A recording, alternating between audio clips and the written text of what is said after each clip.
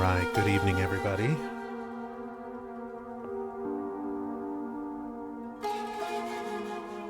Hope y'all are doing well. What's up, Grove? Technokami, Rushmore. Hey, Pablo.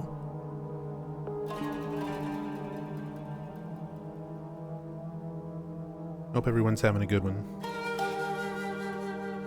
Hope everyone's doing better than I am. Been a little bit of a rough time lately.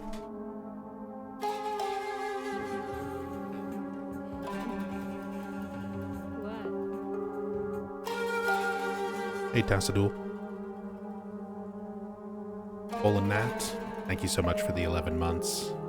Very much appreciate the Prime resub. Welcome back. Thank you.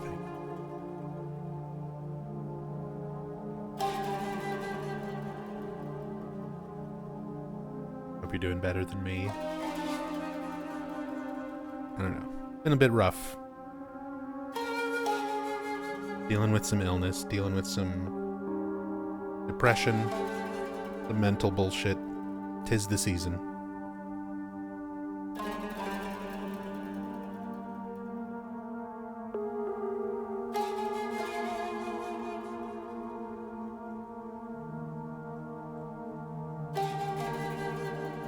Yeah, sorry to hear you've been having a rough month too, Grove. Sounds like a lot of us are going through it.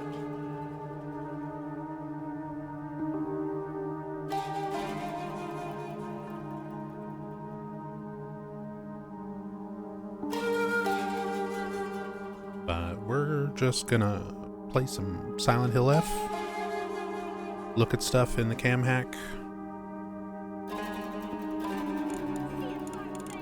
try to have a better day. Hey, welcome back, Liv. Thank you so much for the 21 months. Thank you.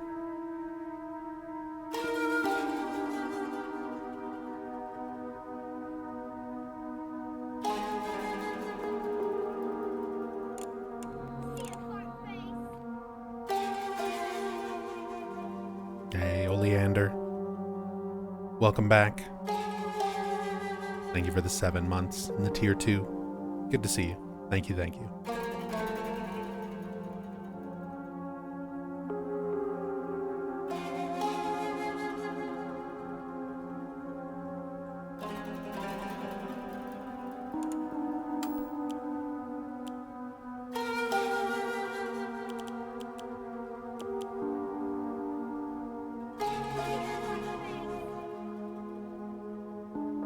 And Grove, thank you for the 5 months. Much appreciated.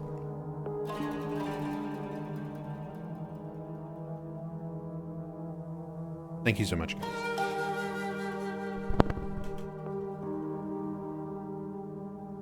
Really appreciate it. Thanks for all the love and support.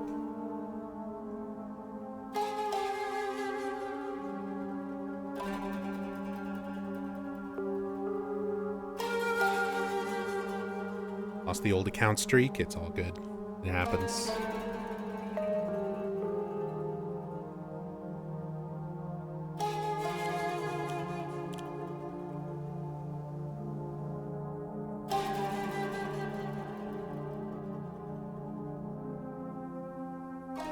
All right, day 4 of Silent Hill F cam hack.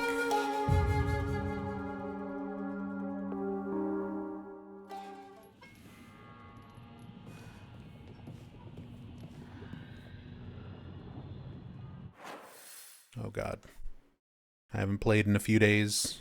Remember all the controls again. I need... get into Rinko's room.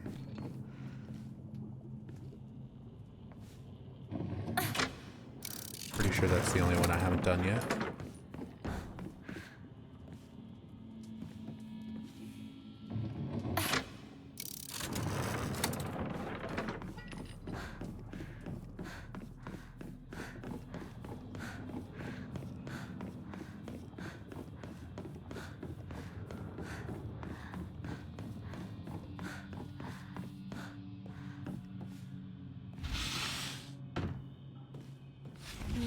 みファッション誌凛子の部屋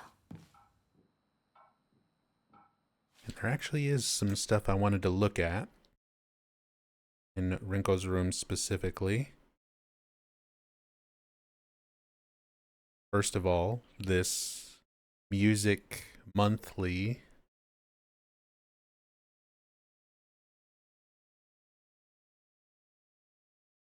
looks a lot like a young Akira Yamaoka, the composer for the Silent Hill series.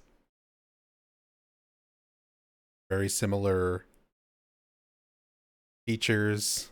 He used to have his facial hair like that.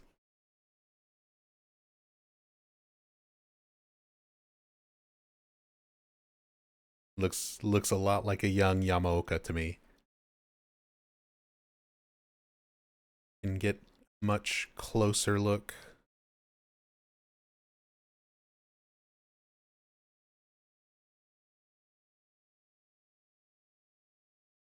Or magazines there underneath. We can see those covers in a bit. See if I can pull up a comparison image of Yamaoka from back in the day.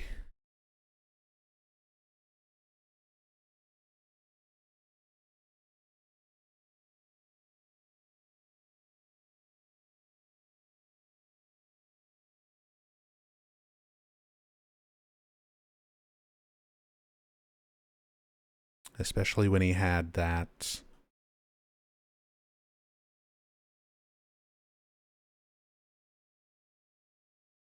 style on his facial hair. Because most pictures of Yamaoka tend to be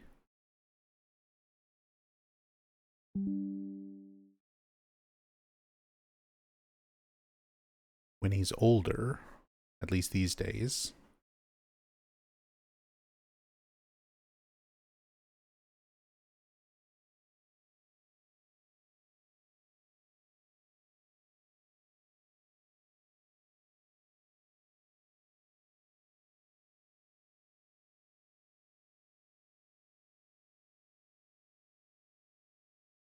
But to me, that looks pretty similar.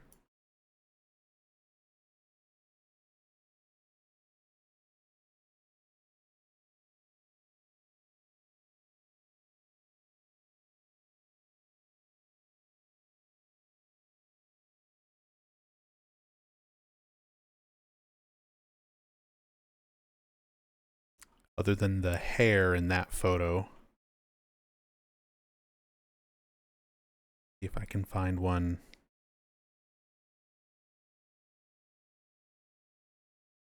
When he had the little bit longer hair, more like on the cover. Because he's kind of changed up his look a lot over the years. Here's a good one, actually.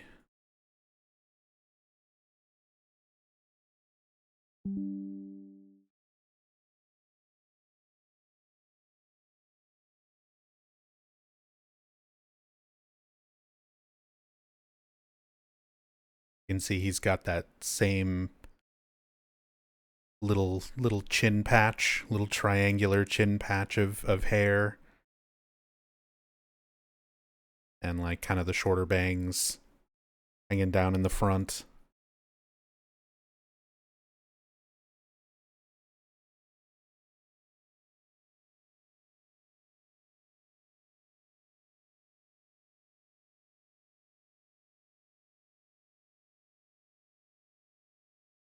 But to me, this looks very similar to Yamaoka, and considering it's like a music magazine, even without the cam hack, I think on like my first or second playthrough, like fairly early on, I looked at this and I was like, that looks like Yamaoka.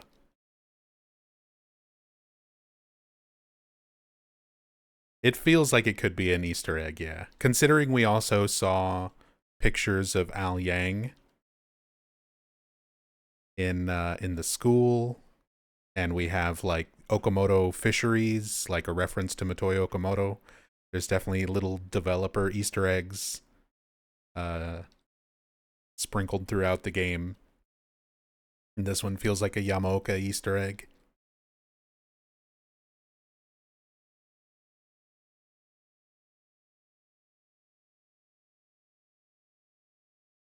Big stack of magazines and stuff here. Let's see, well, I can kind of clip through some of these. We might be able to see in some other places a little more clearly.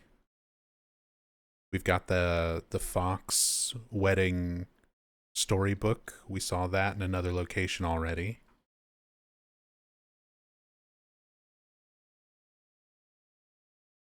But let's start looking at some of these other things. Pull up old Google Lens.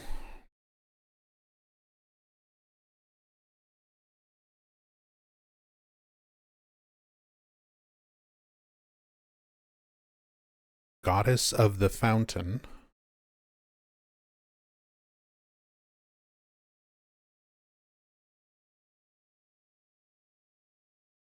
Is this book right here. They must really like that music book. Yeah, they've got 1, 2, 3 different copies of it right here. Probably more.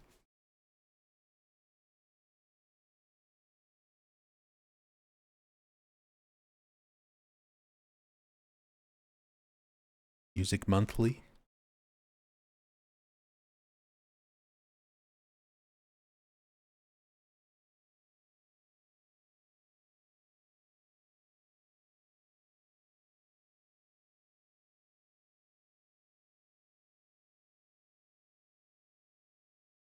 Plant Encyclopedia, considering all the themes around flowers and everything else. An encyclopedia of plants.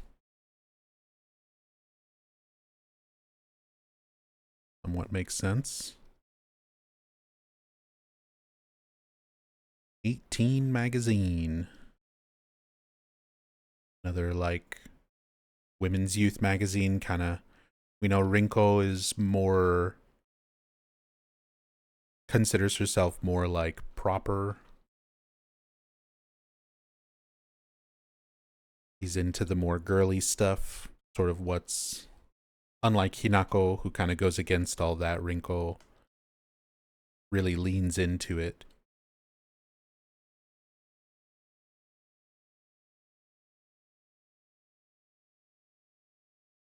So we're seeing lots of that. Schoolgirl Friend. Schoolgirl Friend is the title of this book.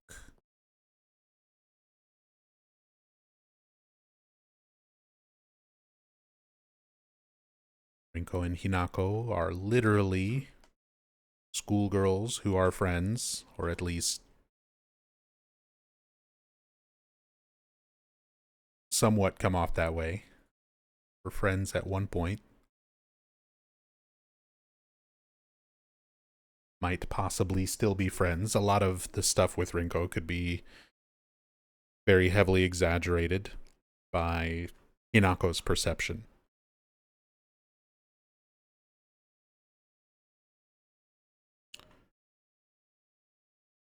Nest with Baby Birds. More baby bird reference. It's relevant to Hinako. It's literally what her name means. Her name translates to.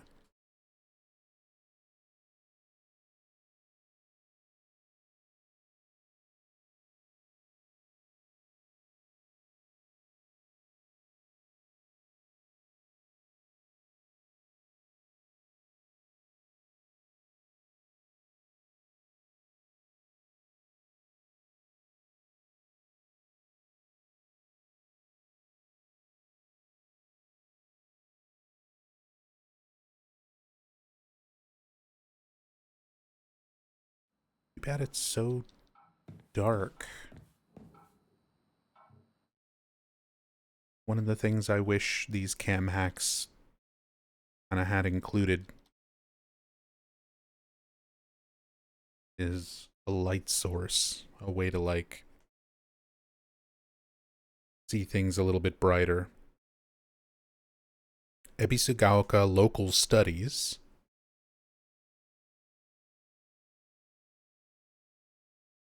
So she's got books on music and fashion, storybooks, fairy tales, local Ebisugaoka information, plant encyclopedias.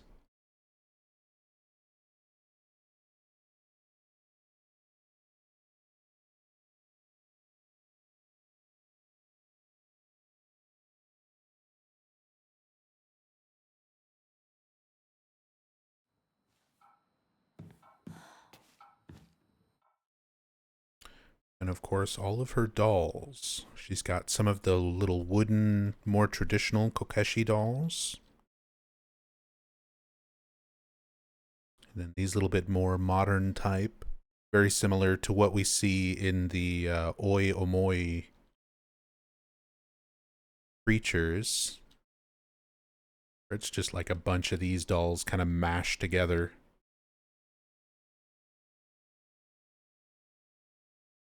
Butterfly on the sleeve.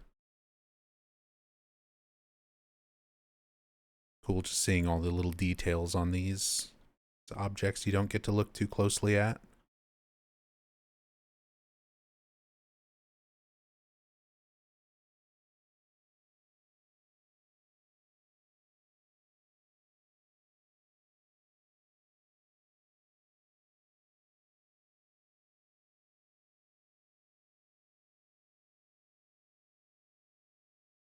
Uh, the white kanji says space, and the blue kanji says earth.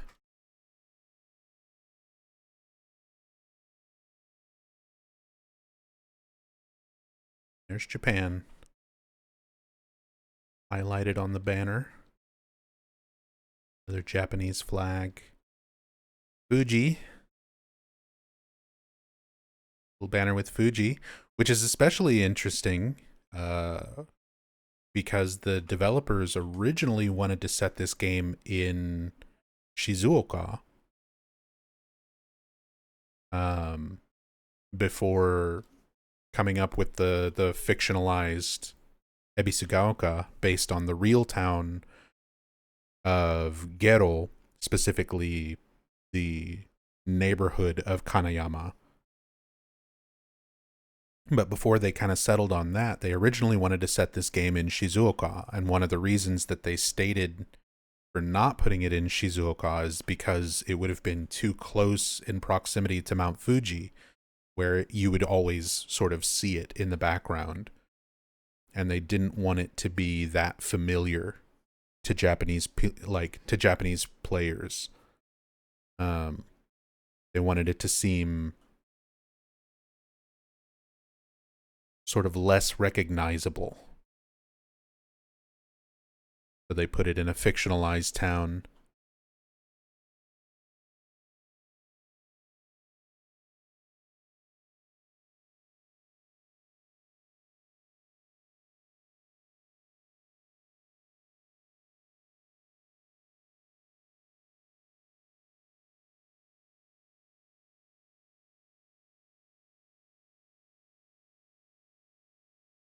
Same books, a lot of repeated assets here for all the books. He's got dozens and dozens of copies of the same things.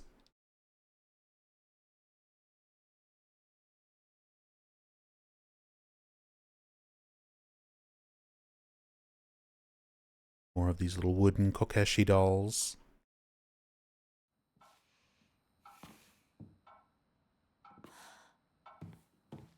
So many shelves.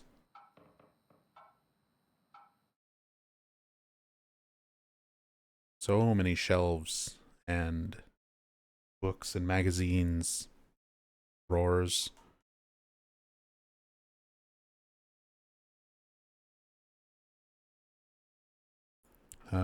Cosmetics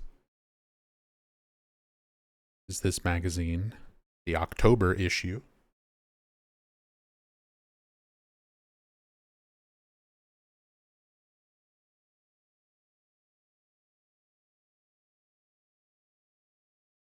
So she's got fashion, makeup, music, folklore, fairy tales, local legends, plant encyclopedias.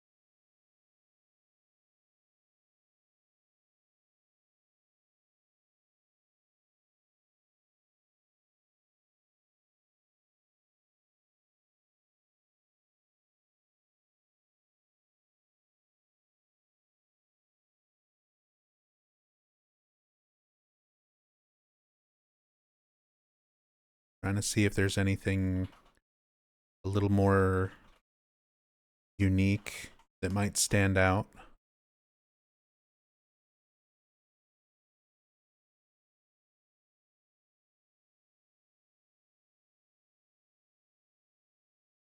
Hey, what's up here, Amy?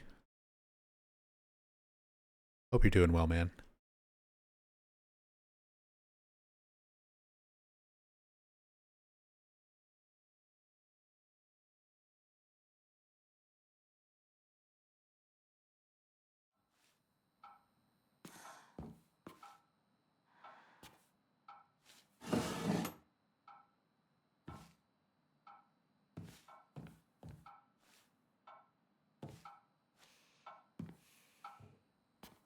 Never understood why so many older and some newer Japanese games felt the need to read us the name of the game in the title screen each time. The new Fatal Frame remake trailer. What do you mean? I'm not sure what you mean. I haven't seen the new trailer yet. I saw people shared it in Discord, but...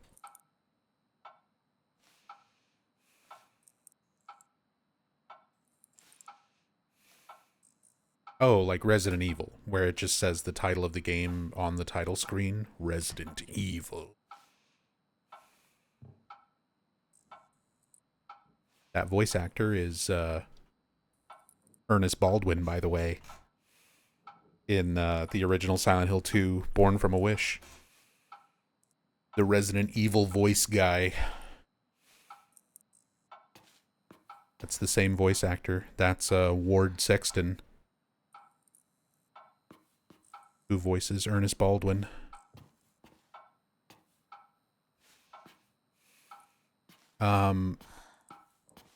Yeah, I don't know.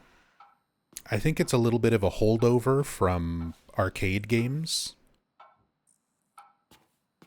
because a lot of gaming in Japan really stems from arcades. Like, arcades also played a big part kind of in other parts of the world. But in Japan, like, arcades have always been massive and still are. But they're very busy. There's tons of different games. They're very loud. There's a lot of different things trying to get your attention. Exactly. So for attract mode, where the game is just kind of on standby, a lot of times it's just cycling through a quick little demo of like gameplay, and then you have the announcer saying the title of the game to try to earworm its way into your brain, get you to think about it, get you to go and check it out, go and play it.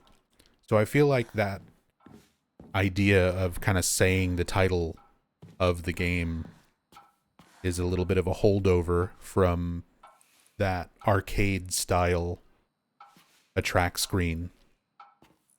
Dance Dance Revolution. You just have the announcer blatantly saying the game over and over to get your attention.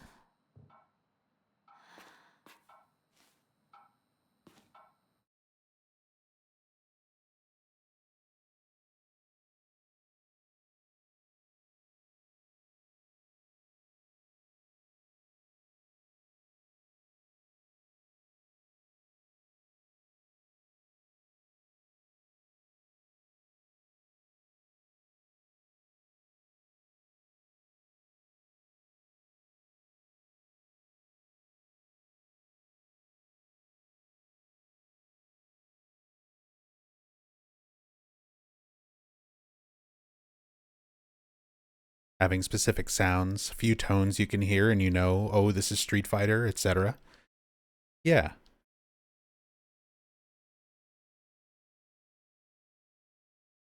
Marvel vs. Capcom 2 with its really standout, you know, punk jazz music on like the arcade attract screen just to catch your attention.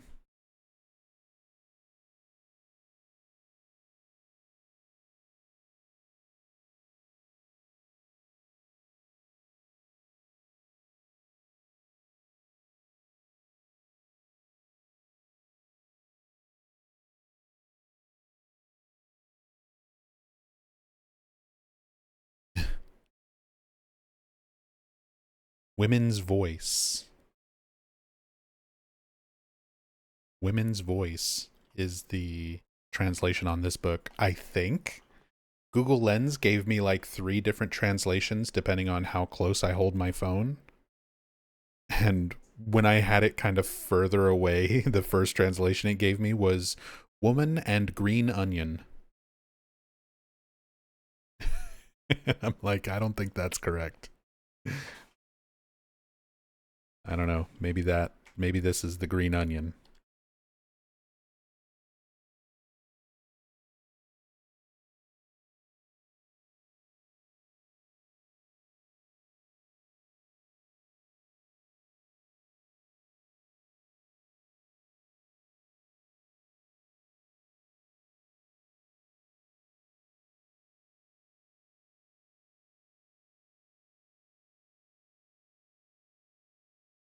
Ah, thank you, Liv.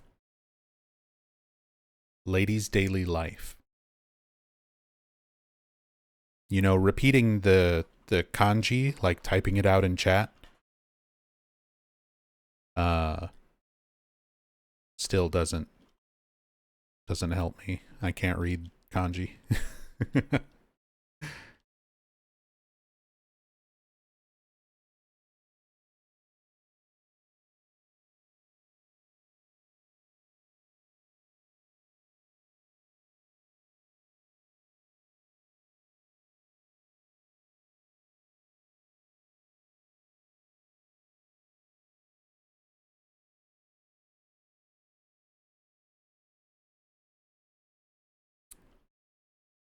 Easier to copy paste to a translator. I'm not like alt tabbing out and copy pasting. I'm trying to use my phone and my phone doesn't I can't hold my phone up to chat and translate it because it just picks up everybody else typing in English around you. It doesn't like translate that way.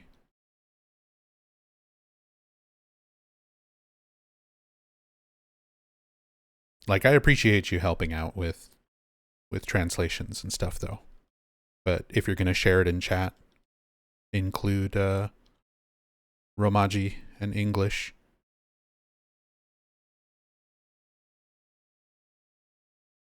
It's a little more useful that way, a little more helpful.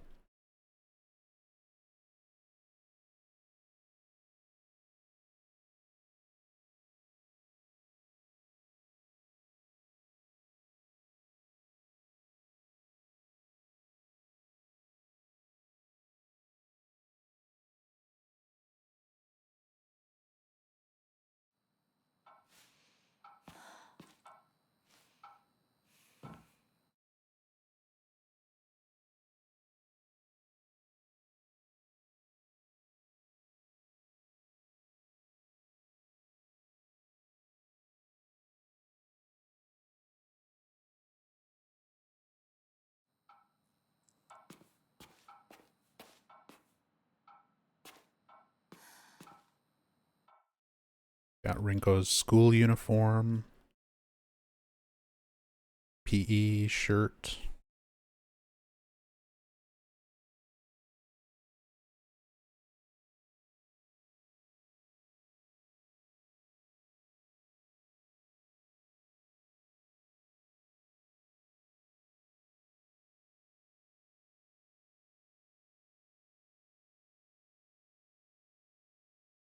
There's a scan mode in Google Translate where you can take a picture and select this. I understand that. The thing is, I'm trying to minimize the amount of just sitting on a static screen where I'm not moving around and I'm messing with a translator.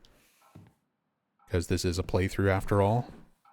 But then again, the viewership for this is very low. It's not like people really care about this game. You guys here, I'm glad you're here to appreciate it. Because the vast majority of my audience does not care about Silent Hill F or this cam hack playthrough. So I don't know why I'm stressing about spending a few extra seconds translating stuff while not playing the game. It don't matter. None of this matters.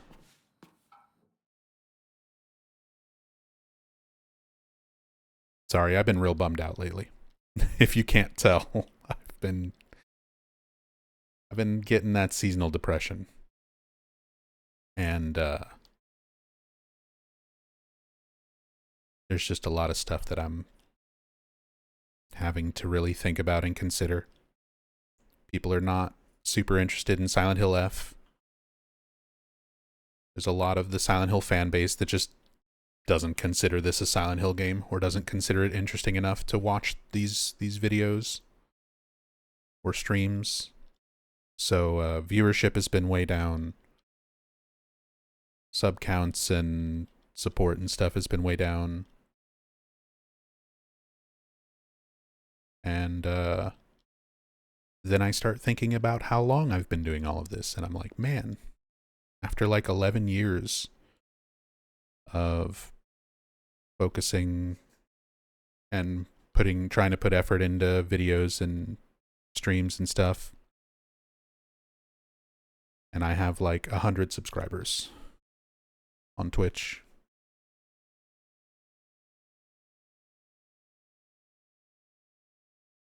I've never broken like 600 subs on Twitch, even at my absolute peak. Whereas a lot of my fellow streamers, friends who do similar content to me are like 10 times my size and started streaming after me. So, makes me think I'm just not very good at what I do. So, I'm thankful to you guys.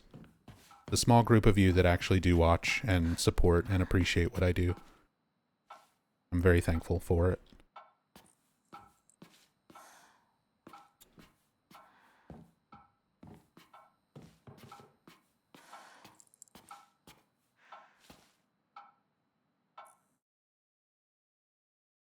Let's see if we can find the other room. Here it is. Same as the Chizuruya candy store.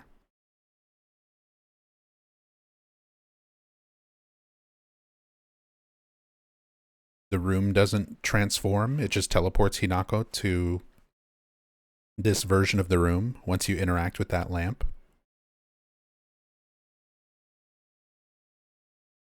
We can kind of look at this before we even start changing stuff, start interacting with that.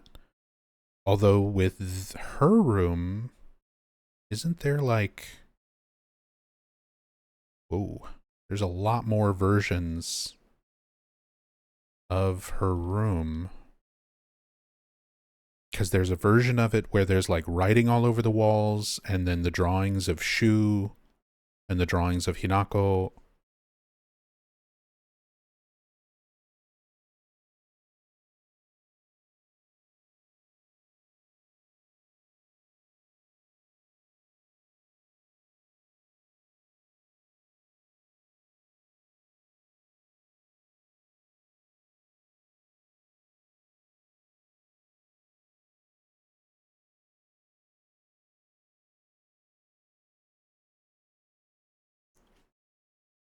I always tell people about UNUB and encourage people to watch and take the deep dive long play seriously.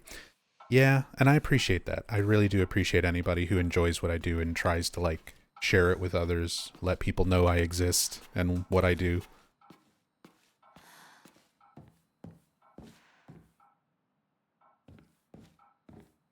But I'm also at a point now where after 11 years of doing this, I don't have a whole lot to show for it. I don't have a whole lot of, like, I can't support myself just doing this. So I'm kind of heavily considering retirement and just going back to like a 9 to 5.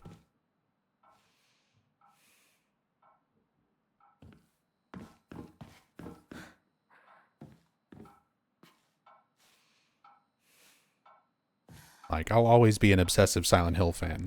That's just me. That's just who I am. But the fact that this became like my primary source of income for the last 11 years, and I've just been scraping by the whole time. I've never hit a level of like success the way a lot of my friends and fellow streamers have. People who absolutely deserve it, who've put in a ton of work. Maxi Lobes, Ecdysis. There's a lot of people out there who do what I do and similar things to what I do.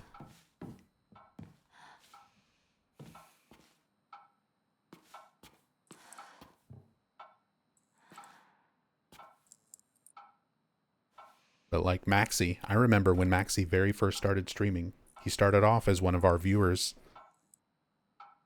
part of our community, and I mean, is still a great friend and is still a big part of our community. But admittedly, it's a little bit painful to see someone start after you and have way more success than you.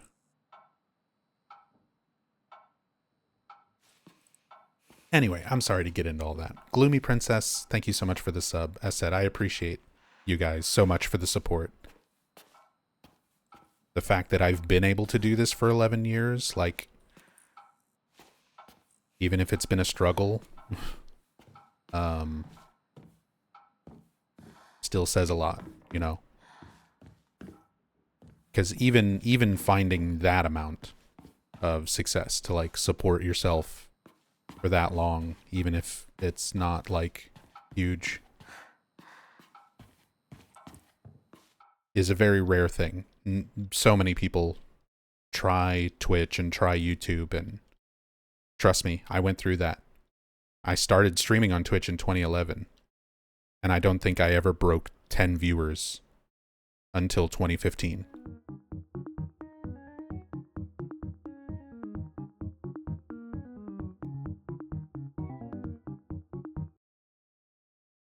Canna Snails, thank you so much for the 5 gift subs. Thank you, thank you. Trying to keep me out of retirement just a little bit longer. Thank you so much. Nagisa MVM, Crewy, Goonby, Cosmic Ravens, and Love Consolation. Enjoy the subs. Enjoy the emotes, the ad-free viewing, courtesy of Canna Snails. Thank you, thank you.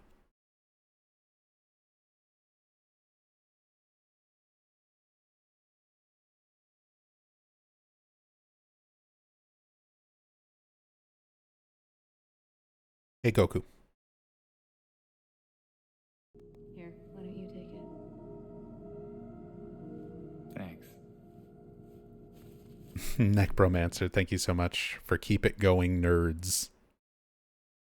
A gift sub to Keep It Going Nerds. Is that somebody who's actually here? Was that, or is that like kind of name?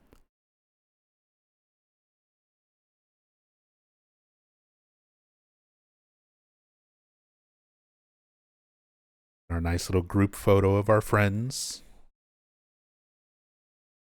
What is this background? Is that the middle school?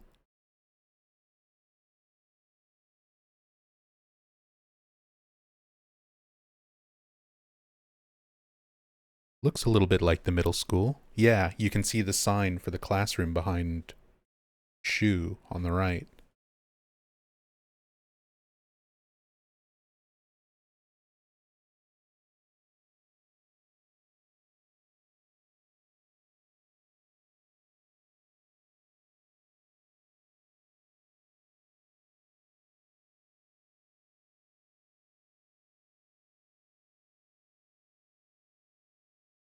Think YouTube shorts of old playthroughs could pump numbers up. People love your content, feel they just don't get to see it, and clips are the popular play right now. YouTube's also fucking its creators over big time. I mean, that's another thing. Twitch and YouTube are just difficult platforms to work with. Because I actually made a post about this on YouTube to try and see like if people are getting notifications whenever I post videos, or if, you know, people are just seeing that I'm posting videos and just not interested in Silent Hill F. Like, I'm trying to figure out kind of why the decline in viewership and stuff like that lately. And it seems like a mix of things. About half the people replying were saying they're not interested in Silent Hill F, or they're still playing Silent Hill F and don't want to spoil themselves. And then the other half of people were like, didn't even realize you were posting new videos. Didn't realize that I was like even active on YouTube. If they don't go out of their way to like search for my stuff, it doesn't show up. And Twitch is now at a point where it's not counting people as viewers if they're like not active in chat. There's all sorts of weird stuff going on with how Twitch considers a viewer or not.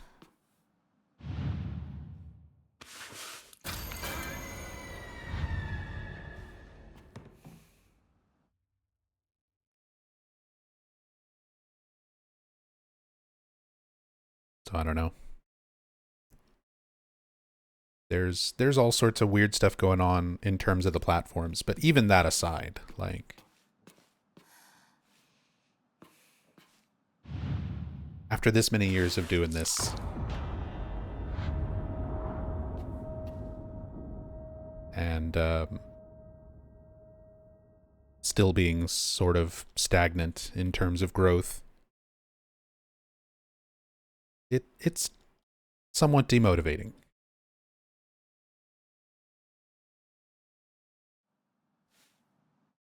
And I definitely feel a lot of it is just like what people look for in terms of entertainment and videos and stuff is just not what I do anymore. Most people these days have much shorter attention spans, which is why YouTube Shorts and TikTok and Instagram Reels and that type of stuff is so big. Nobody really cares about like super thorough, hours and hours long type of videos anymore. So I feel like what I do is just not appealing to a very wide audience anymore as much as it used to.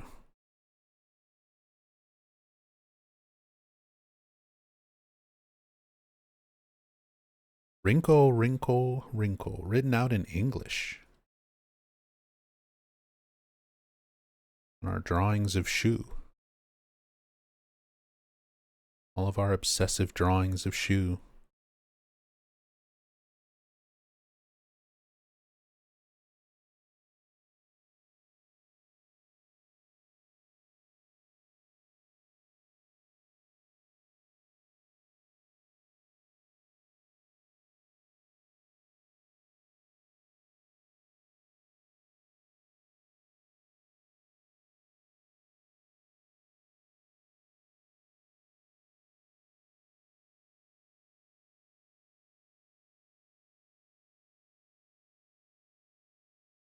I mean, to be fair, I'm also just not a very good editor. And unlike a lot of other streamers and YouTubers who just pay somebody else to edit their stuff, I can't afford that. So I'm not very good at putting together shorts, because there are shorts. Like I do YouTube shorts and stuff like that too. They don't catch on. They I stopped bothering with it because I waste a bunch of time trying to put together like an interesting or entertaining or funny little short or clip or whatever, and they just drop off immediately. They don't bring in new viewers. They don't show like a significant increase in people like finding it and then being like, oh, I'm going to go subscribe to this and watch the long form content. Like I can view all those metrics and I've tried, and it just doesn't seem to go anywhere. But as I said, maybe that's me. Maybe I'm too boring. Maybe I'm too long-winded in the way I talk about things.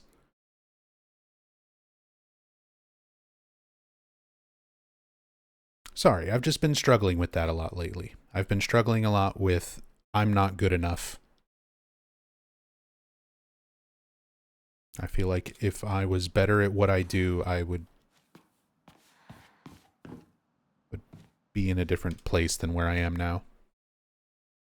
Especially after all these years.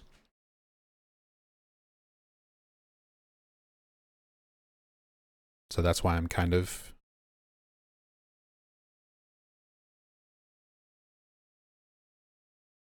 at a point where I have to consider other things. We've got a mortgage to pay, you know. We've been struggling to get groceries. Like, we basically have to wait for Oleander to donate for us to buy groceries and pay bills. And I'm way behind on all of my credit cards and stuff now because of all the medical stuff this year. It's just been a real rough year, and it has me very heavily reconsidering life choices.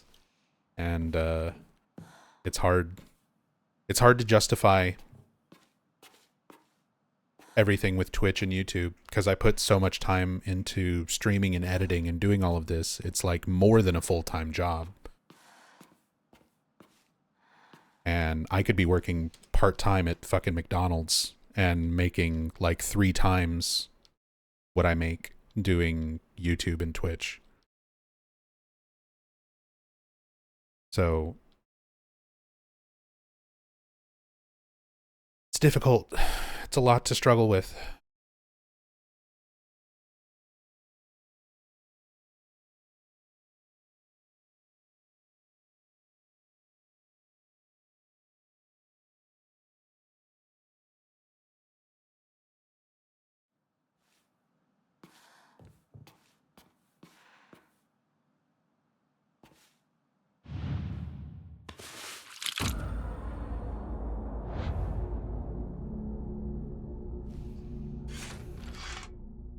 Drawings change again. We go from all the obsessive Shu drawings to all of the obsessive Hinako drawings.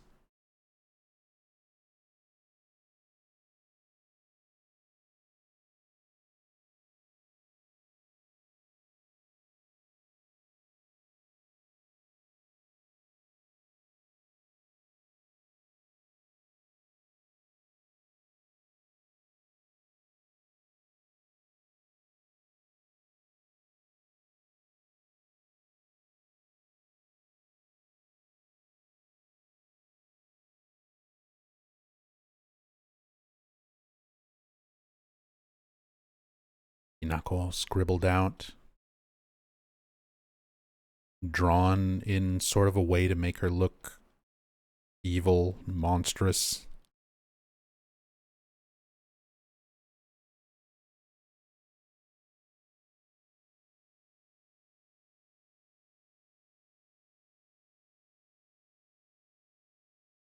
Sort of reflecting Rinko's jealousy kind of affecting her. Again, we don't really know how much of this is real. If this is just sort of how Hinako perceives that aspect of Rinko's personality.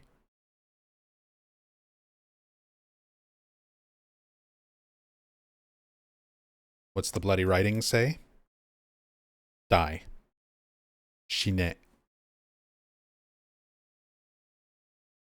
Just the word die over and over and over. Shine. Shine.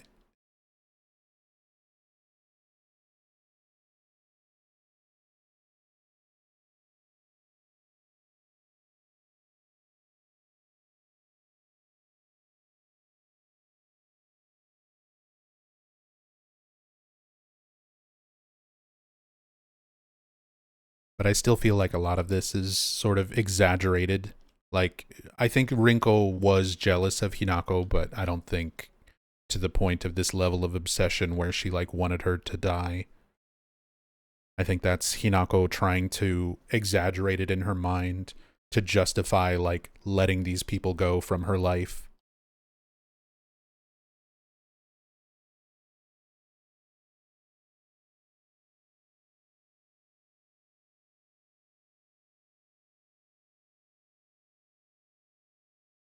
Hinako's paranoia? I don't think it's necessarily paranoia. I think it's just Hinako is getting married. Like, in the context of the story, that Hinako's an adult. She's about to get married.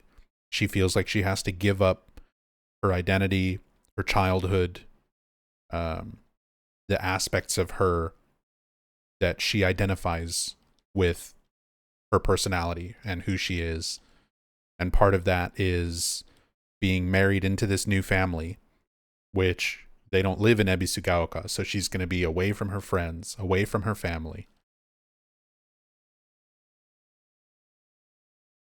So I think she's just trying to justify it. She's trying to exaggerate the negative aspects of these people to make it easier for her to cope with cutting them out of her life.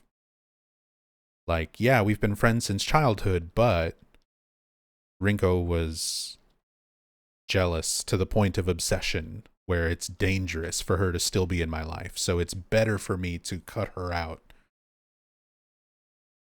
You know? That sort of perspective on it.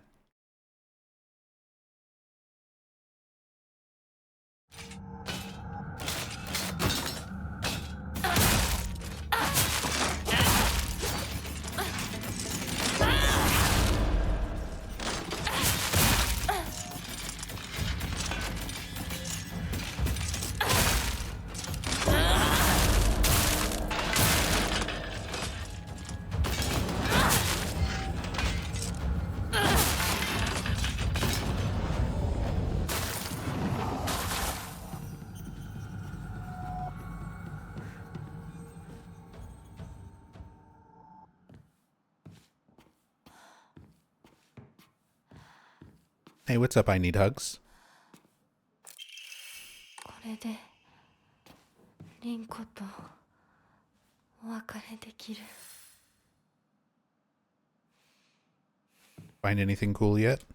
We found potentially Akira Yamaoka. A young Akira Yamaoka. On the music magazine.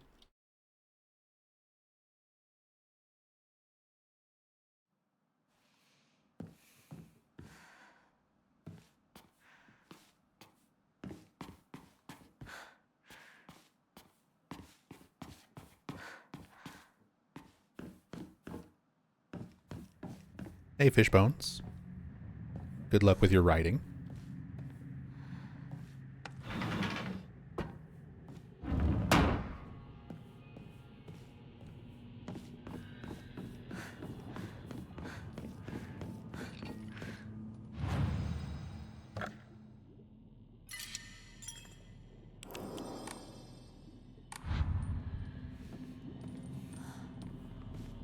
Writing? God, I wish that were me. Hey, I feel you. It's so frustrating when you have to do something creative and you're just not feeling it. I was feeling that the other night. I was trying to do some painting and trying to get back into painting and doing artwork and stuff. I'm like, I feel just so bad at it. Like, my brain wants to do the creative things. I need that creative outlet. But I beat myself up over setting time aside to do it that I should be like streaming or editing. And then the final product doesn't look good and I'm like, it just feels like frustrating. It's so frustrating.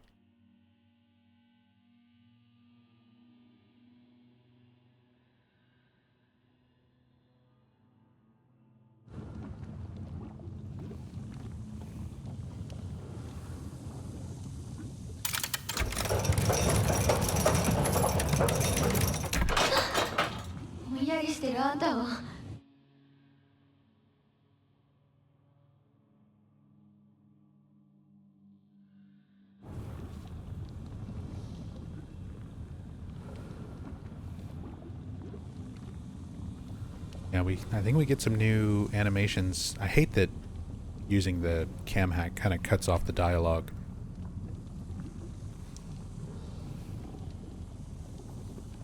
As we start putting the crests in.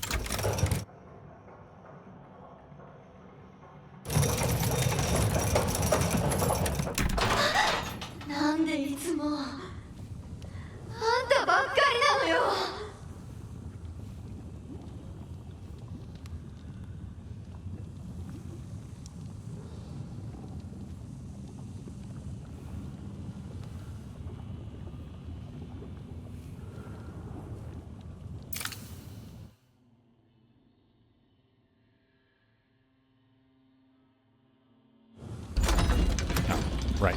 This one is just a cutscene. I can't use the cam hack for the last one, unfortunately.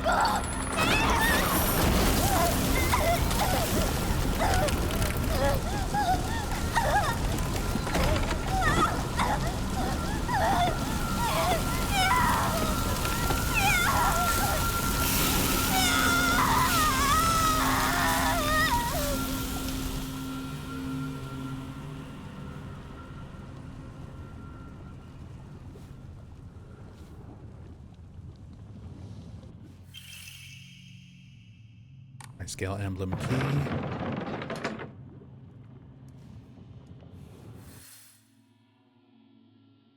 Is the cage in that little spot that we saw down here?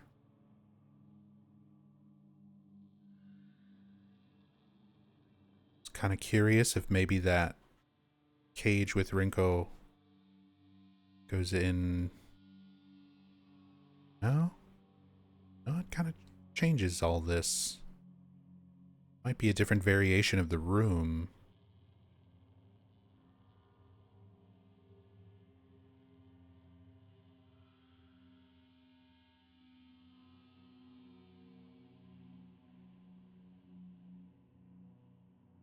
Oh, Rinko's room still up here. Just with a lot of her assets deloaded. Izuruya still here with these creepy things. Babies in the ceiling.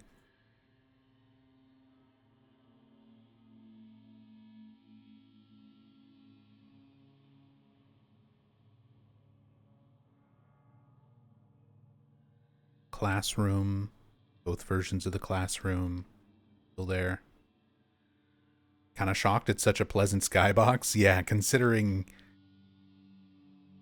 how otherworld nightmarish everything inside is, outside is just kind of like nice.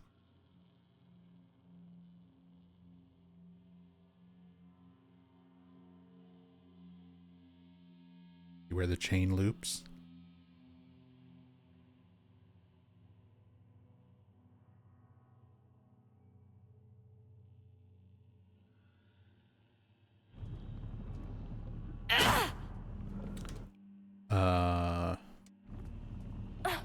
Uh-oh. My camera is stuck.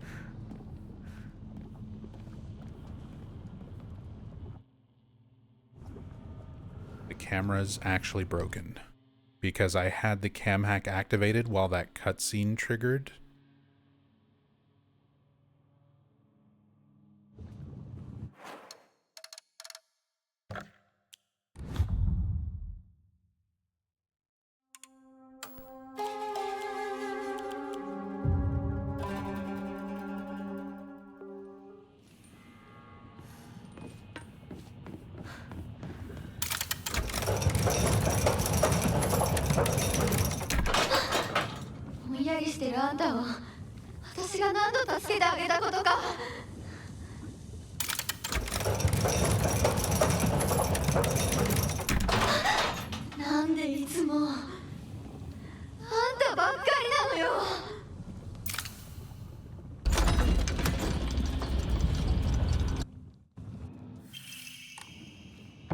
Sorry, Rinko. And there she goes again. Had to go through it again just to fix the camera.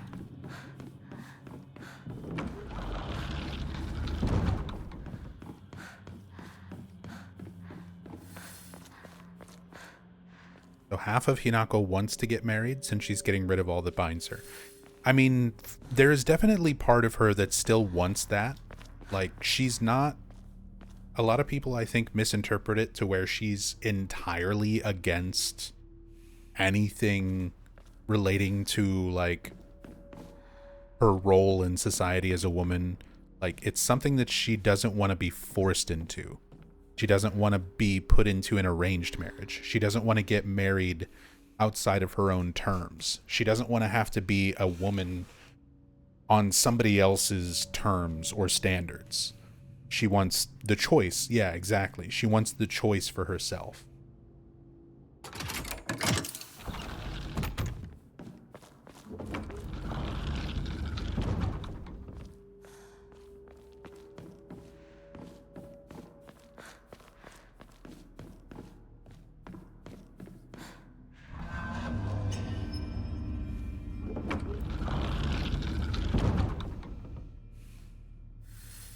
So there is definitely that conflict, that struggle of young Hinako, who's trying to maintain her sense of identity, her sense of choice,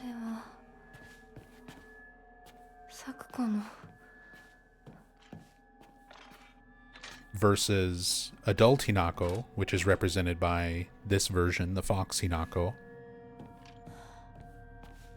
who is trying to sort of cope with the idea of becoming an adult,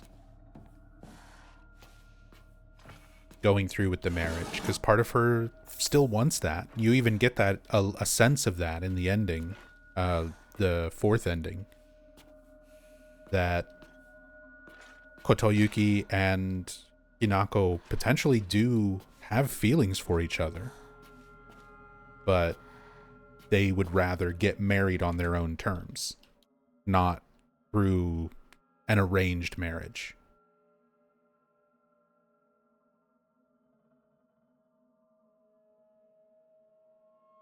They would rather do it for themselves rather than just, you know, their parents, their bloodlines.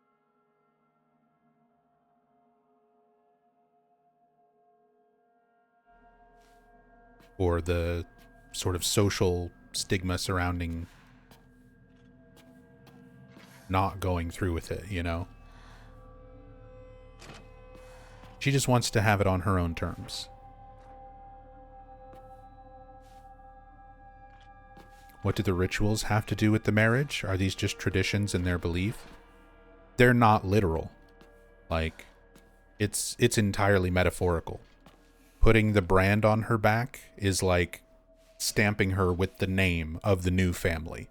Like, you lose your name and you become part of the new family name when she gets married to Kotoyuki and married into Kotoyuki's family.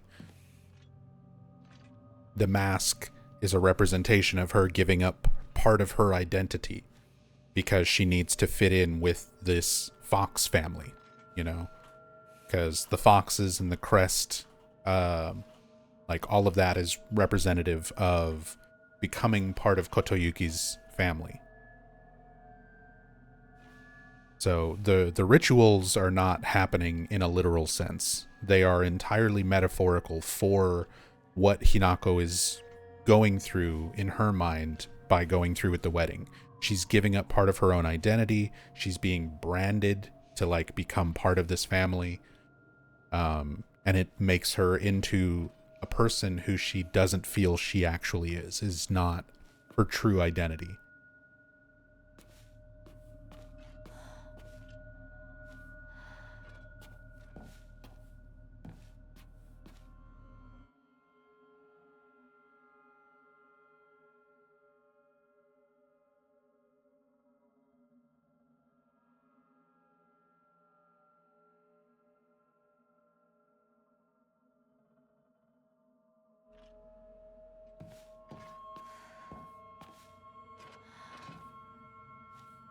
Based on the mother notes, his family kind of sucks. Based on all the notes about Kotoyuki's family, like they're wealthy, but the only reason that they're wealthy is because they take advantage of other people's misfortunes. They take advantage of disasters and other families' misfortune to make their own profit and to keep them in, you know, high social status.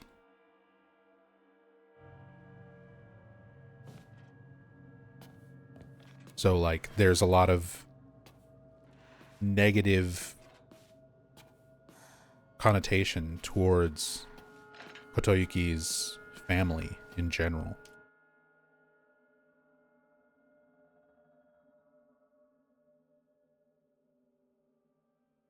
And outside of the fourth ending, it's hard to know if Kotoyuki is actually like also sort of okay with that.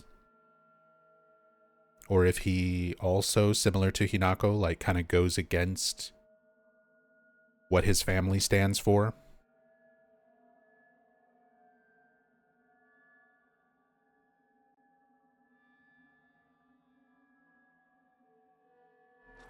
But body transformation, aka monster form, empowering her. See, this is where I feel like the symbolism kind of falls apart for me. You could view this as like her becoming part of this family means that she also gets that social status. She also gets that wealth. So in terms of like where you're at in society, you are more powerful being part of the Tsuneki family.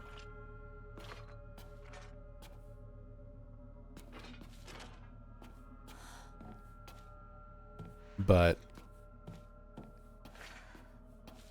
I don't know. I feel like it could have been represented differently than a big goofy monster arm. It's one of the things I dislike about this game. Like, it's also a lot of the criticism that I've gotten in comments and messages from people who are like claiming I just don't understand the symbolism of it. Like, I feel like I understand the symbolism of it perfectly fine, but I don't think it's an accurate or fair representation for Hinako.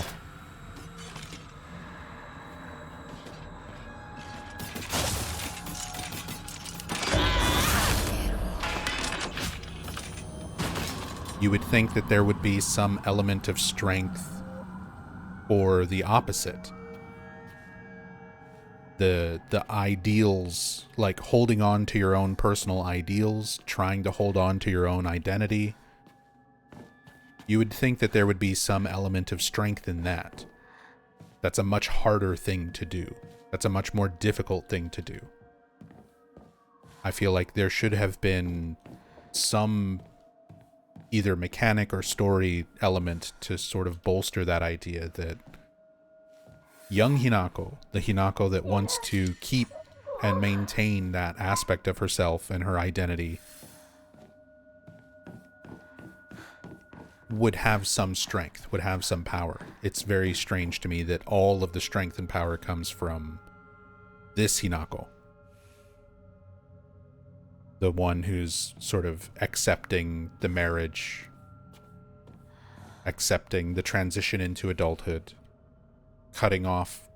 Literally what we're going through right now is just Hinako cutting off ties. She's not literally killing her friends and family, but this is representative of her cutting ties with all of these people who've been in her life that are not going to be a part of her life if she goes forward with this wedding.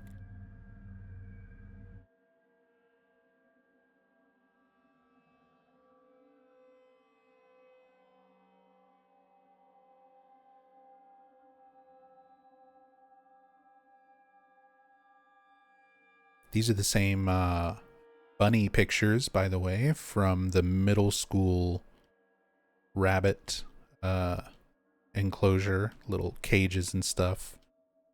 We're outside in the courtyard area.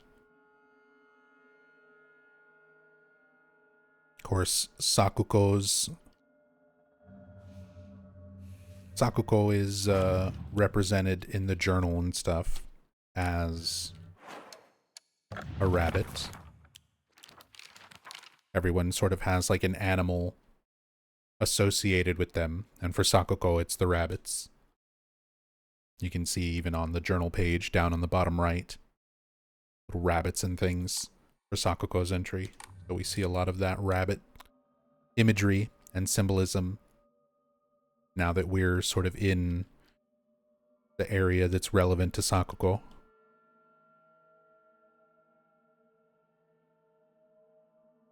The origami rabbit faces, the pictures of the rabbits.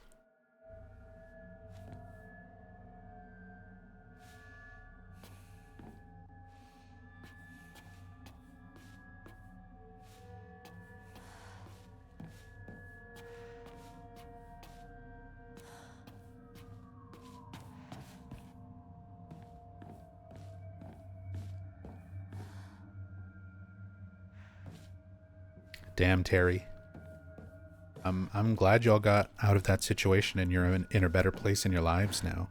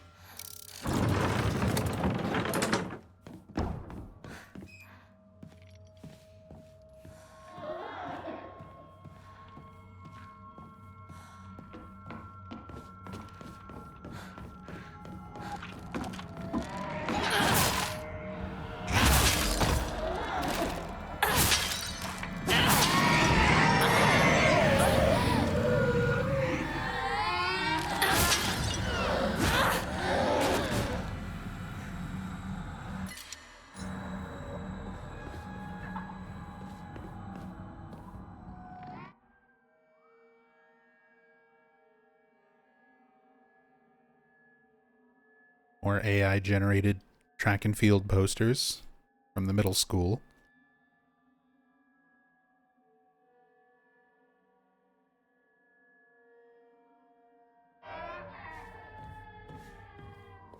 They might not be, like there's a chance they're not actually AI generated, but I'm leaning very heavily towards these being AI gen assets.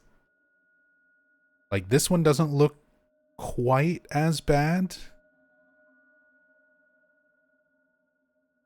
This is one of the more weird looking ones. Like, look at her feet. Look at each shoe and like the amount of the red lining on the part that goes under the ankle is like not consistent. There's like a red stripe on the foot that's in front around the sole of the shoe that's not on the back foot. There's a little design, little like red mark on the back foot that's not on the front foot. There's no, the thickness of the part under the ankle is completely different. Like, there are two different designs, two different styles with that design. Which, if you look at where her hips are, like, look at the way her body's twisted, which foot is her left foot and which foot is her right foot? Because it looks like her right leg is in front and her left leg is behind her. But the toe of the foot that's in front, look at the shape of the shoe, it's on the opposite side. That's a left foot, not a right foot. It's a little bit hard to tell because the text blocking the waist, and I wonder if that was intentional to try to hide some of the more egregious, weird contortion stuff going on there. And then, like, yeah, the hands look a little bit weird. The hair and hairline looks very weird.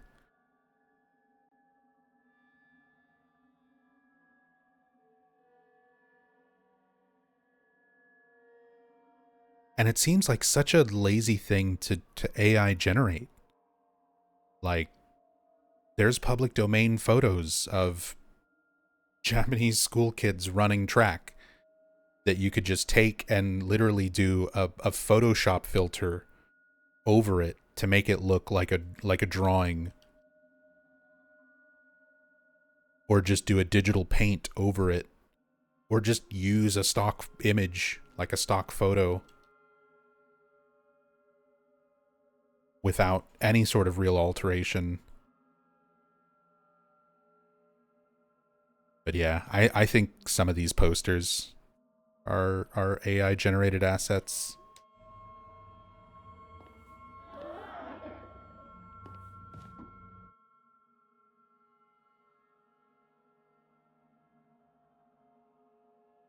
Bloody PE clothes with the like organs hanging on it. And all the writing, you can see there's like writing in the locker. All the writing that you see in this whole Sakuko section is all uragiri mono.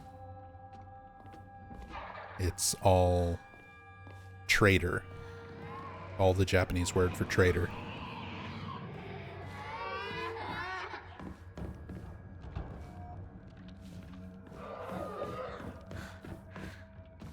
Because that's how Sakuko feels towards Hinako. Hinako basically promised that they would be friends together forever.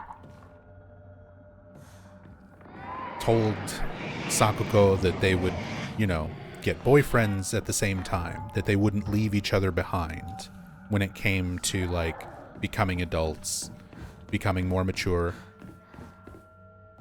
And Sakuko was, you know, somewhat of an outcast in the town. Didn't have a lot of other friends.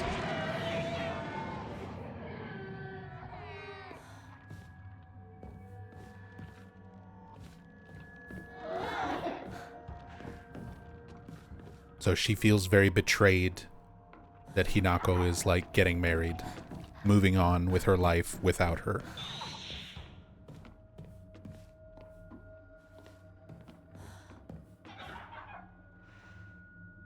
Hey! Salome! I saw that Salome followed while I was offline a few days ago.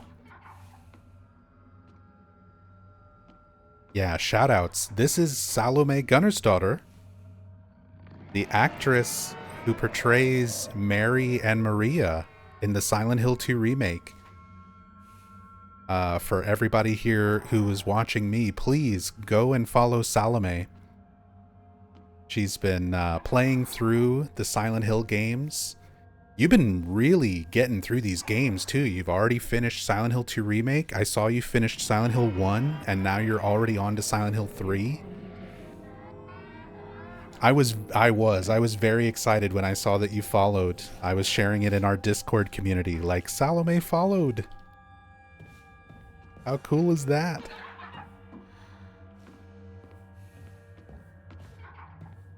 And here you are raiding. Welcome, everybody. And Rachel, thank you for gifting a sub to Salome. Thank you, thank you. Let me also VIP really quickly.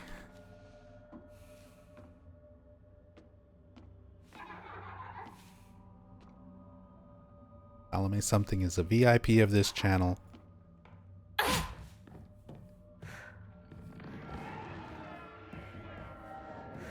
Very honored to have you here as our guest. Welcome, welcome everybody.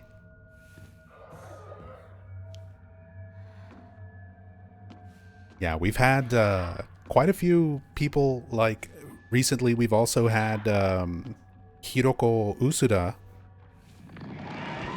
who is the environment artist for Silent Hill 3. Now that you're going through Silent Hill 3 yourself, Salome, the environment artist from Team Silent, Miss Usuda-san, she also streams on Twitch and does artwork and stuff, and she's a part of our community. So she's been coming in and watching us do these cam-hacked playthroughs of the Silent Hill games. So it's always really cool to have people who are involved with these games that I love so much. Did I scare you? Yeah. Actually come by and like check out the streams. That's so cool. Welcome to our wonderful little Silent Hill fandom community here. What's her handle? Let me do a shout out for Hiro Usuda. That's her right there. You can click on the little heart in the top of chat, or click on the name there if you want to visit the page and follow that way. But that is Usuda-san's Twitch page if you want to watch a former member of Team Silent make artwork. And I love, she's got such a beautiful style and beautiful, beautiful artwork. But yeah, she was the environment artist for Silent Hill 3 and Silent Hill 4, Metal Gear Solid 3, and a lot of things for Konami. She's done artwork for like Magic the Gathering and a ton of stuff. But she's also a regular streamer on Twitch. Definitely worth checking out. Absolutely. Welcome everybody coming over with Salome. And Salome, thank you so much for the raid. As said, it is a real honor to see you here. I've been slowly catching up on your VODs of all of your playthroughs of the games. It's so interesting to see people involved with kind of the creation of these games, going through and playing them, and how you've been enjoying them and putting together the stories and interacting with our community, our fandom. Really, really cool. Been trying to do your research into who the lovely Silent Hill streamers are, but had to avoid your streams for spoiler reasons. Yes, that is the biggest thing to know. That is the biggest thing to know about me and what I do. So I've been streaming on Twitch since 2011, and I've been focused on Silent Hill since 2015. So what I do, and I've just been a fan of the series since the first game in 1999. Like, I've been playing the series for, it's about to be 27 years in February. So I'm a very, very diehard fan of the series, and I spend a lot of time doing research, interviews. For example, all of the behind the scenes interviews that you did, Salome, with Luke, for the Silent Hill transmissions and that are up on the official Silent Hill channel. I'm very familiar with all of that. I go out of my way to play these games very meticulously, read all of the lore, read all of the fan theories online, read all of the behind-the-scenes interviews from all of the developers, all of the actors, everything that I can possibly absorb. I try to be the walking, living encyclopedia for Silent Hill.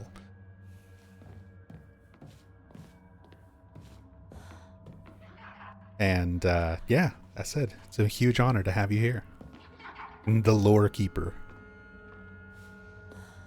But yeah, that's essentially what I do. I play through all the games in the series and do very, very in-depth, thorough explanations of the story, the lore, the development history, everything I possibly can.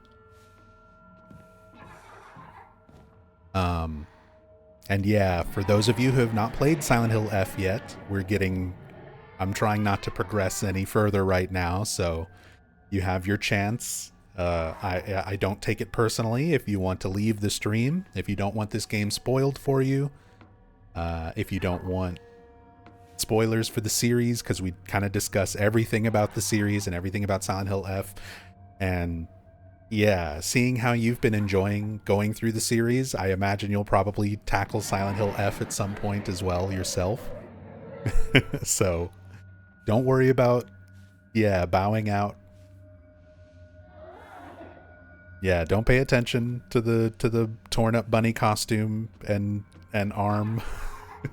Just, can I hide Hinako? We'll just turn the camera over here. We'll just come over here and look at this little fox.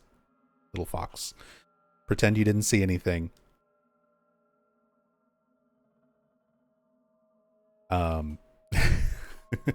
But this is also the playthrough.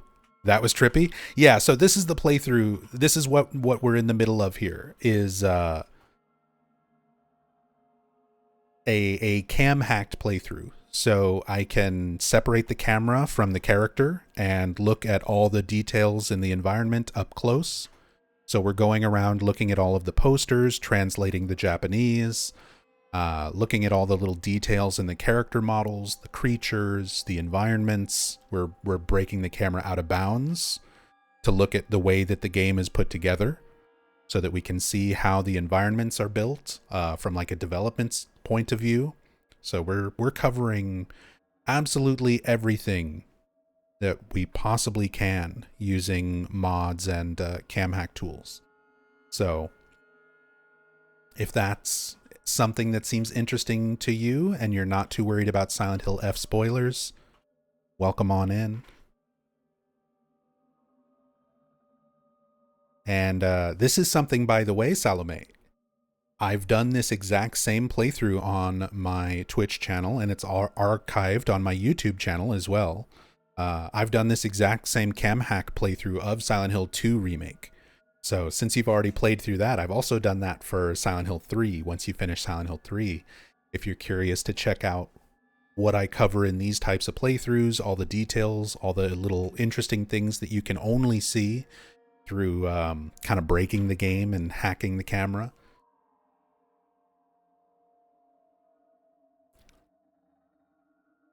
You can definitely go and check that out.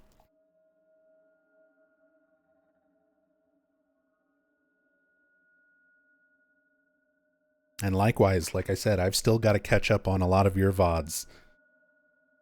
Because I'm very excited to see how you've been enjoying. I've gotten through most of your Silent Hill 2 playthrough.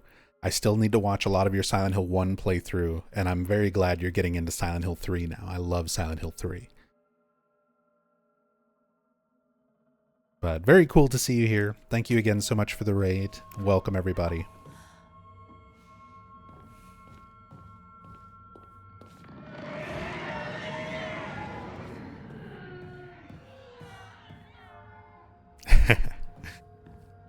Perfectly understandable. Thank you again so much, Salome.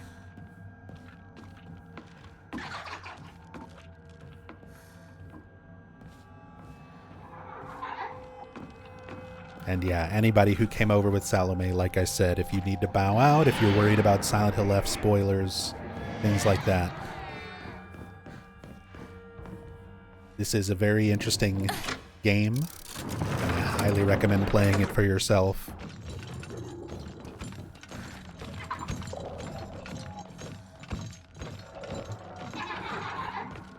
Don't take it personally at all if you want to avoid some spoilers.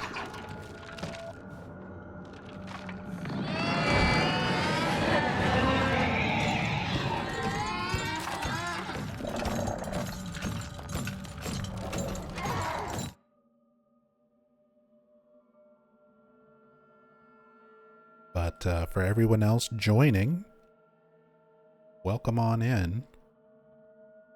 Taking a look at these Silent Hill F creatures. We've already seen some of these up close in some other locations, but I still just like looking at the details of them.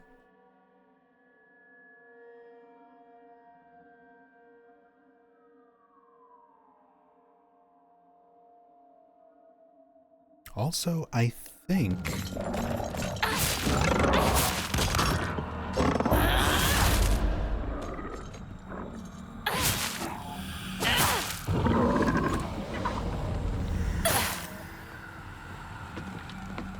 I'm still missing a single Emma, a single upgrade in this game, and I think it's in this room. I think I have to come back to this locker room after dealing with Sakuko before I leave the area.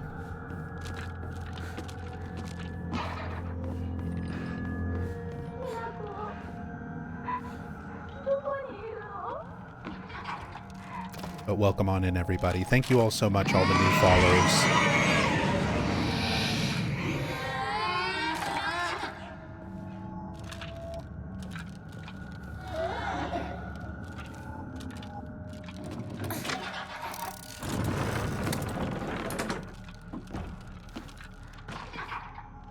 Remind me what the red charm Hinako gifted to her sister at the beginning. Hinako gives Junko a bell. It's a small charm with a bell on it. And yeah, you'll hear that bell actually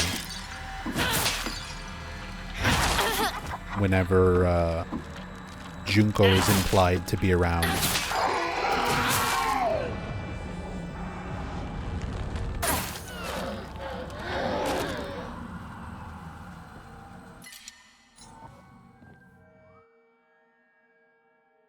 There's also a lot of bloody writing on the walls around this whole section sort of dedicated to Sakuko.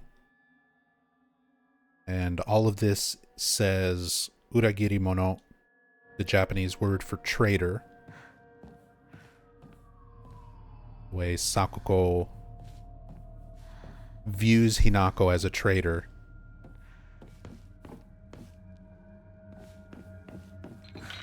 For sort of growing up and moving on in her life without her.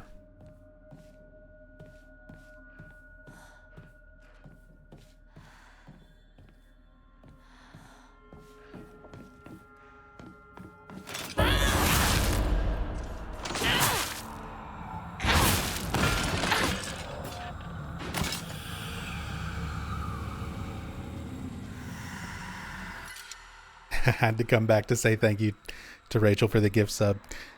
Yeah, thank you, Rachel. Rachel's right behind me. That's my wife, by the way.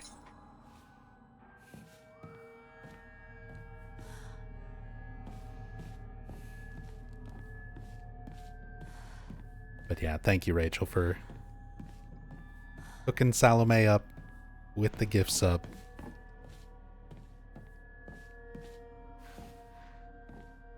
And again, Salome, thank you so much for the raid, bringing this amazing community over to us.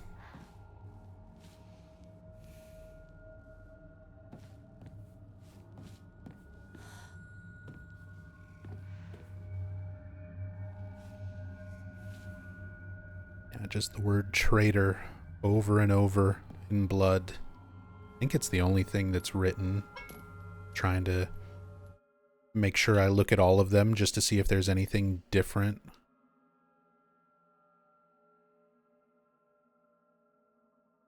At any point. But it looks like it's all the same, all the word. Just the word traitor over and over. What I don't get is why Junko helps Hinako at the start with the ladder, considering her stance later on is very much against that same Hinako being around. So I've got some ideas on that, because everything that we're seeing is essentially exaggerated versions of reality from Hinako's perspective. Hinako is trying to justify letting go of these people in her life, not just her friends, but also her family. So in order to justify that in her mind, she seems to exaggerate sort of the negative aspects of those characters. Like, Rinko probably was jealous of Hinako and Shu, but not to the point of like wanting to harm her or kill her the way it seems to be implied. That seems more like Hinako justifying in her mind, I'm getting married, I'm moving on with my life, I have to let these people go. And it's just sort of like her coping with that. She's like, well, exaggerate that negative aspect of this character. For Junko, we see flashbacks in the 4th New Game Plus ending run. What a lot of people kind of consider the true ending. We see flashbacks to Hinako and Junko when they were younger. In the Shimizu house. And Junko is much more supportive of Hinako, being herself, hanging on to her identity. And I feel like that is sort of more accurate to the real Junko. The Junko that we see is Hinako's exaggerated version of Junko after she's gone through with her marriage, where she is not the same person anymore. She's given up her identity. She's gone through with the wedding, and Hinako sort of views her as somebody who has become this new person. So that exaggerated version of Junko through Hinako's perception is the one who is like, just do what I did. Just go through with the wedding. Just give up on who you are. Give up on your sort of frivolous childhood, ideals. Become more mature like me. Get married like I did. So the Junko that we see is sort of that exaggerated version of Junko that's gone forward. Not necessarily how Junko in real life might actually feel about Hinako. She would probably, the real Junko is most likely more supportive of Hinako, like being who she is. So I feel like the helping with the ladder is kind of more of that real Junko at the start, especially since we don't really see her. We hear the bell and we hear her voice, but we don't really see her. All the times where we see Junko, it's the one with the dead skin and the kappa mask, sort of implying the idea that that is this Junko who's already given in to what her parents expected of her, what society expects of her, the identity that she had to give up and become someone else.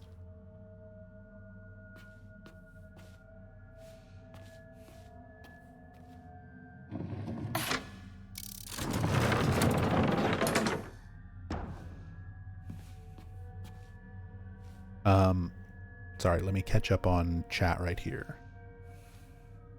Anyone constantly hearing phone ringing in the ambience in Ebisugaoka? I mean, there are some ambient tones that are a bit strange. I don't know if I'd necessarily call it a ringing phone, but they do have that moment when you first enter the Shimizu house where you get the like Okamoto Fisheries call, which is a little bit of a nod towards her father's profession as a fisher, where he had a failed restaurant. It's the entire thing that put them into debt, the whole reason that Hinako is being put up for this arranged marriage is because Kotoyuki, the Fox Mask's family, the Tsuneki family, are very wealthy, very well off. So they're basically paying off the Shimizu family debt in exchange for Hinako. So the Okamoto Fisheries thing sort of ties into that. It's also a reference to the producer of the series, Motoi Okamoto.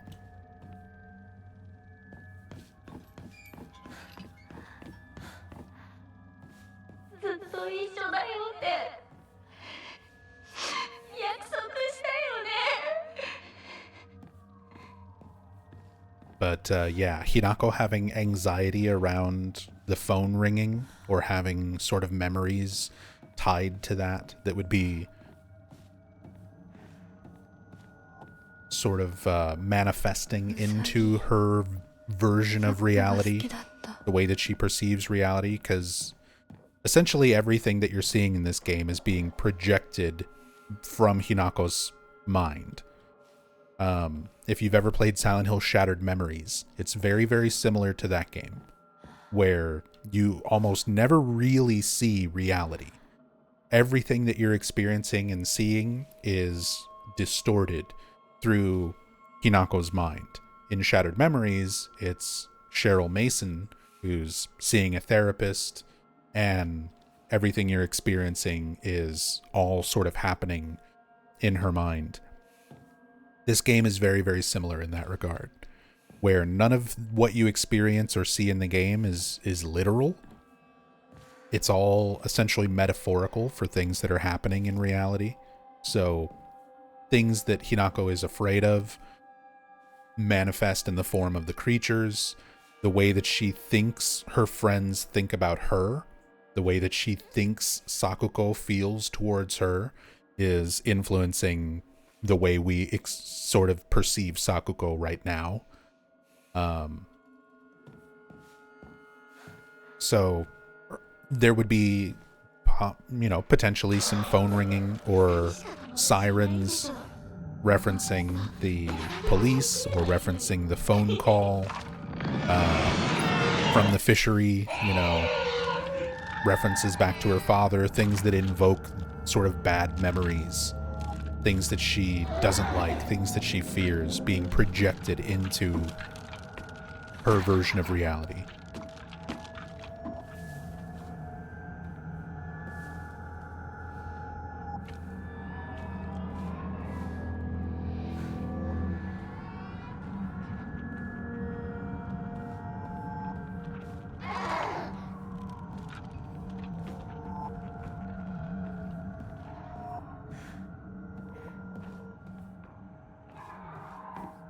Are you just... Go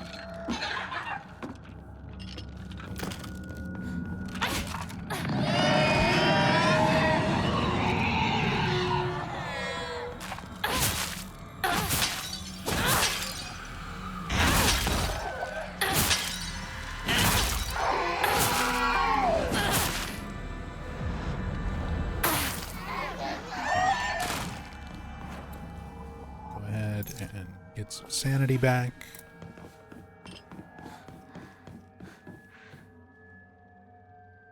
We have the same little rabbit enclosure that was at Ebisugaoka Middle School. Again, rabbits are something intrinsically tied to Sakuko,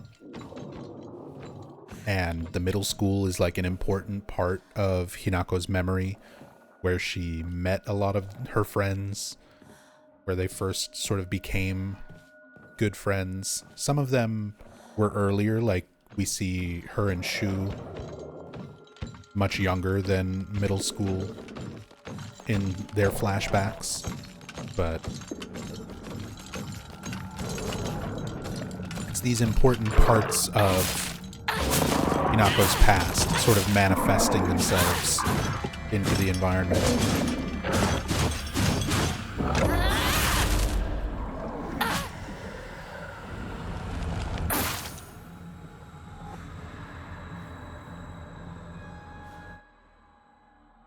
But that's a lot of what we're looking at here.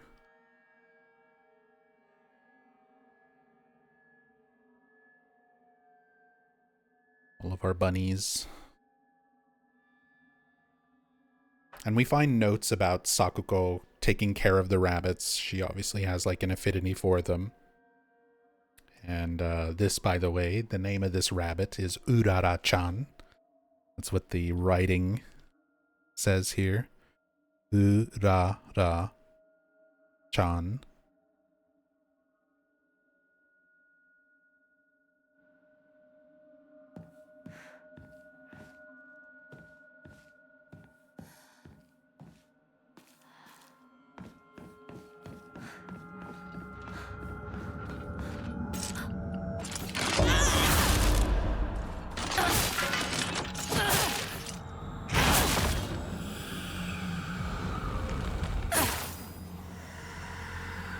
Is it true to assume Hinako gets into Fox World when she's left alone by her friends?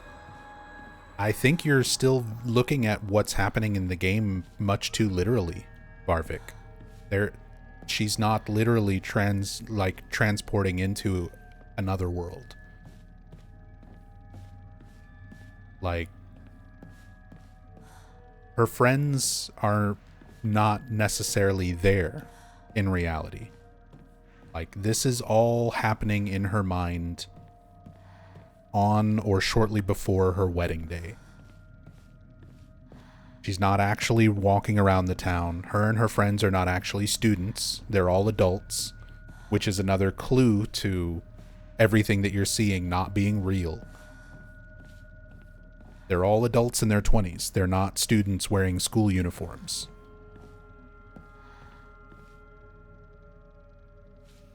They're not literally walking around the town fighting off monsters.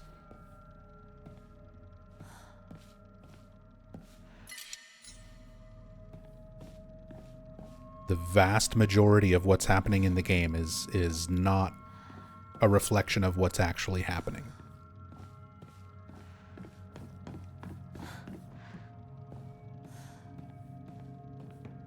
So this is all metaphorical for Hinako becoming an adult, getting married, and having to let go of her identity and her life, including the people in her life, her friends, and her family. And all of that is shown through Hinako killing her friends off in these sections, the Dark Shrine sections. She's not literally killing them. She's letting go of them. She's moving past them.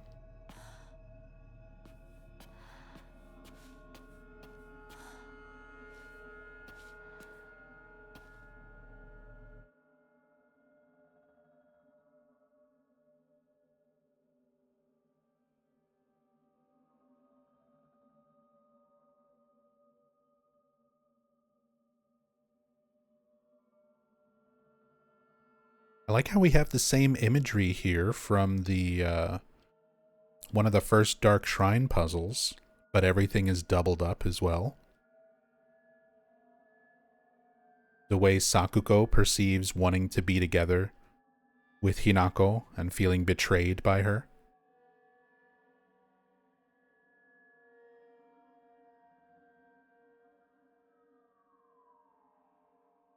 And the idea that Hinako's not the only one.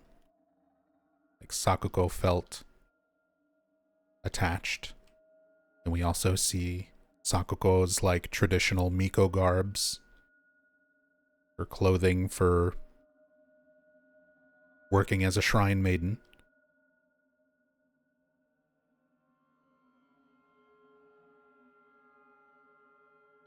Arvid's first choice. I'm glad you're enjoying it here. And as well as anybody who came over with Salome. I really appreciate everyone coming over and joining me for this. We do have a really chill community. I said we get into some discussions. We've got some strong opinions at times when it comes to the games and the lore and interpretations, but I never want to make people feel, you know, I hate the idea of like gatekeeping, especially for something like Silent Hill, which is already a fairly niche community. Like, compared to a lot of other horror series out there, like Resident Evil is like 50 times bigger than Silent Hill. There's no point in like gatekeeping and arguing the way a lot of the Silent Hill fandom can kind of be. So I'm always for trying to share as much information as I can. A lot of interpretations and ideas that I have around the story comes from a lot of research and time spent. So if there's some sort of evidence or context that I can provide to help support certain ideas or theories or interpretations over others, then I try to provide that context. But I'm not going to be the person who just like completely shuts down, another fan who's enjoying the game and interpreting it in a different way, especially a game like this, because Silent Hill F, so much of it is left open.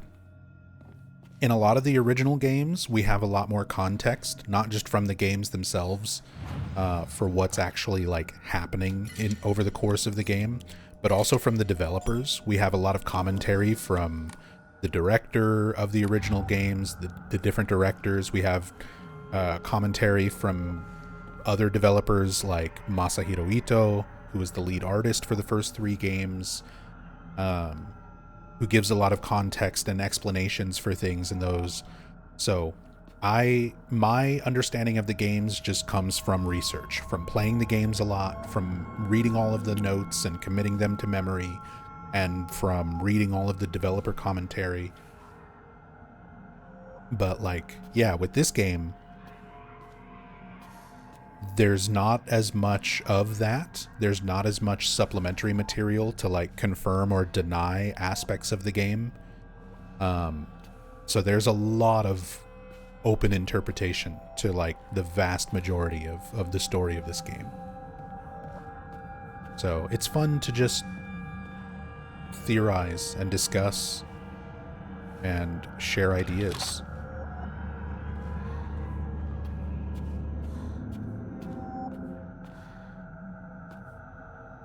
At the same time, just doing these types of playthroughs, going over everything, looking at all the little details, can provide a lot of new context that might shape your understanding or interpretations differently.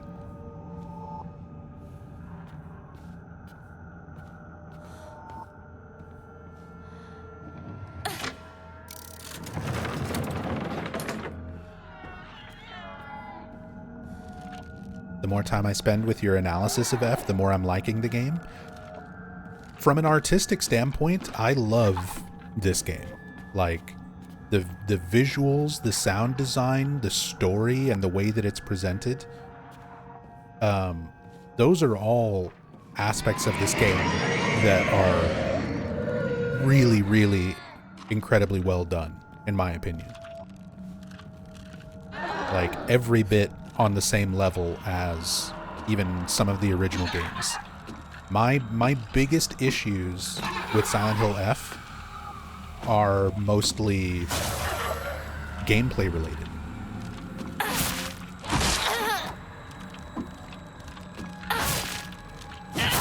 It's not the artistry of the game that I have any sort of issue with. It's not the creativeness of like the story or the narrative or the characters. It mostly comes down to gameplay, combat. I feel like some of the tone is not quite right. Things that are treated very, very seriously, and then the imagery of like the big monster arm.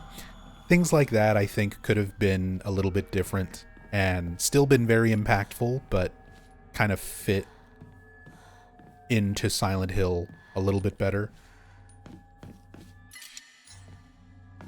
And then in terms of tying this game to the overall Silent Hill series, I feel like some of the connections are a little bit too thin.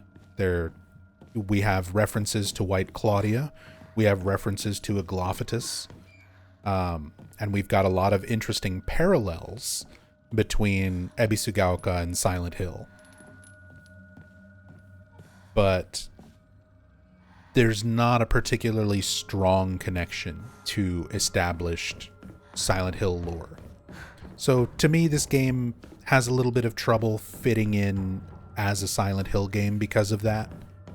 I think it does very well in terms of artistry, though. Like character designs, environments, story, creature designs, music and sound design and atmosphere.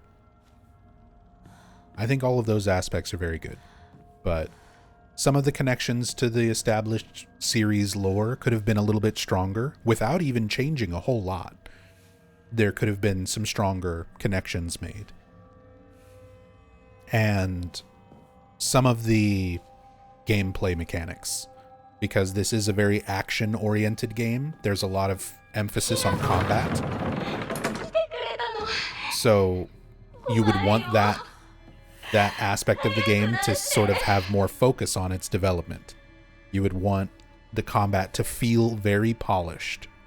And to me, the combat does not feel as polished as it should have been for how much combat you have to deal with and how much of it is unavoidable. So it's got some things that I don't quite like about it. But overall, this is still a great game, a very enjoyable game.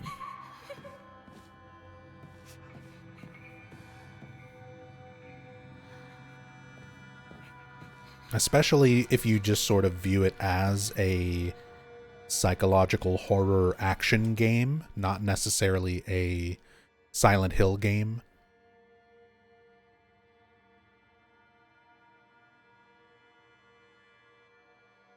It holds up very, very well.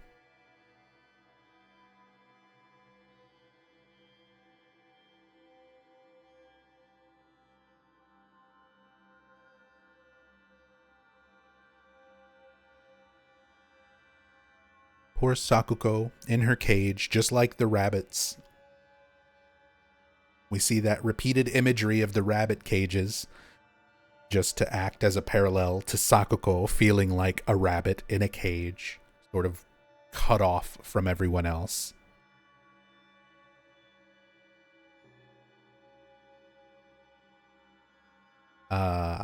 Astora Souls. I'd kind of like for the Silent Hill 1 remake, if the New Game Plus katana is the katana from this game, to maybe tie in F a bit more. Because why did Harry ever get a katana to begin with? I mean, it was just a random house in Silent Hill 1 that just has a single room dedicated to being like a traditional Japanese style room.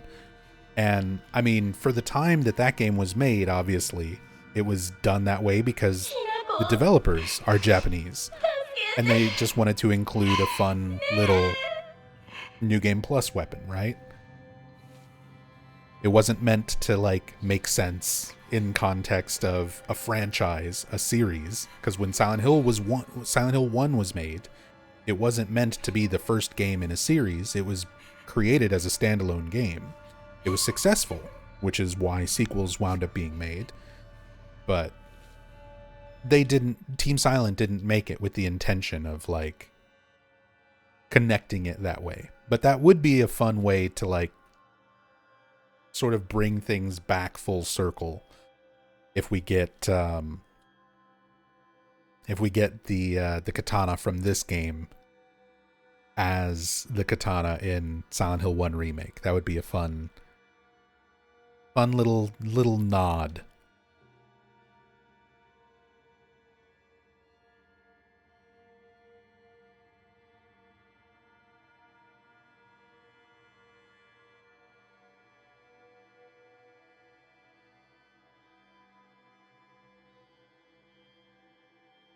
Leonard Wolf brings the katana back to Silent Hill after his mission.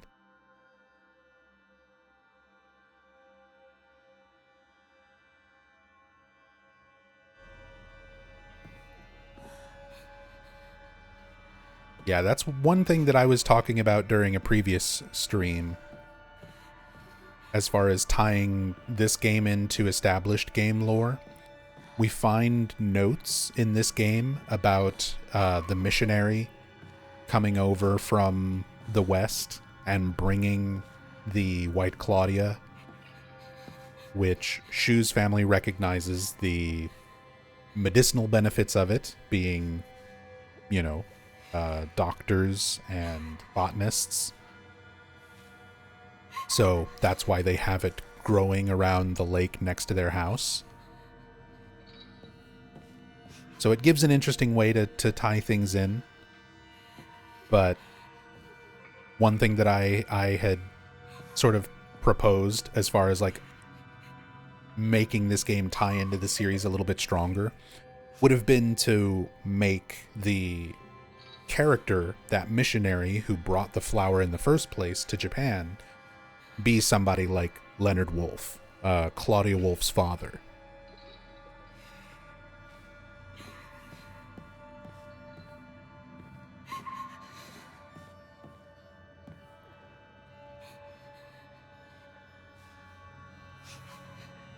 How are we feeling about Walter Sullivan? Did the ARG for Silent Hill 2 Remake kind of go at hinting Walter's killings may still be happening? Or am I misremembering? What ARG? Did I miss something? There was the Historical Society. Was a Historical Society website alternate reality game. I can actually get you the link for it real quick.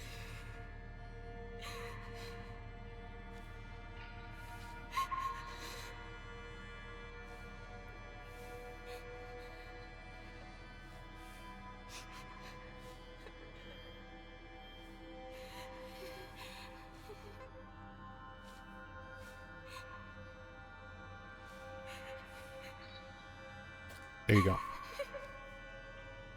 Just silenthill-historicalsociety.com. But yeah, that was an ARG that came out shortly before Silent Hill 2 Remake. Just as like a fun thing.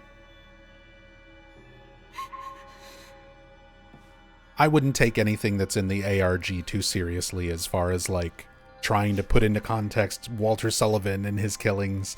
The ARG is just referential. It's almost entirely pure fan service. They just reference as many different sort of Silent Hill games and concepts and ideas as it can. It even references the arcade game, the Silent Hill arcade game. And like, trust me, I love the Silent Hill arcade game, but I don't think it's something to be considered in like the overall canon understanding of the series,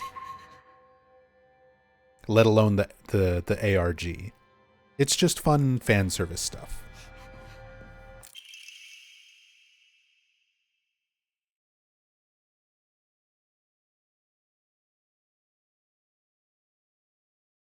Two must face each other as one to pray for mutual prosperity. Those who do shall lift their heads to level height, as if they were reflections in a mirror, as custom dictates. Our clue for how to rotate these, which you can kind of figure out what to do as you rotate these, because of that little mention of bringing them to the same height, where you're essentially just bringing these cages all at the same level. You can see that goes too far up, that goes back there, and then that goes back down. So now these are at the same level. So even if you're not sure what way to rotate these, you can just kind of pay attention to the cages to know how to switch them.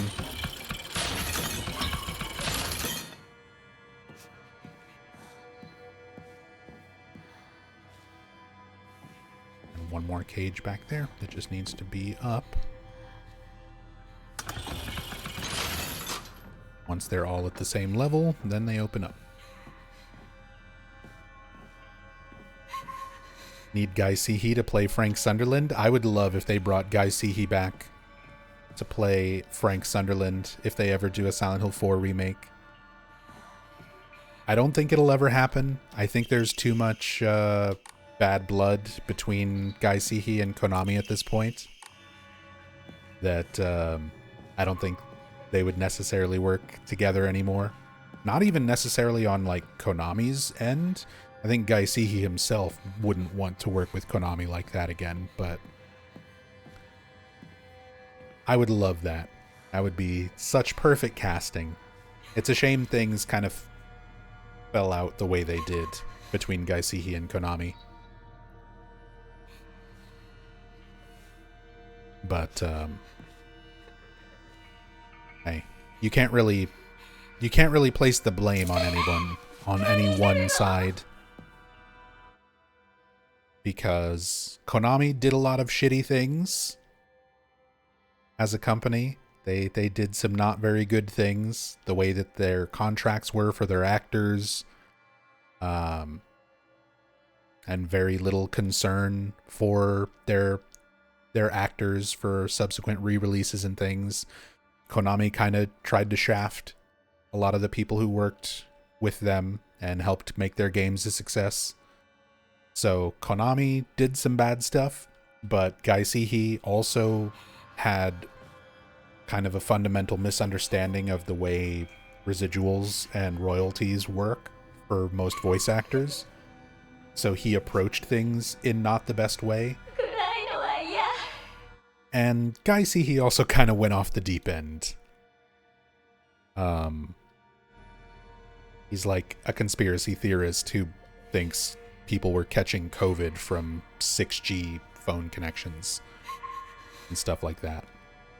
So, Guy Seehee's not like perfectly innocent in the situation either. There's some weird stuff on both sides.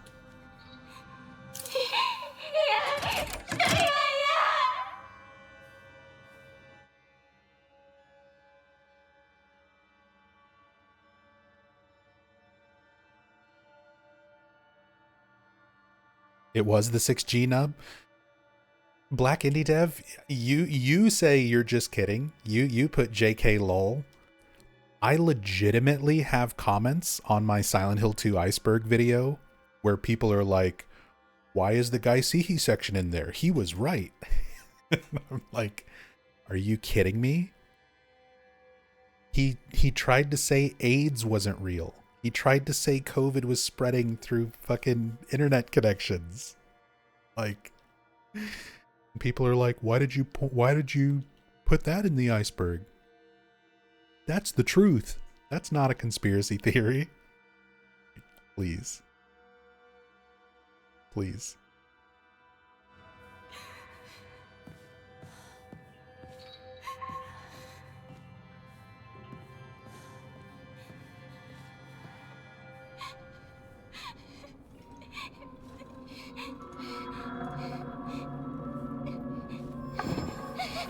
Don't get me wrong, I love Guy Seehee as an actor. And even as a person, like, he's done a lot of nice stuff for the fandom. He used to do meet and greets with fans at pizza places and bowling alleys on his own dollar, out of his own pocket, you know, not like an official thing. Rachel, my wife, has actually met him and gotten stuff autographed.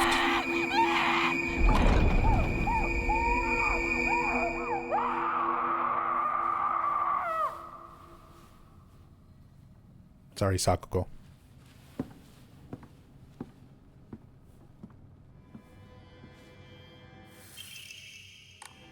Liked his interview playthrough with Fungo, but Fungo was constantly interrupting him. It annoyed me so bad I didn't watch it till the end. People give Fungo a hard time for that playthrough, but you guys gotta understand. So I know Fungo, like, I'm friends with Fungo. He's joined me on stream in the past for in-depth playthroughs and stuff many years ago.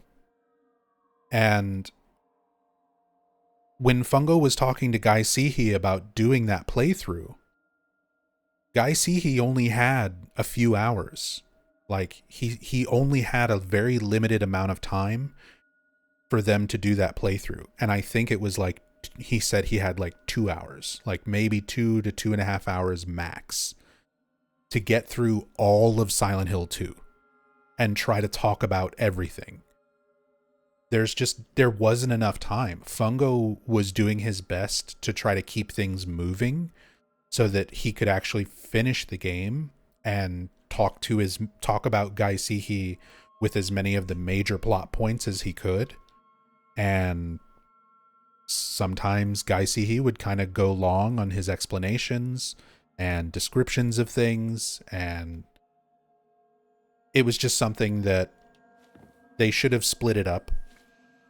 They should have done multiple different days or tried to schedule a day where they had more time. But yeah, that was just kind of an unfortunate result of circumstances. Fungo is just trying to do his best to get through the game with Guy while Guy had the availability to be there.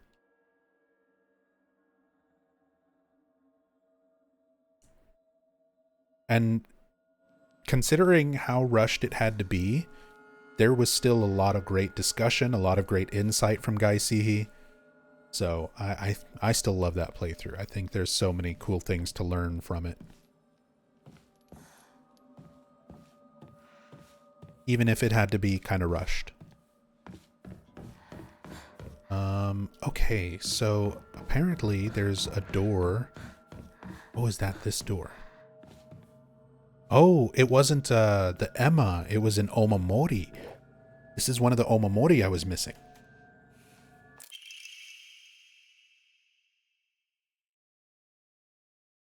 The Bull. Greatly decrease stamina consumed by heavy and charged attacks.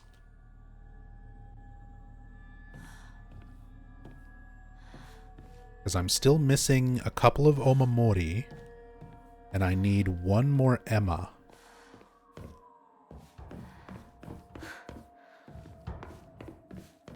But yeah, this was one that I didn't ever go back in and get on my previous playthroughs. So now we got that one. That's one down.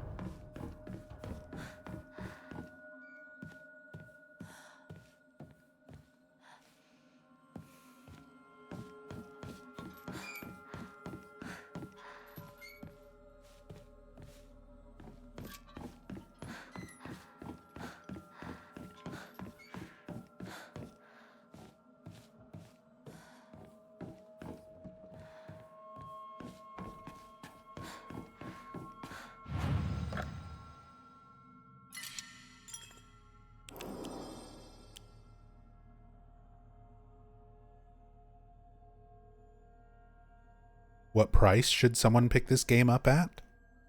I mean, that entirely depends on you.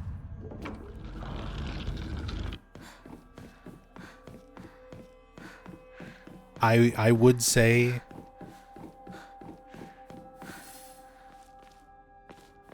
anytime you can get a game for less than full price, even games that are sort of worth it, quote unquote, worth it,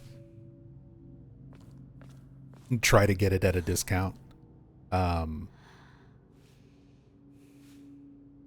Considering how much I've played this game and enjoyed going through this game, like having it paying full price, anything like that it's not like regrettable. Sometimes I get a game at full price and I sort of regret it. I don't feel that way about this one. Even with my couple of negative things that I feel about it, I still mostly enjoy this game. Like, for me, this game is like a 7.5 out of 10. It's not like a masterpiece. It's not mind-blowing, but it's not bad. Not anywhere close to being bad.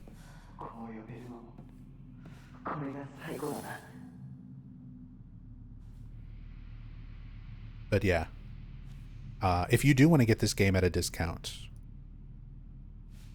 I do have my Fanatical link.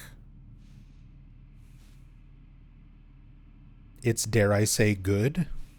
It is pretty good.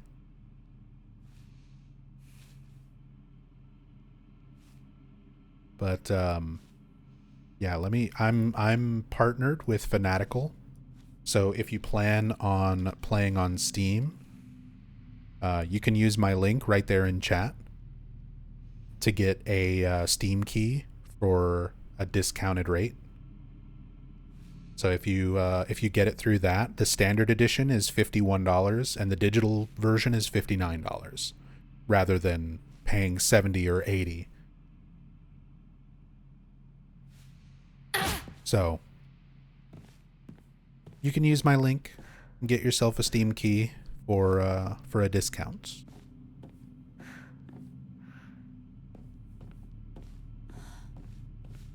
Or you can always wait.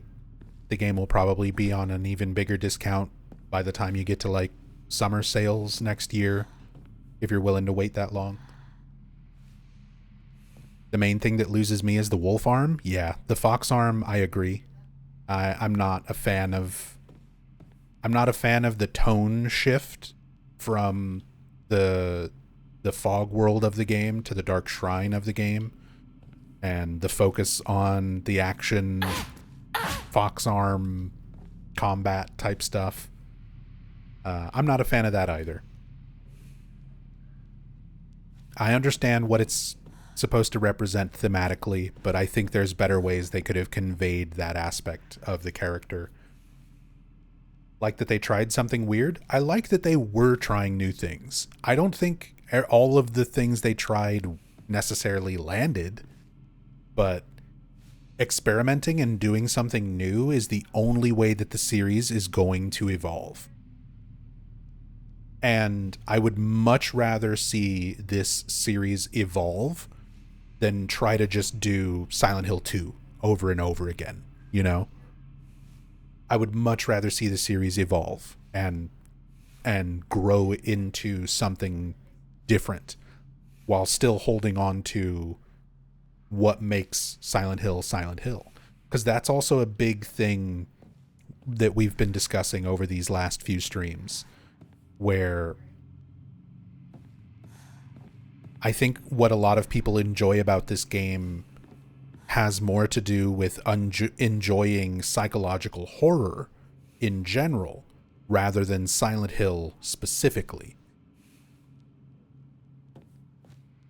Because so many people are like, oh, the visuals and the monster design and the character having trauma that is represented in the creatures, all of these aspects are so good, how can you say it's not Silent Hill? My argument to that is all of those things are not what makes Silent Hill Silent Hill. All of those things are what make psychological horror. It's what defines the genre. But if you're looking at psychological horror as a genre, what makes Silent Hill a specific thing within psychological horror? What sets it apart from other psychological horror games? Because Silent Hill didn't invent fog, it didn't invent trauma, it didn't invent metaphorical creatures. Those are all just concepts that belong to the genre. The things that made Silent Hill unique within the genre are the setting, the town, the cult. Those are the things that set it apart from other psychological horror games. And those aspects are basically completely removed from this game. So somebody mentioned earlier about like people hating on this game for no reason. I wouldn't say that. I wouldn't say people are hating on it for no reason. I think people are hating on it for very understandable reasons. They're not reasons enough for me to hate it, and they're probably not reason enough for you to hate it if you're here watching. But for a lot of people, that complete disconnect from what made Silent Hill something so unique within the psychological horror genre are kind of removed. On its own, this is a very good psychological horror game. But as a Silent Hill game, utilizing those things that made Silent Hill unique, among other psychological horror games, it doesn't have a lot going for it.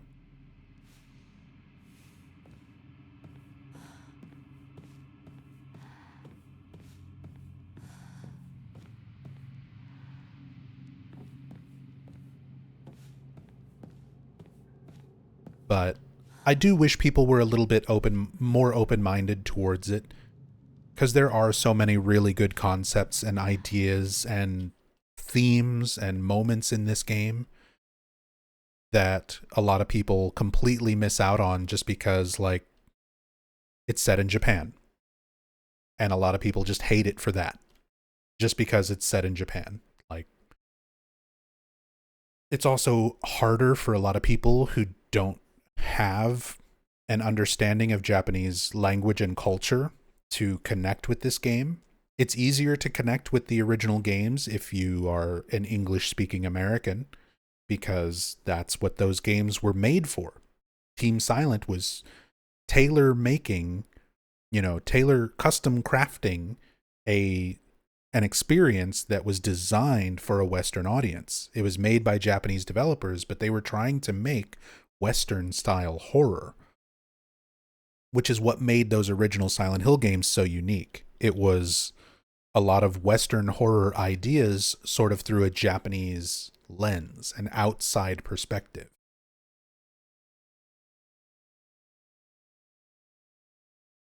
So for this, it's kind of the other way around.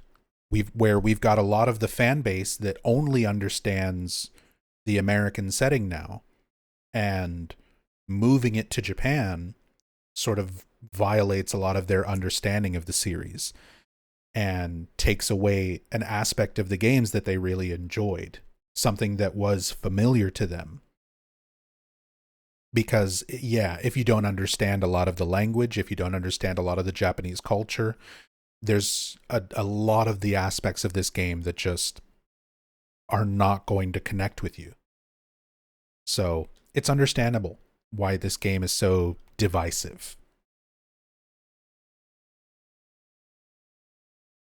But I wish people were a little more willing to open up and attempt to learn more and kind of give it more of a fair chance. Take some time, look up some Japanese folklore, look up, Kitsune and Kyubi, and a little bit of the language, a little bit of the culture, understand a little bit more of what goes into this game.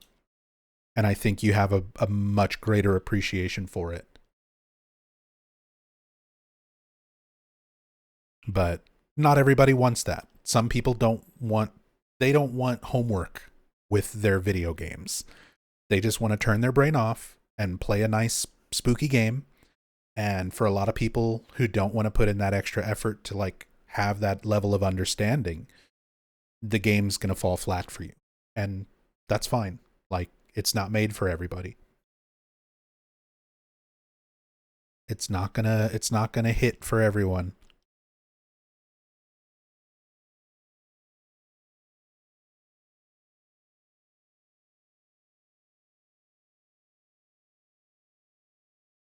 That's why, like, even though I like this game, I'm not going to be one of those people who, like, vehemently defends it against the haters.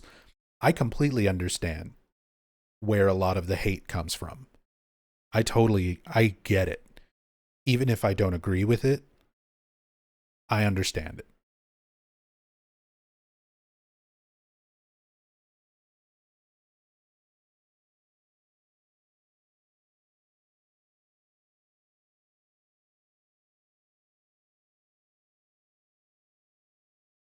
I wonder if Shu is already in here, because we hear his voice.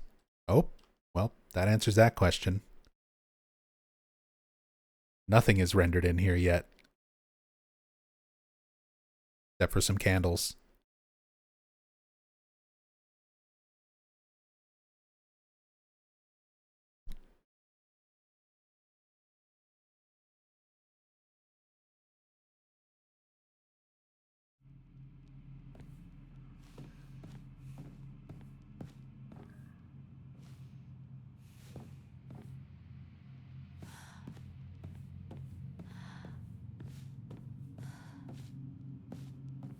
to be honest, the game does explain a nice amount of the cultural stuff with the journal. Although there's a problem of people not wanting to bother reading. Exactly.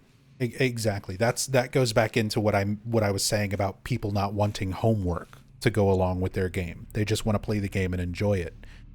Those a lot of times are the same people who are not going to really delve into reading every journal entry and reading all the notes and text.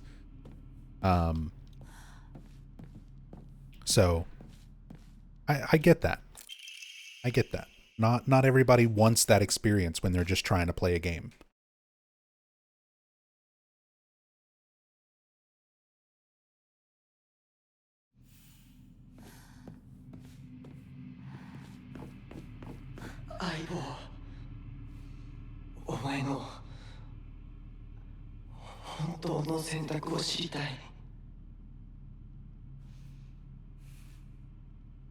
The one thing that I really think this game also could have benefited from, I wish there had been... There's a function in Chronos: The New Dawn where, if for anybody who played Chronos: The New Dawn, or if you don't know, it's made by Bloober Team, the same developers who made Silent Hill 2 remake, and they're based out of Poland. So a lot of the text in the environment and a lot of the culture of what's going on in that game is very unique to Poland for that time period that they're kind of going after. Poland in the 80s. So one of the things that Chronos did very well was having context for what that was like for Polish people through the notes and through the memos and through the stuff that you find. And then there was also, anytime there was writing in the environment, whether it was graffiti or signs or anything that you would look at, if you pointed your camera at any of the Polish text, it would translate it to English. You would get English subtitles for what you're looking at. This game could have very strongly benefited from that. A little bit more context for some of the Japanese culture and some of the language barrier stuff to help bridge that gap of understanding without forcing people to like pull up a translator or Google stuff. It gives you a nice, more in-universe, in-game way of explaining things and giving context for things.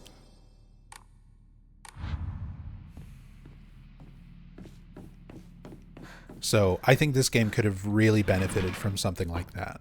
I think a lot of people would have not been as quite so harsh on it if they were just able to understand it a little bit better, a little bit easier.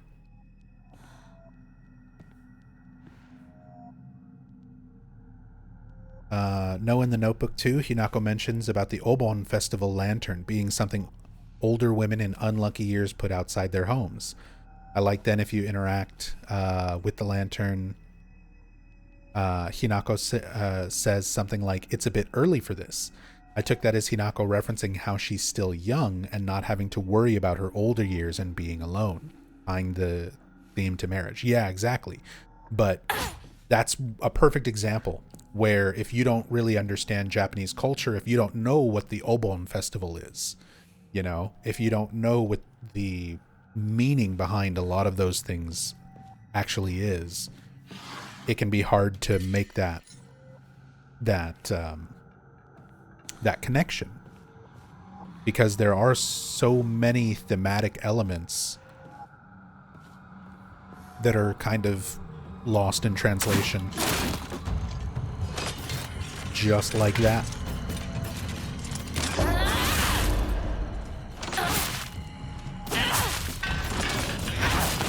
An index built into the game would have been cool, and it would have been something very easily added as part of the journal.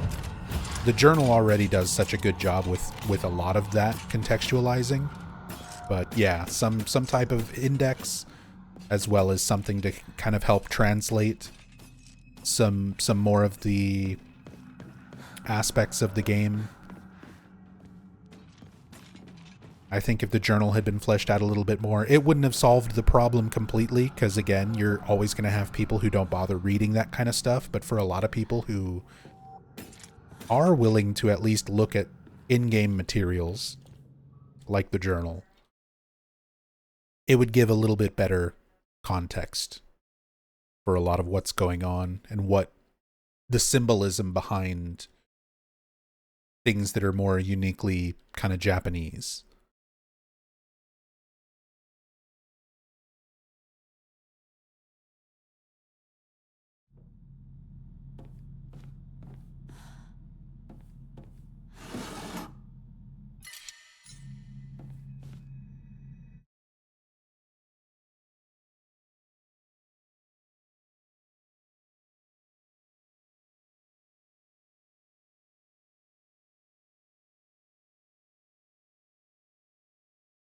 I just wish they gave us a Mira costume. We got Robbie, why not Mira?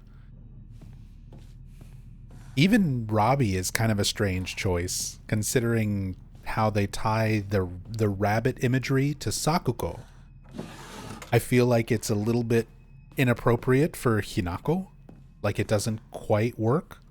I get that it's just kind of a fan servicey reference thing, but she should have had like a bird costume, or I don't know, something more in line with her own character.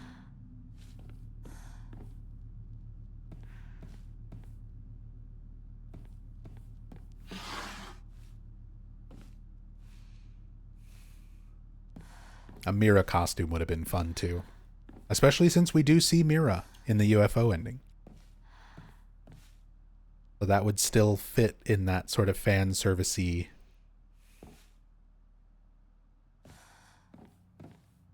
type of thing. Who is Mira? Mira is the dog from the Silent Hill 2 dog ending, joke ending.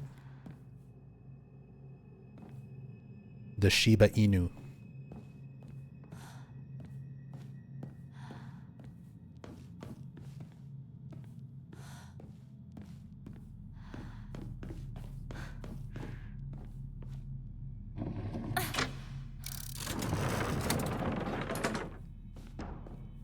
Yeah, the art book also had a fourth costume of her in her track and field, like, PE outfit that was not used for the final game.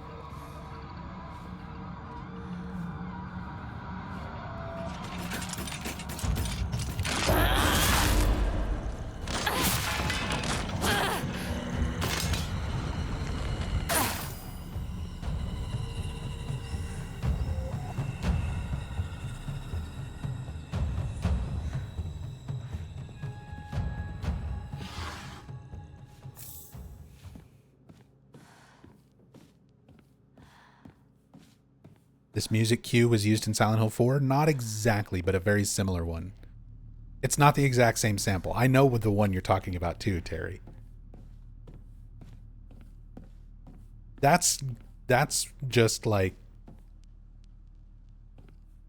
tradition at this point, to try to utilize things that invoke the sound and feeling of a lot of the previous games. Even though these tracks are not done by Akira Yamaoka. All the music that you hear during the Dark Shrine was all composed by Kensuke Inage.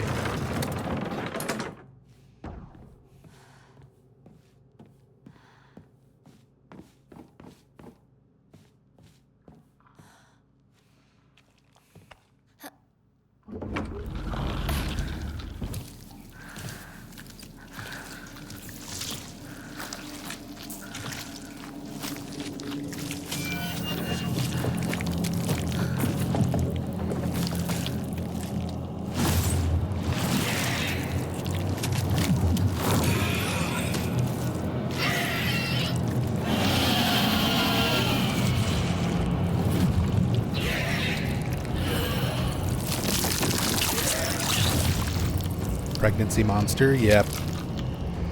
Very, very clear what the symbolism of this creature is. Hinako doesn't just want to be a mother. She doesn't want to just be seen as a birthing tool, which is represented through the design of this creature. Really great creature design. Pain in the ass to actually fight. This is where like some more polished combat mechanics, more polished enemy mechanics, I think would have helped a lot. And there's too many instances of forced combat where you have to fight these things to progress.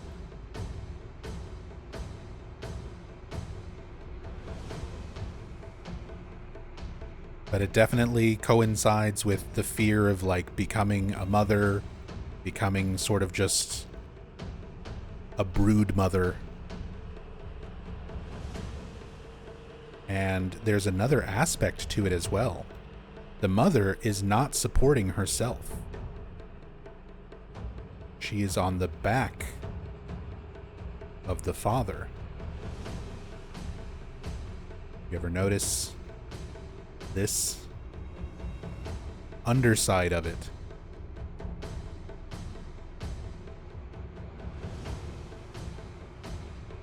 Yeah, exactly. Harvard's first choice. That's exactly the symbolism I wanted to draw attention to. The fact that it's not just a mother. It's the fact that it's a mother being supported on the back of a man, on the back of a father.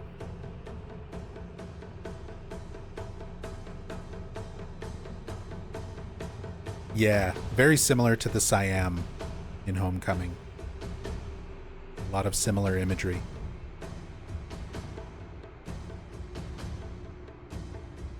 Similar meaning as well.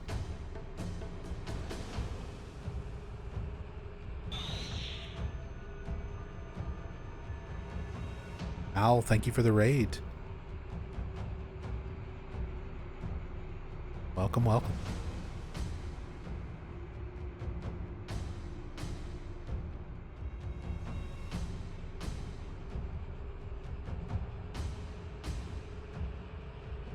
And then these annoying little egg sacs.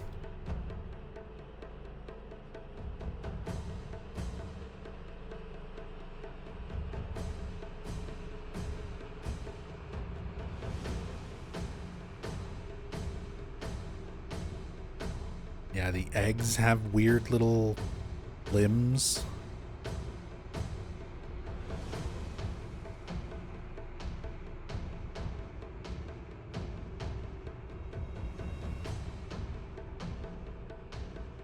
Somewhat of a undeveloped, prematurely developed fetus.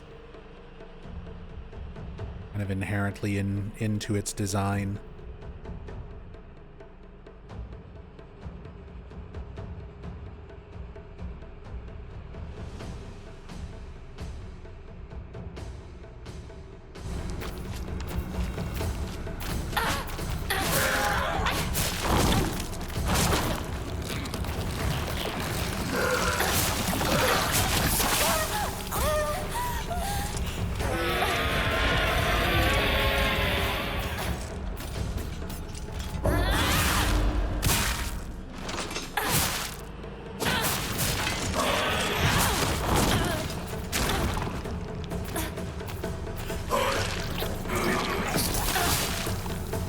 I just realized, because I'm playing on keyboard and mouse for the first time for the sake of the CamHack mod, I don't know how to activate beast mode.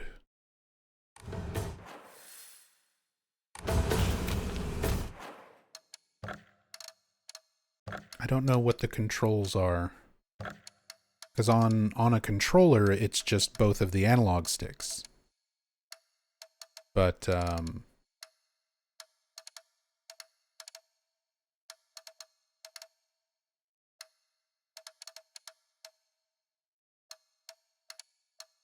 not sure.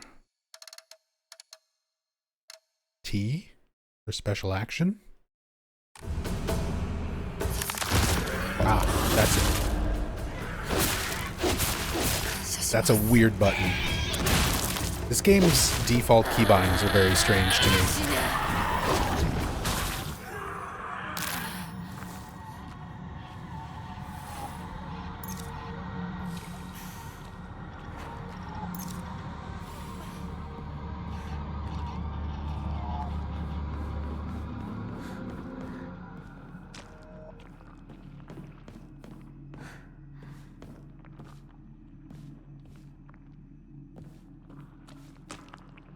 Suppose there won't be much new Japanese coming up now. Most will be repeated things. Yeah, so far there were some books and magazines. There were things in Rinko's room that we've already taken a look at and translated. But yeah, at this point I think we've probably seen most of the signs, books, bloody writing. At least for anything that's actually like legible. Because there's like little tags like these on the drawers for all of these medicine cabinets, all the herb cabinets, but a lot of them I think are a little too blurry to read.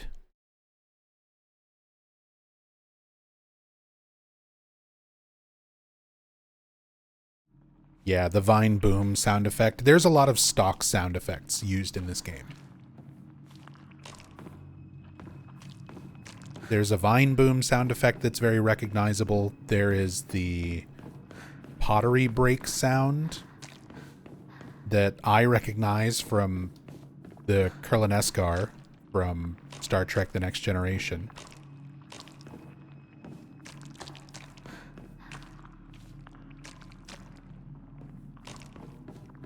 So there's a lot of stock sounds in this game. Another similarity to Silent Hill 4. The overuse of stock sounds without really altering them. They're just sort of dropped in, so they're very recognizable. Silent Hill 4 did a lot of that as well.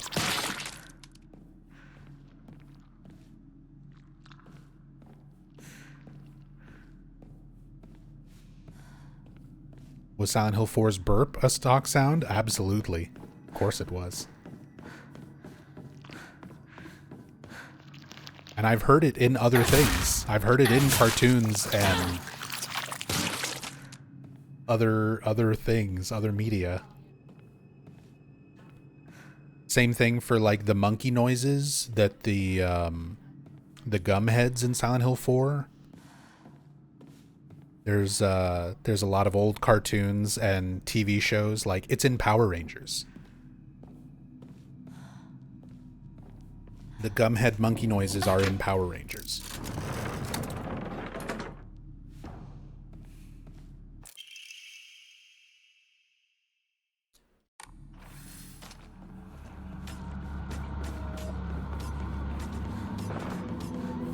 So, it's always kind of funny hearing the stock sounds, hearing the recognizable sound. There's nothing wrong with using stock noises, but I feel like if you took the time to just alter it, slightly pitch shift it, slightly distort it, just do something so that it's not like immediately recognizable, that helps a lot more. Because there's a lot of stock sounds used in the original games, but you don't really pick up on them as being stock sounds because they're like mixed and distorted in a different way. It keeps them from being just immediately recognizable.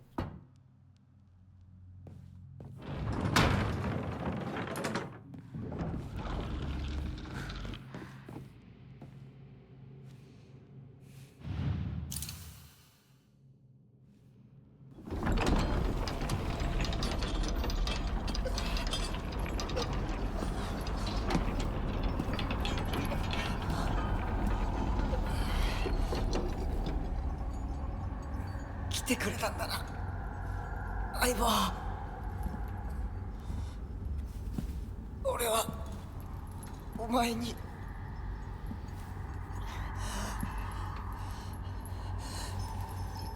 いいんだ。ひな子の好きなようにして。俺は相棒の選択なら受け入れる Thought さ。 a Space Wars costume was going to be unlockable. Maybe DLC. Maybe we'll get some DLC for this game. I feel like this game could benefit from some DLC. Some new unlockables. Maybe a little sub-scenario.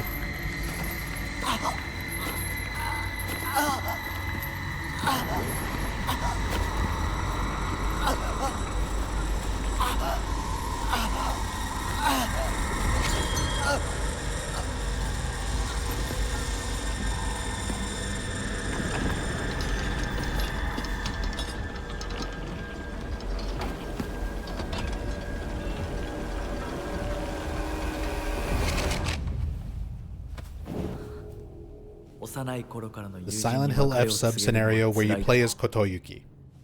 Let me play as Fox Mask. Where I can just use my jutsu and cast out all of the enemies the way he does with Sakuko after the Priestess Sakuko fight. こんな姿をお見せして。 Use his Foxman magic to fight things and cast them out. むしろその痛みを強いた私の方が謝らねばならない。 And I still would like to see, yeah, some reality. I would like to see Hinako as an adult in her dress, Kotoyuki as an adult in his, wedding outfit. See them in the context of the actual real life wedding. 行こう。 Would be really cool to see.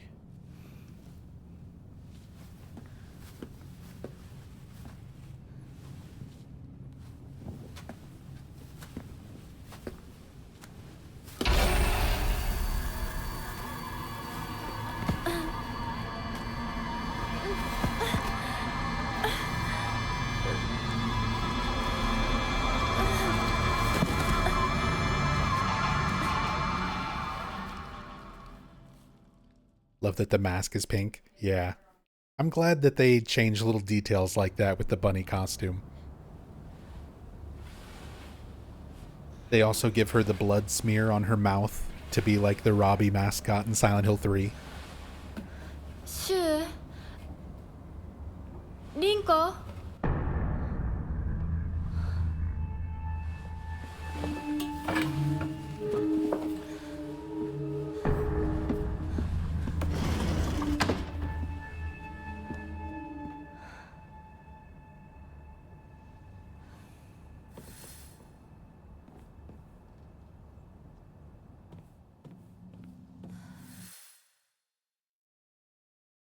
To the school. The gate's now open.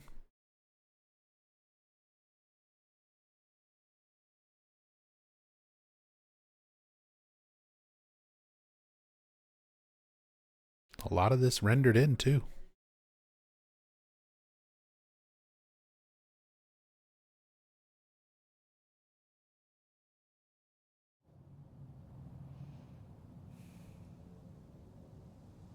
Find it weird that her uniform lost a sleeve just from being pushed downstairs? Again, none of this is actually reflective of reality.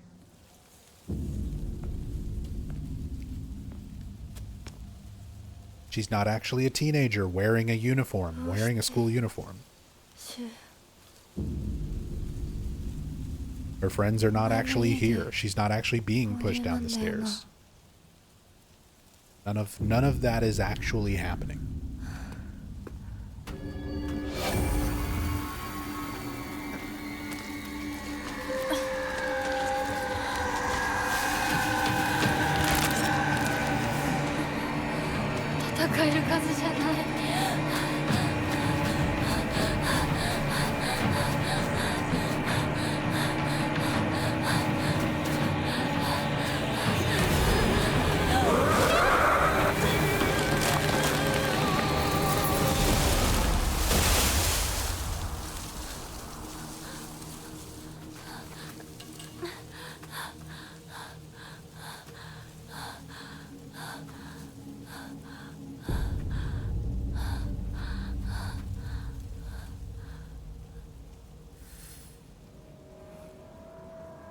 If we got anything for Silent Hill 2 Remake, would love that costume and classic Maria outfit. Yeah, I'm still surprised that they would go through the trouble of putting the classic Maria outfit in the game and literally having Maria hold it up 私を追って and る not have it as an unlockable. 二 Like, 人も it's right there. あいつから逃げたの It's かも right there. You've already made it. It's in the game. How is it not something that you can unlock and actually have her wear? I can understand stuff like Born from a Wish not being there because that's a lot more extra effort and a lot more things that they have to go out of their way to make. But not including a costume that's literally in the game? Is very strange.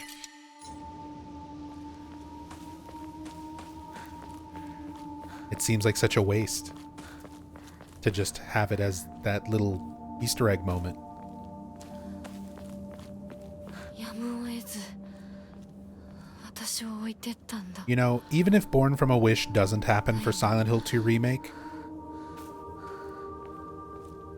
I'm also kind of the mind that leaving that content out is also going to be a motivator for a lot of people who would not otherwise play the original game to go and play it. Because I do think that a lot of people who played and enjoyed the remake who have not played the original need to do so. Like, really should do so. And there are lots of instances that I've seen of people going out of their way to get the original Silent Hill 2, whether they emulate it or get something like the Enhanced Edition. I've seen that there are a lot of people who went out of their way to go and play the OG after the remake, just for Born from a Wish.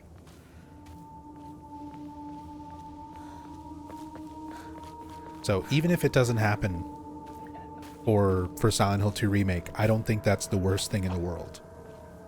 Because it serves as motivation for a lot of people to play the OG.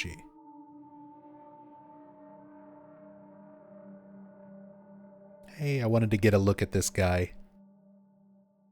Because you can see him from down there, and you can hear him when you get to this area. But you don't get to see him super clearly. Apparently he's clipped into some rocks up here.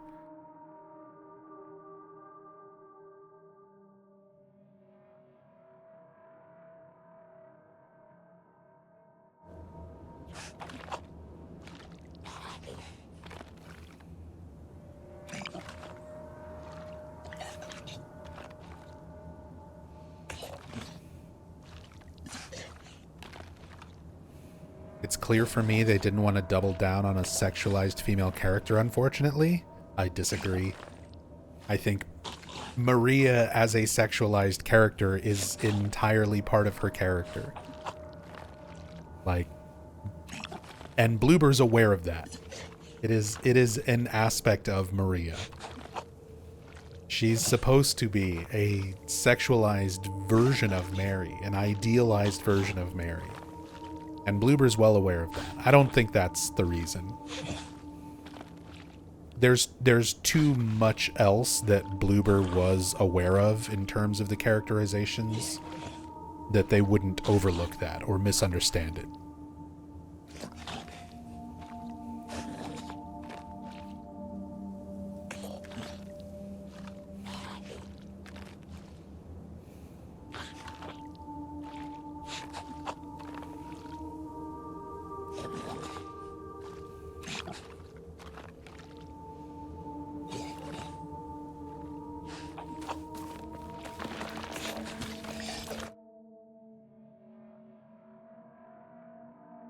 There he goes. Once you start walking up here.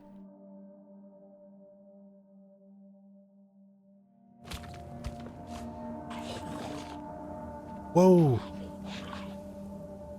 Whoa. It slid off into the mountain and then disappeared.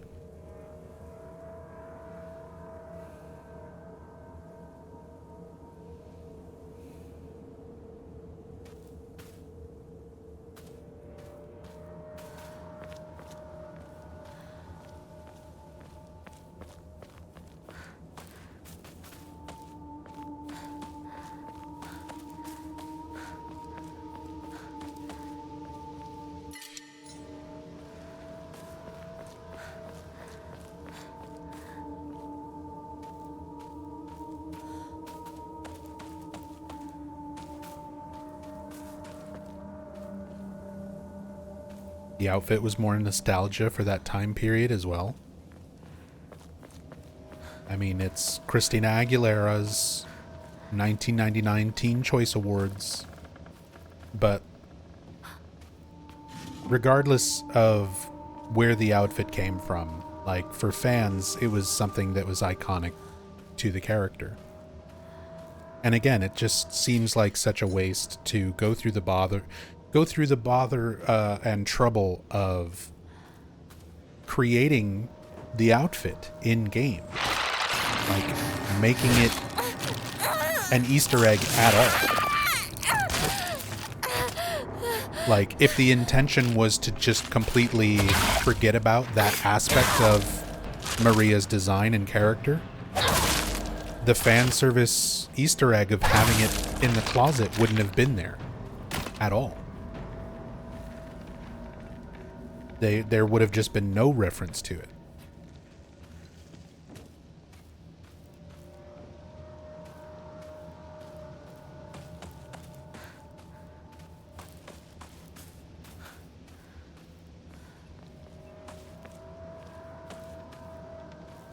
Yeah, PC mods to the rescue.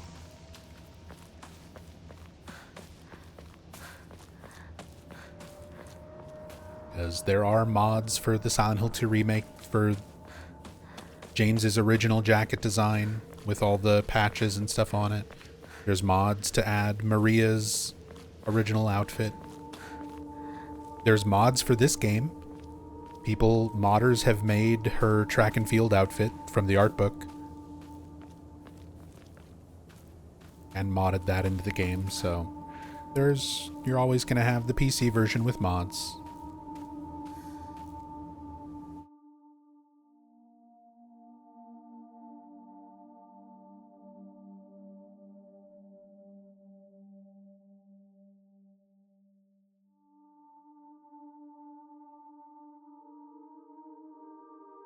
There's a body that gets taken when you walk away. Can we try to see it get taken?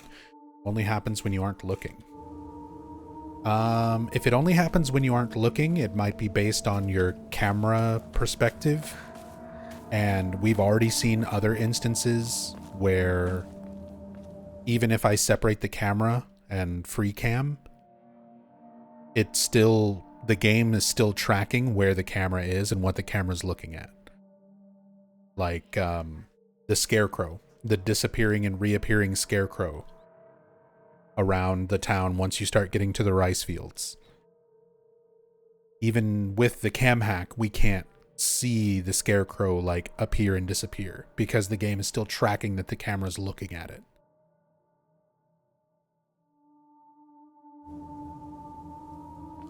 Pause the animation though because you can hear it. So I'm dealing with a really nasty headache, so I don't even have headphones on. I don't have very much game audio, so I'm not sure exactly what point this is that you're talking about. You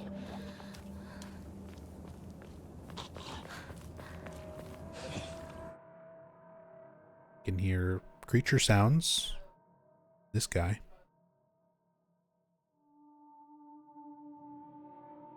It's after you see the axe in the tree and turn right to a dead end.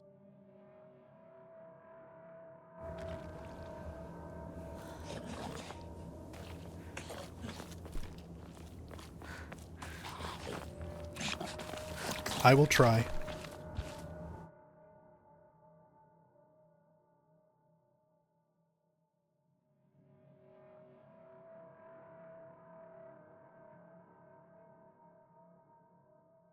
But I already just missed this thing and where it runs off to, so obviously I'm not perfect.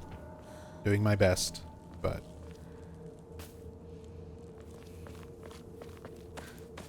even with the cam hack and the mod and everything, we're going to miss stuff. It's going to happen.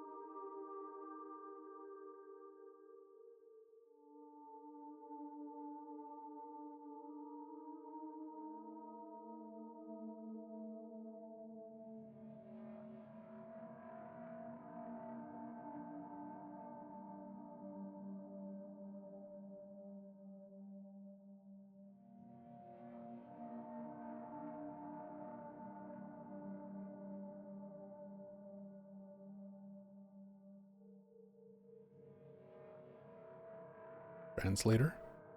My translator is just saying Sugigo.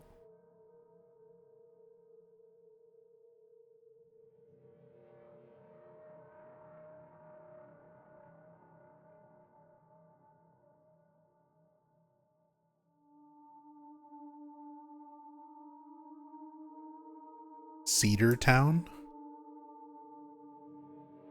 Cedar Town would make sense, since this is the area leading up to the 1,000-year-old cedar tree that first character Cedar, second is hometown. Gotcha. So yeah, this is the home of the cedar, the home of the 1,000-year cedar that Ebisugaoka's inhabitants all worshipped before Oinari-sama.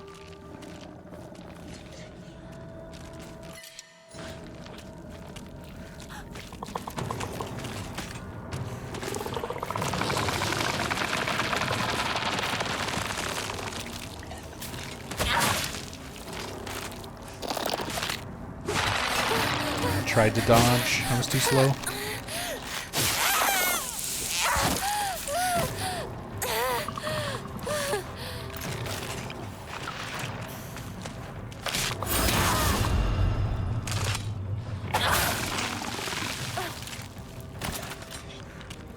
It's an old way to write town. I mean, this is supposed to be sort of the forgotten previous era for Ebisugaoka. Like, nobody comes out to the cedar anymore. Everybody worships Oinari-sama. They have all the little shrines in town. So it makes sense that things out here are going to seem older, have an older way of writing compared to things in town.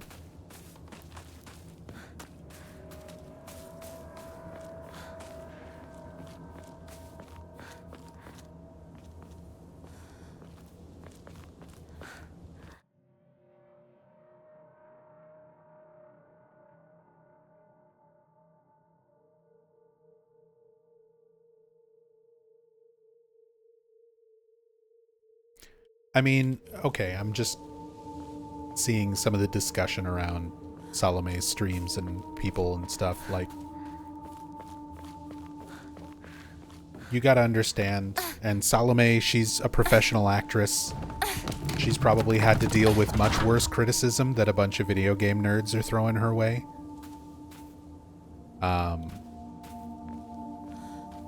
Dealing with, like, big movie productions and people's criticizing her characters that she's portrayed in movies and everything else. And as somebody who's like streamed for a long time, it's something that you just learn to accept. Like, there's always going to be people who don't like what you do, who are negative about it,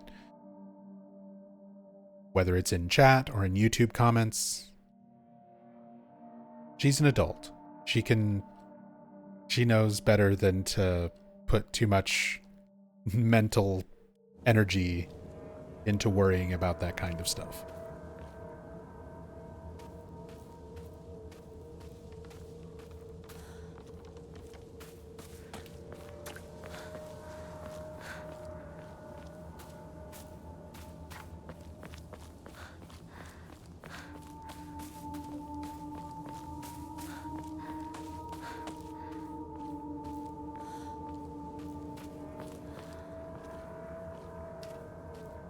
There's a lot of people who think we care what they have to say.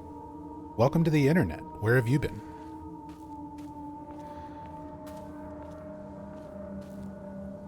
It's been that way for a long time. That's just the internet in a nutshell. Everybody sharing their opinions, whether somebody asked for it or not. 相棒法ってどこ行った？シュ I said, there's no reason to pay it any mind.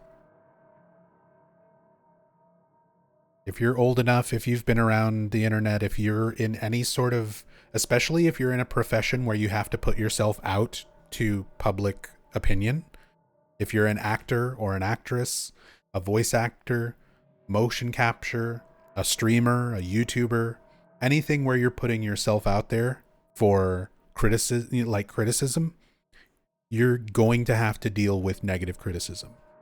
Anybody who's done it for any significant amount of time, like a professional like Salome, like, you're not going to give two shits about what some neckbeard says in your YouTube comments. Like, you just don't care.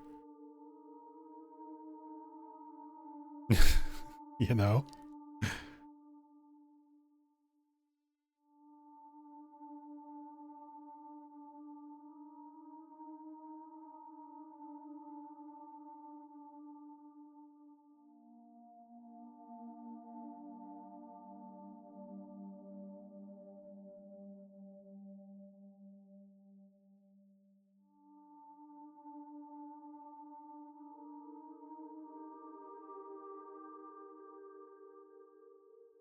This.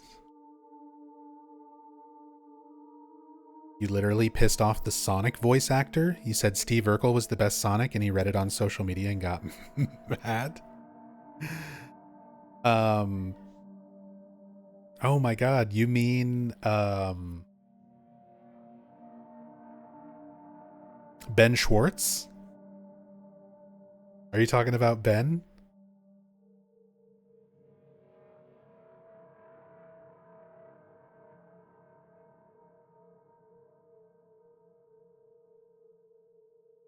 You don't know his name. See? You're the problem. You're arguing and pissing off these people. You don't even know their name. So why should anybody care?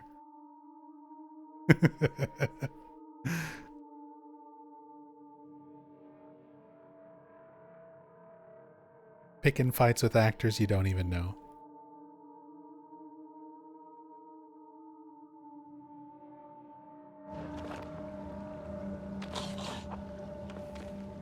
Can't you just vibe? Can't we just hang upside down and writhe in some trees? With our tum-tums hanging out?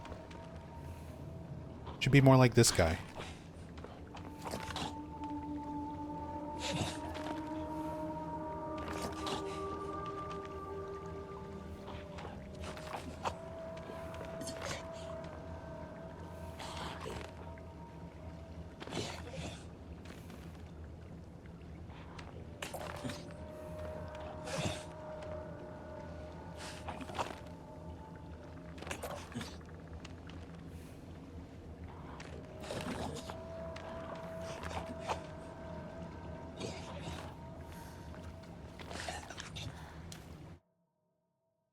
The animation just changed. Because at some point he's gonna... Yep, there he goes. He flips off into the abyss. He just clips right through the rock.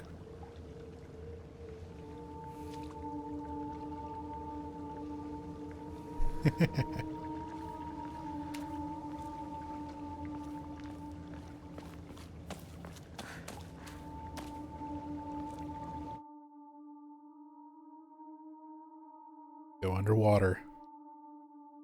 Actually is a bottom.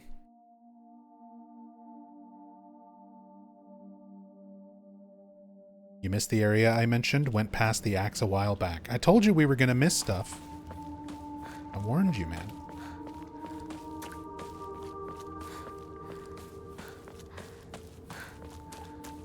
How did I miss it? How is, like, there's one pathway. Where's there even, like, a branch?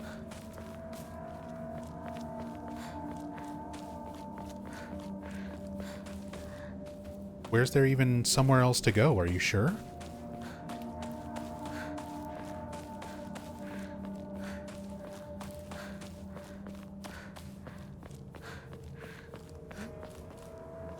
I didn't think we even got to that point with the axe in the tree. Oh, this body. This one.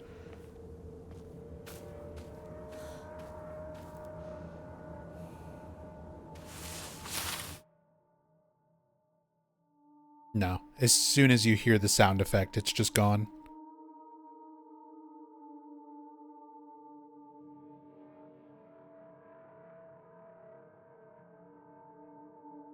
Which I kind of figured would be the case. If it's happening off camera, only when you don't look at it, then there's almost never an animation tied to it.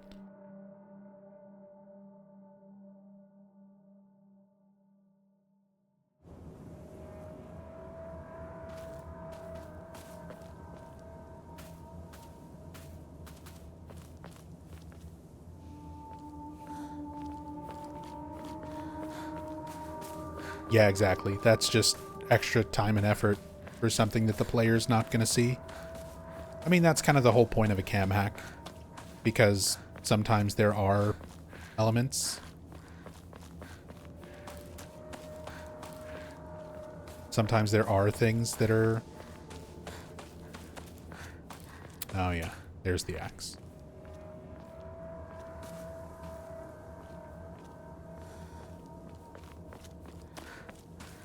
The Sakuko dance in particular, yeah, stuff like that's interesting.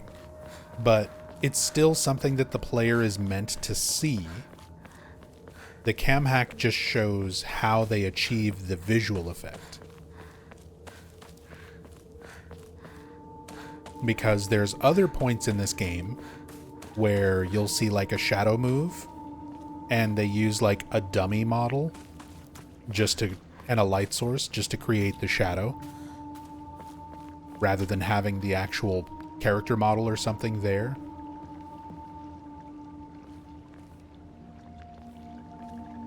Whereas with the Sakuko one,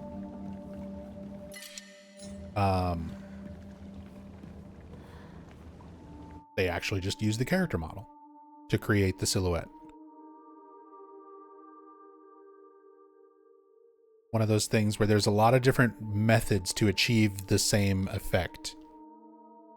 And it's cool using the cam hack to sort of see what method the devs used.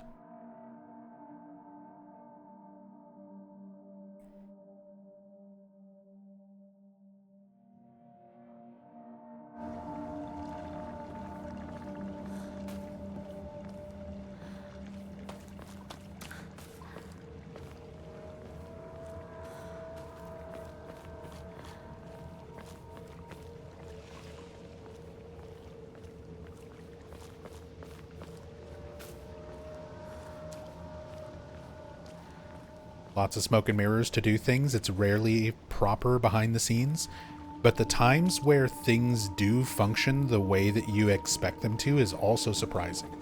If you have any sort of understanding of game development, the way things are usually done to create an effect in a game. Because yeah, things are almost never done exactly the way that you perceive them. They're done in a way that is going to be resource, like you need to, try to save resources.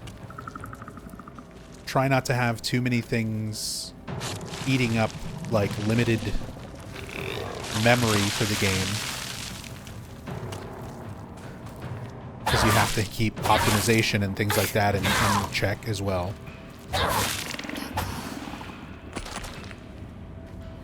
But like Silent Hill 2 Remake, when we did the cam hack in Brookhaven Hospital,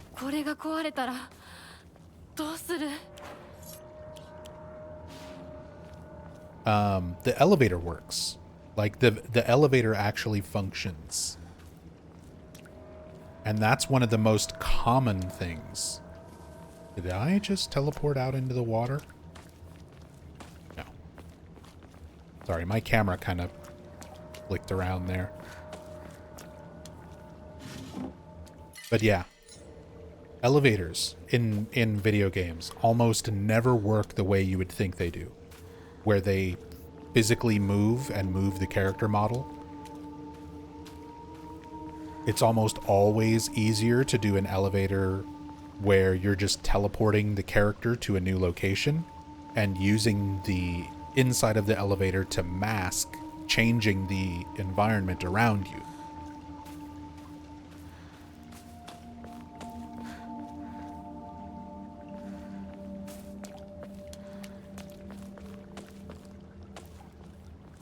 But in Silent Hill 2 Remake, when you're using the elevators in Brookhaven, it's physically moving. Your character, like James, is on the elevator and the elevator's actually moving between floors. And the game is rendering in the details from each floor as you actually arrive on what floor you're going to. Which is impressive, because again, games almost never do that. Elevators almost never work that way in the majority of games.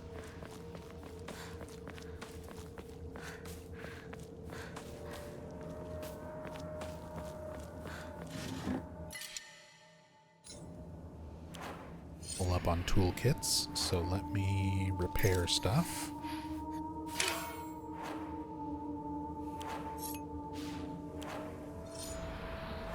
And just get this back up to full.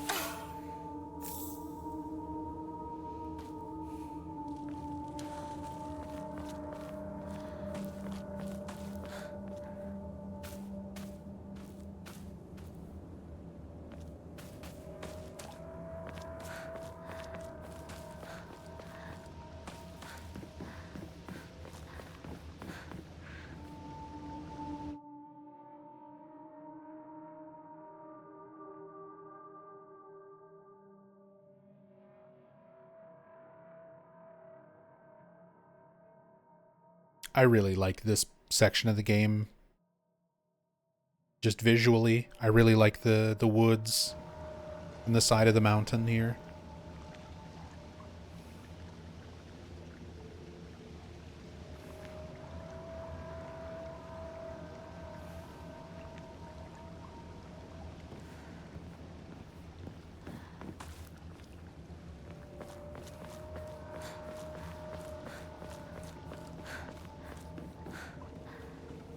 Another part of why I like the cam hack, even if we're not necessarily finding Easter eggs or out of bounds secrets or anything like that, just being able to use this as kind of like a photo mode, since this game doesn't have like a native photo mode built in.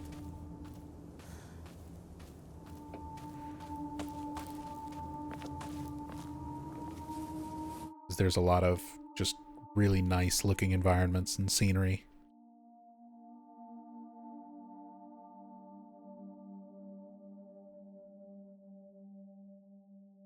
Like the storytelling with the enemies in this section, the dog-like male enemy stalks you until you find the shed with the dead enemies and the creepy note, and then he attacks. Yeah, the implication of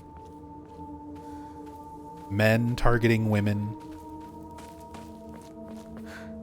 for implied violent and sexual crimes, all being told just through that one creepy note.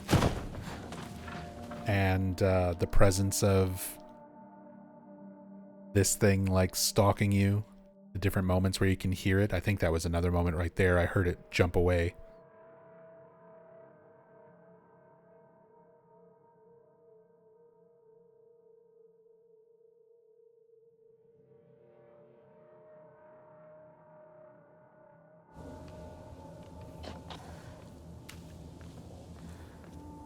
This was a New Game Plus only thing. The shed? Yeah.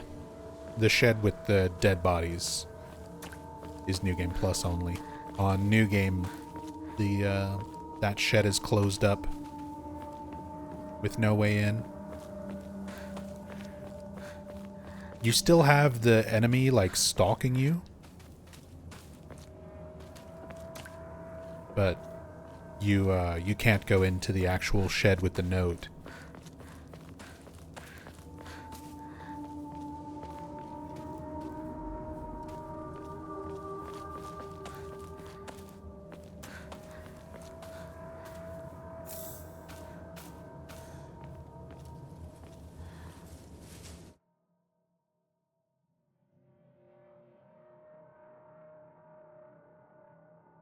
Now we're on the other side of this little broken bridge area.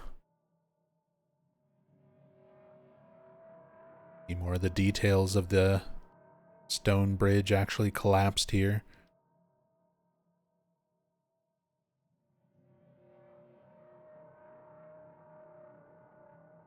Almost like a landslide, little miniature landslide with all the trees and stuff knocked down here too.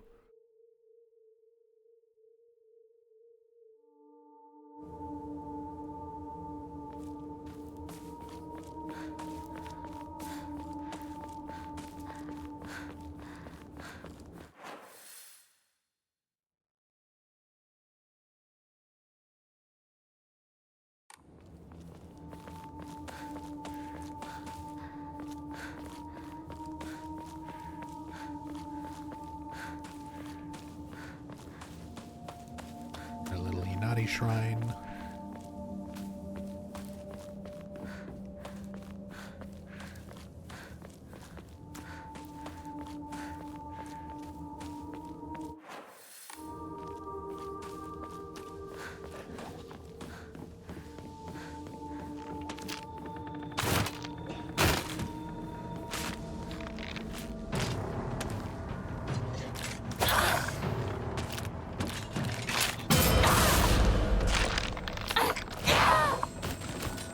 Damn. One shot.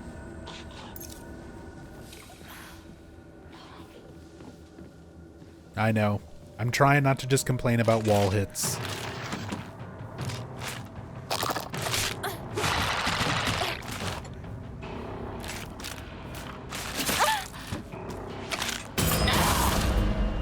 I've already spent my first 5 playthroughs complaining about him. You already know how I feel about it. That's not the purpose of a cam act.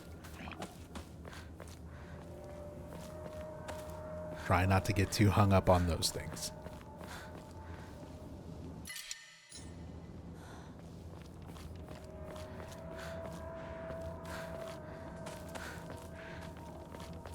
Yeah, I kind of regret not playing my first time on story mode. Just to get used to the mechanics.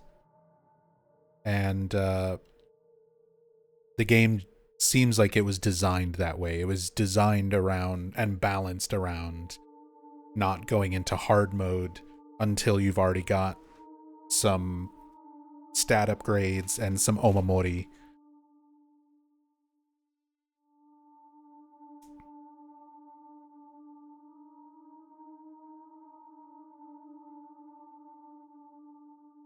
Do not enter is the red text on the right.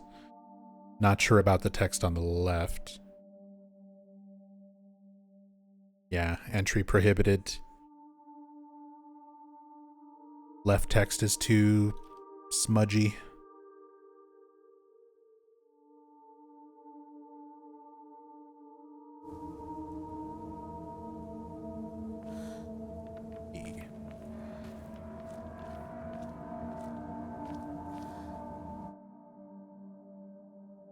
Hey, Fifi42.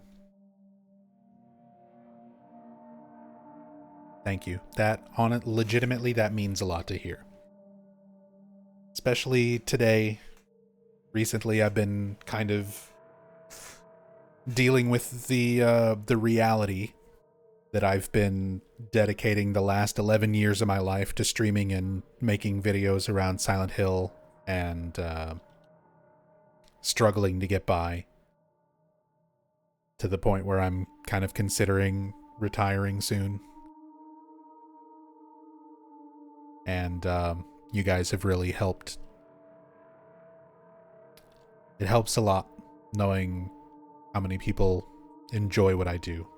If I'm your favorite Silent Hill streamer or YouTuber or anything like that. Seriously means a lot to me. So thank you.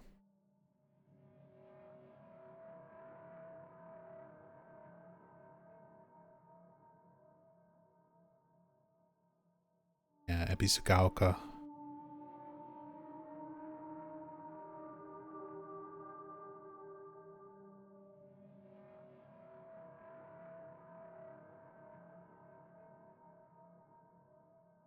Rest is too blurry.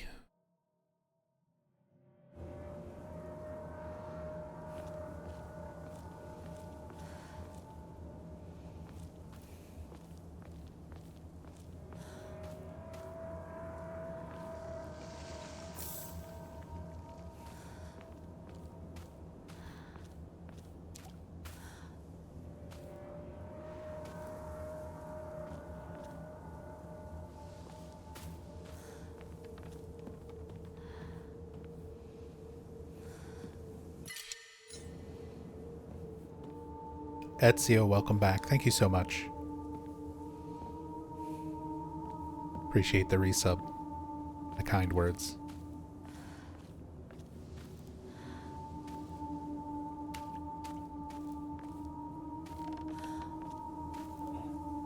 Hey, it's all good, Astora Souls. Like I said, it's difficult when struggling with the reality of it. Because, like, I try to do this for a living. And I've been trying to make this, like, this has been my primary source of income, streaming on Twitch and making videos on YouTube around the Silent Hill series. January, when we get to January, it'll officially be 11 years. So we're just a couple months away.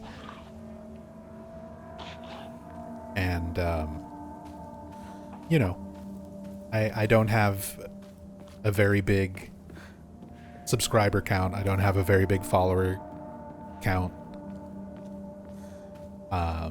In terms of income, I usually make around like $1,000 a month, if that. So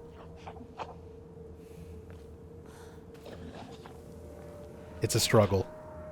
It's a struggle to keep going, to keep putting so much effort, more effort into this, more hours per week than you would put into like a full-time job between editing and research and streams and everything, just to barely be able to scrape by for, you know, not a lot to show. And it makes me feel very good to see people say that they enjoy what I do.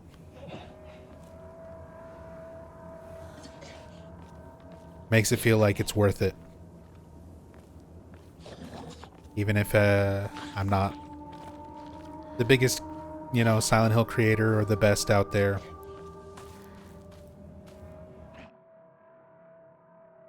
That people still appreciate what I do means a lot to me. But yeah, it is also, it's hard. It's hard to justify, like, how much longer can I keep doing this when, you know, I could be flipping burgers at McDonald's and it wouldn't be very fulfilling, but it would pay the bills a lot better.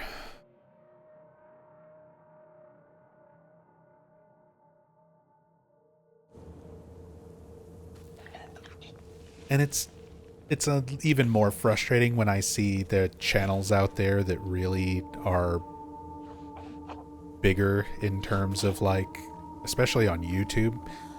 There's so many things where it's like AI clearly writes their scripts and does their thumbnails, and sometimes the narration is just straight up an AI voiceover, and it's like, it's so low effort. And the channels are like 100 times bigger than mine. I'm just like, what am I doing, man? What am I doing wrong?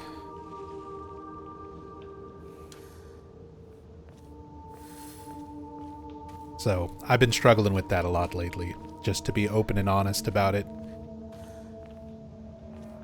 It's been dealing with some depression.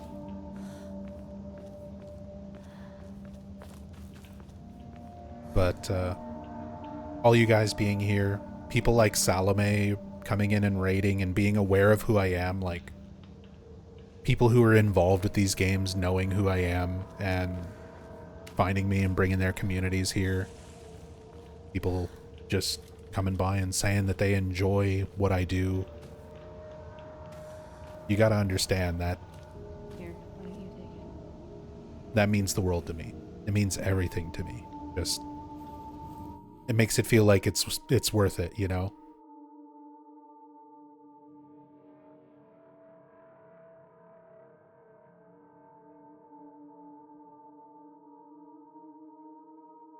Necromancer, thank you so much for gifting a sub to Doing It Right.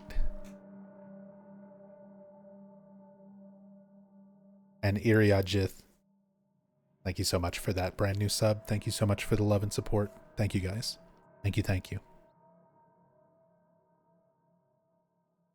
Another day Another day I can keep going, keep doing this. It's hard sometimes, especially after this past year. I've missed out on so much because of my health. I had months where I wasn't able to stream or work on anything. And it's been hard. It's been hard. I've accumulated a lot of medical debt. And I kept telling myself, like, oh, we've got all these new Silent Hill games, the channel's gonna blow up, like, things are gonna pop off, and I'll be fine. And that just hasn't been the case, you know? We've got our community, we've got our small niche community, and I appreciate everyone's love and support to, like, keep this going as much as we can. Because I'm gonna definitely keep going with this as much as I possibly can. But yeah, it gets hard. It gets hard to think about the reality of the situation sometimes. And it's hard not to just put that blame on myself. To just think, like, I should be doing more. I should be doing better. And I'm not.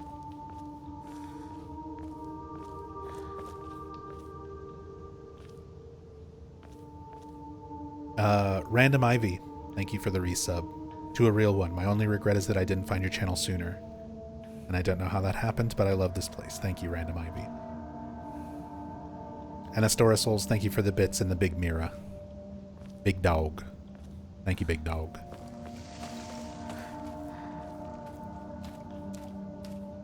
Time to harvest the face trees. I don't know if it's an intentional reference,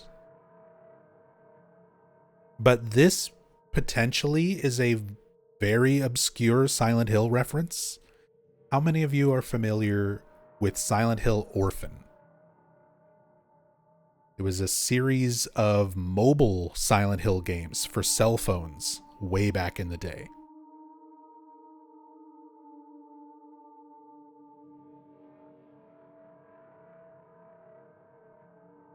Immediately, Oleander's like, what? Jado Kingo's like, no. Yeah. So Silent Hill Orphan. Let me see if I can find. Yeah, they're basically like point and click games for cell phones.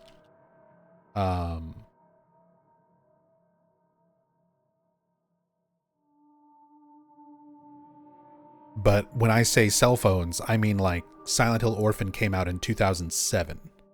We're talking like older, very basic cell phones.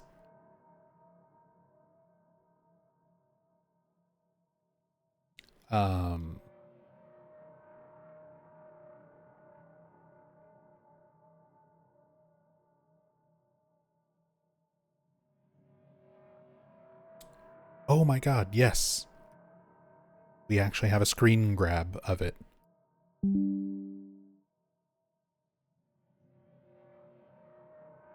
So here is a screenshot from Silent Hill Orphan, the Silent Hill cell phone point and click game.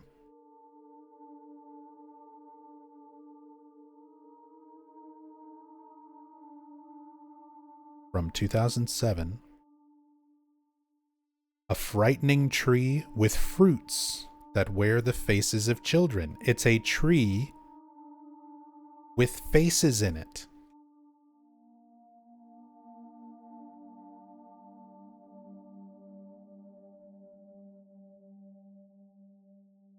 It's probably coincidental, but if it is like an intentional reference, what a deep cut.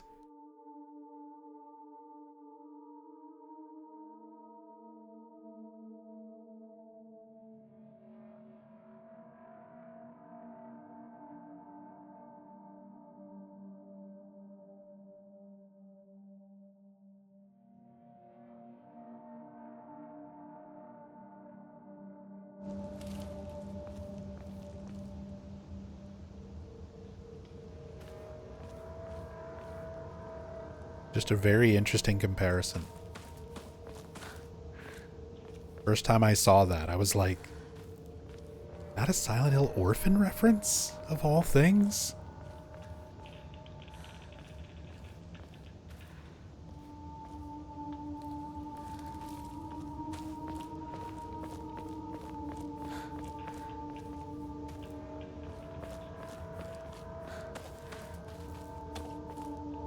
Like, come on. How many other Silent Hill content creators out there are gonna make that connection?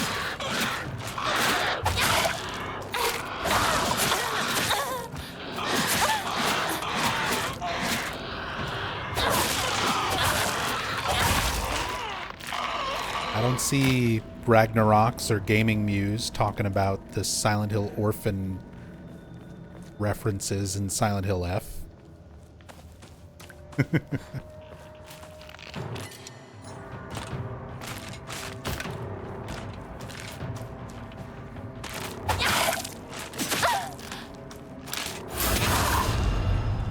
No hate on them, by the way. I love their stuff. But just in terms of channels that are bigger, more well-known than mine. At least on YouTube.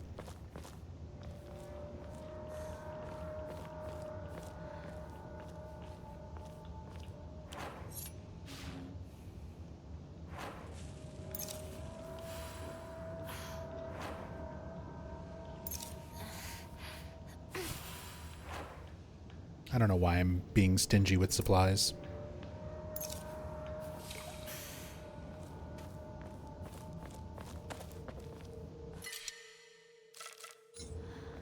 We still have more stuff than we could even carry. Nub could be Jinmenju tree in both cases. Jinmenju tree. I'm not familiar with that one as much. A type of yokai. Commonly depicted as a tree bearing flowers that resemble human heads. That's the more likely. Yeah, that's the more likely explanation.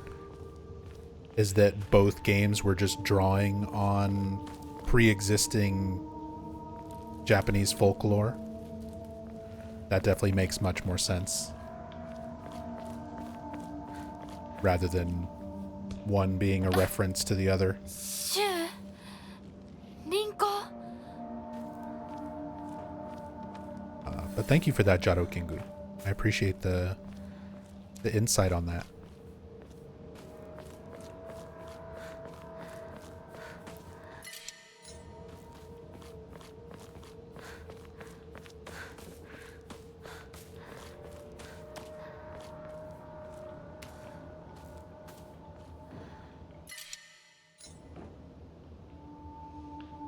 Can't stand the ones that do Silent Hill story explained with a 3-hour-long video, and it's just narrating the events of a normal playthrough. I'm always surprised when I see the videos that are like, you know, Silent Hill 3 explained, and it's like a 20-minute video or something, and I'm like, there's 0% chance that you cover the story in any meaningful way in like 20 minutes. Like, there's no way to summarize all of the important elements that quickly.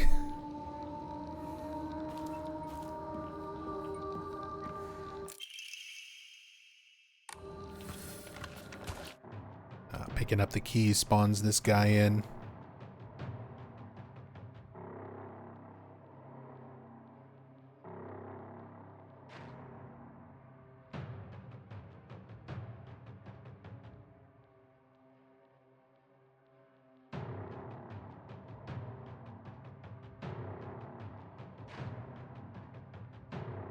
Oh, for sure. I on the opposite of that, you also don't need like 18 hours to explain Silent Hill games the way my like story playthroughs are.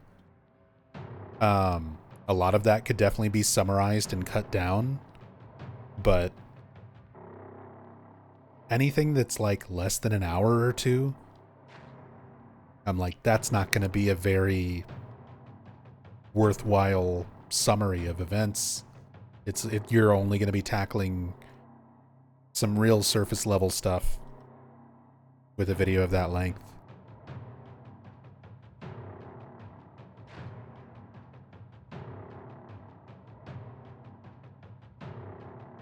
And yeah, a lot of times it is just kind of basic narration of someone just playing the game and talking about what's literally happening without any sort of insight or interpretation or citations for developers' intentions behind the meanings of things.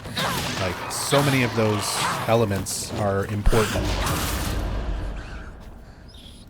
and usually not very commonly utilized in a lot of those videos. I even pulled up, there was another video on YouTube the other day where somebody was like, I'm comparing every version of every Silent Hill game ever released. And it's like just the console games, just the North American releases. I'm like, that's not even close to everything that's out there. That's not even remotely close to everything out there.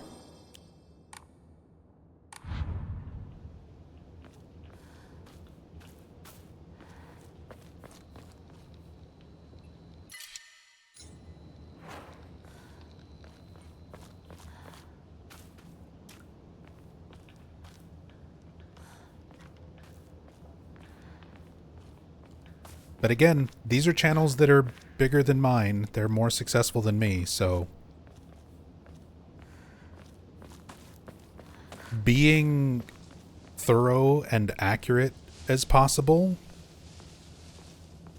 based on my experience, is not how you get big. You have to exploit the system. You have to have catchy thumbnails. You have to have videos that fit a certain length so that they work into YouTube's algorithm so that more people see it. If you don't sort of play by the rules of the platforms, your stuff just doesn't get seen. That's my experience. I spend a lot of time and a lot of effort and a lot of research to be as thorough and include as many sources, interpretations, explanations for everything in the series. But that just isn't what counts anymore.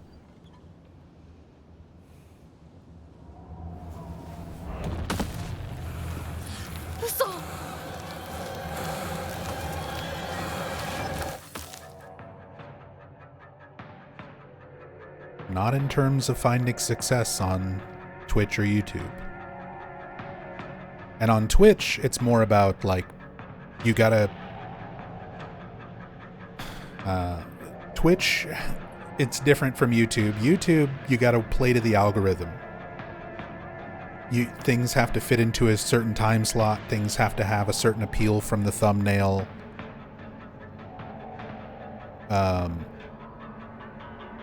You have to avoid talking about certain subjects, because if you're trying to talk about everything in Silent Hill 2 and you try to talk about the subject of Angela being raped, like, oh, I just used the R word, suddenly my video is not being shown to 90% of YouTube. You know, you have to play by those rules. Even though these are mature games made for adult audiences, I'm an adult telling other adults about it. Like, there shouldn't be restrictions on that.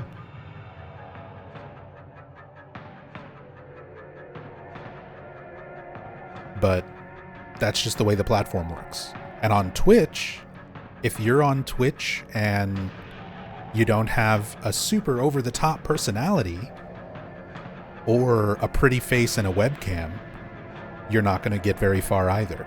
It's very difficult. So I don't really play the game on Twitch. I don't really play the game on YouTube. I just try to be myself and be thorough. And I said, effort only gets you so far in these environments, unfortunately.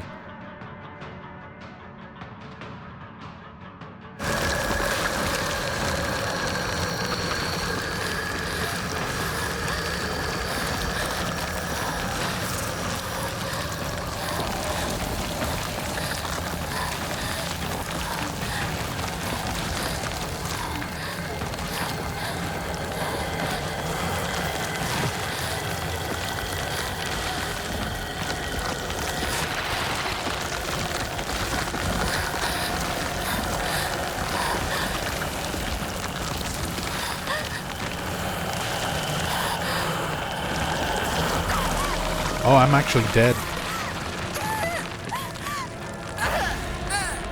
I didn't manage my stamina.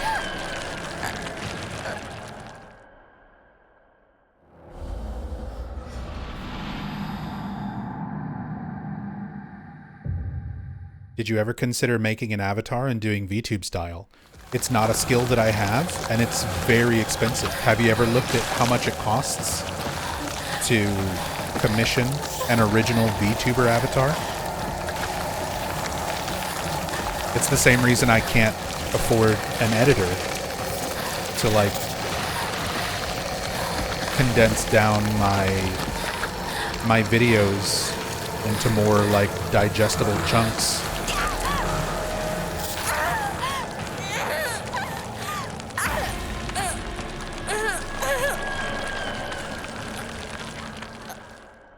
So, I mean, it's something that I've considered, but it's just not...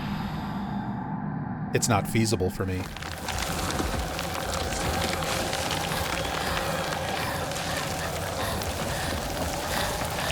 Like, if I was successful enough to afford those things, then I wouldn't need them in the first place.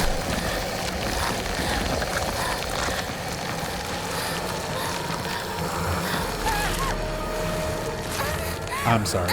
My mind is elsewhere. I keep going the wrong way.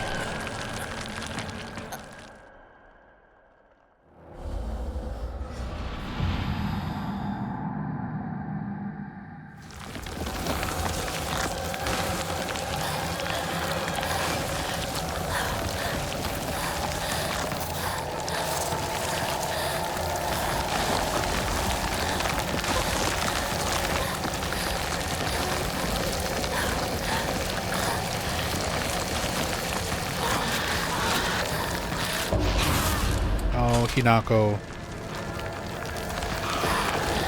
Now is not the time.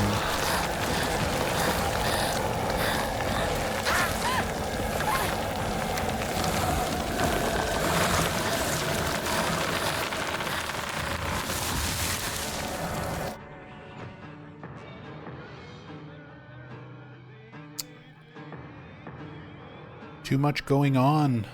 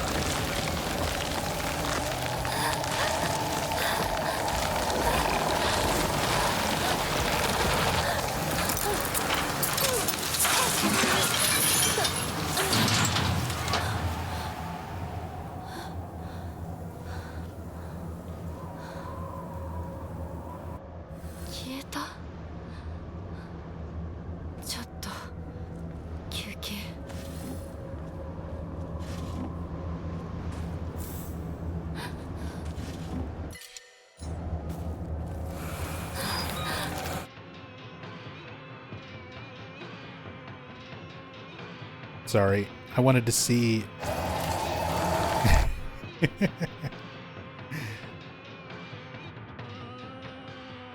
The fog monster has to open the gate.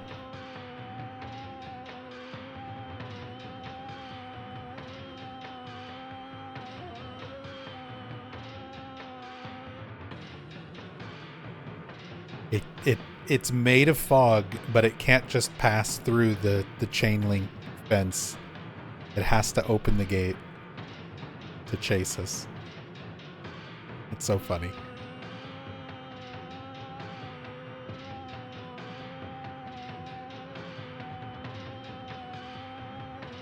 Why do her hands look like hooves?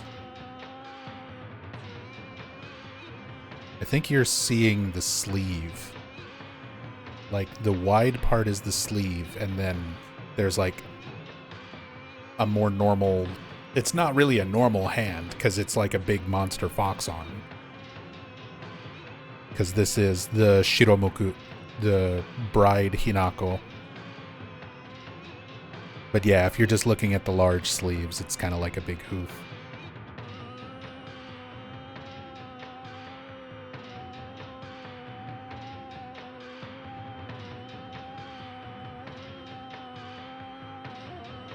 Oh yeah, a little better look at the first aid kits. I don't think we actually looked at these in more detail.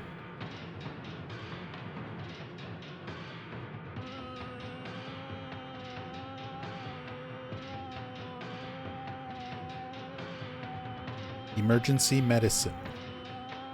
Excellent medical products.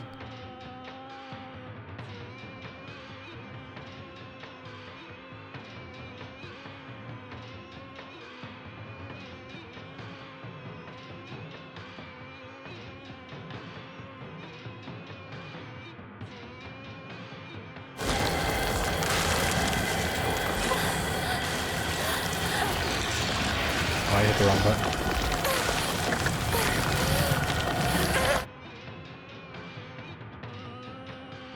She just very slow during this part.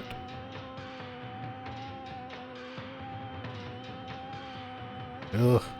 Good shot there of the Araabare. With the organ entrails like hanging out of its mouth. It's supposed to be its tongue.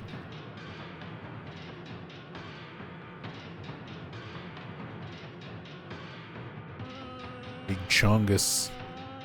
His normal human feet down here.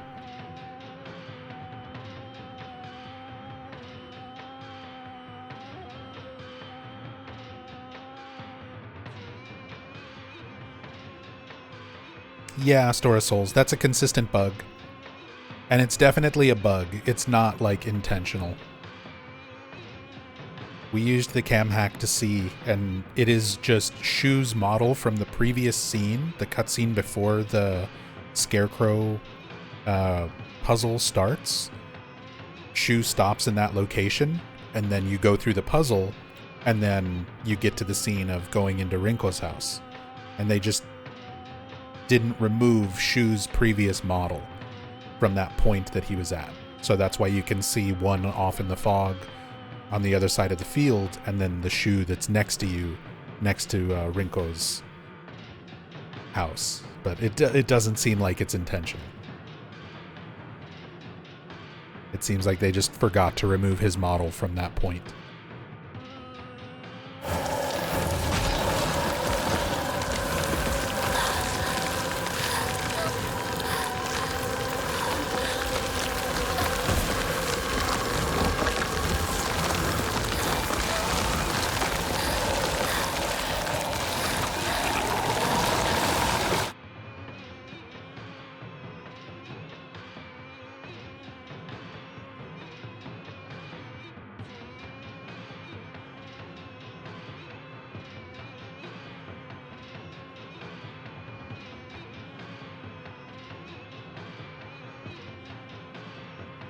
See, this pathway would have been much shorter.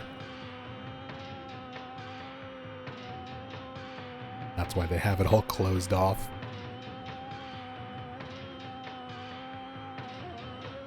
Oh, you can actually kind of see a little bit more of the Shiromuku here.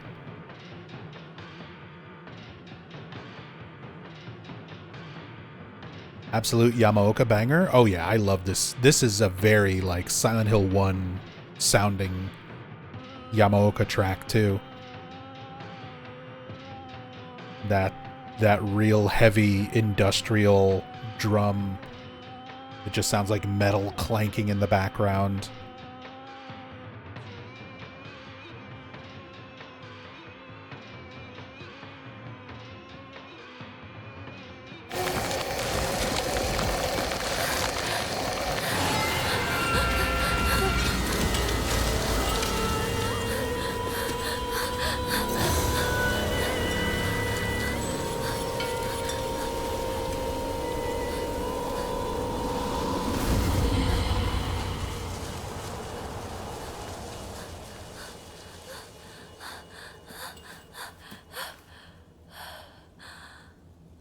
But then we're fine once we make it to... I guess this is sort of like the sacred ground for the 1,000-year-old cedar.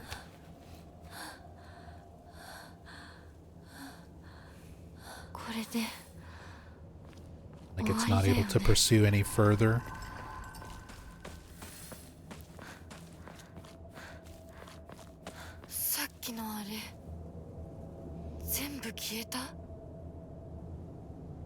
That stuff from before. And everything here just kind of goes away.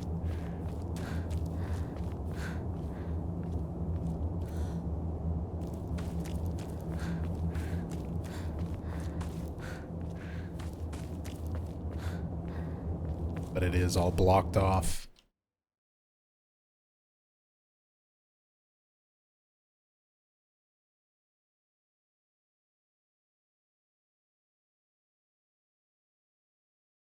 So this is where we went through the gate.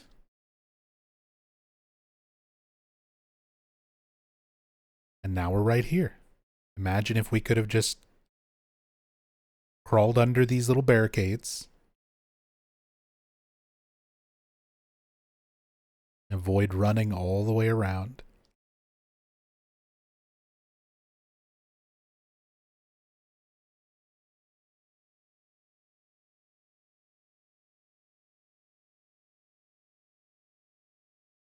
I just wanted to look at this kind of area a little bit more before we move past it, now that it's all blocked off.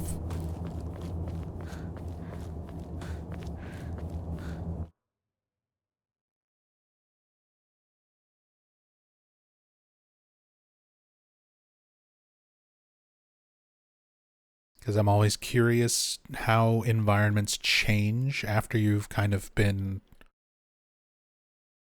railroaded away from them. They don't expect the player to be able to go back.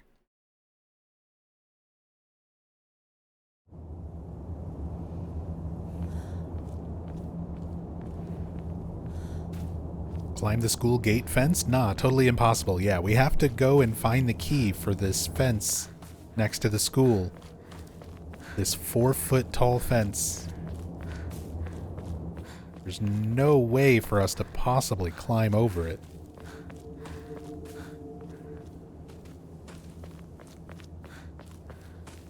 Hey, the video game has to happen, you know? Anytime we try to bring up logic like that, I always hear DJ Bobby Ricks from Silent Hill Downpour in my brain saying, there's rules you gotta follow. You know what I mean?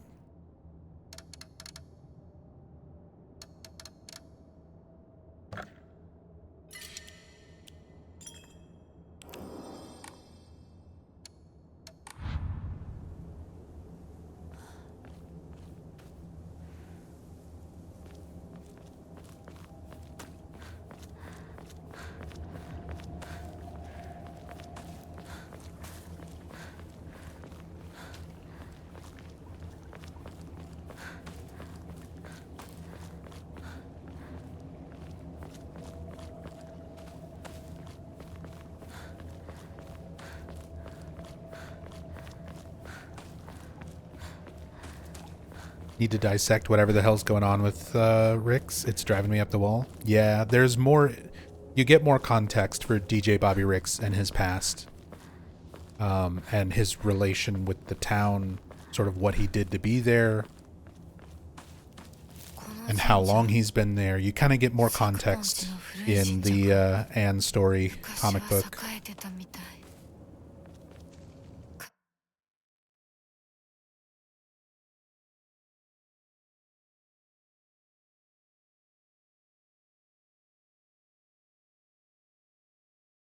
Which I'm not even a fan of Downpour, but the Anne story comic is actually pretty good. I like the comic more than the game.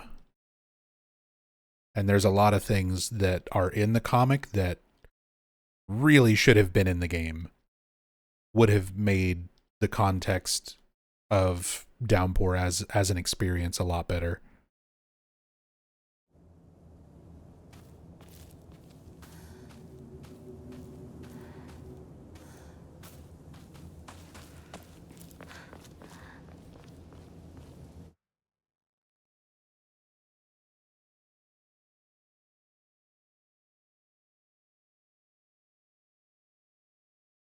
Often joke to my friends about Ito not being involved with Silent Hill F because Konami knows he plans to kill off Pyramid Head on the next new Silent Hill entry he can. I mean, he said he's openly stated on Twitter that's what he wants to do. It's like, if I was ever given the choice, I would just kill off Pyramid Head in a new Silent Hill game. Just to definitively be done with that creature. Because Ito really hates that Pyramid Head kind of became the face of the series. He's frustrated that it lost a lot of its intended meaning just by becoming popular and overused for things other than James, for characters other than James and settings other than Silent Hill 2.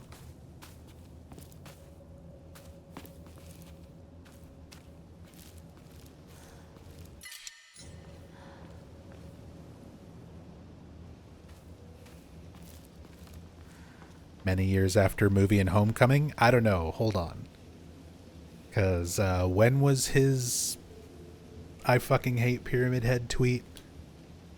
Because that was not that long ago. That was a few years ago.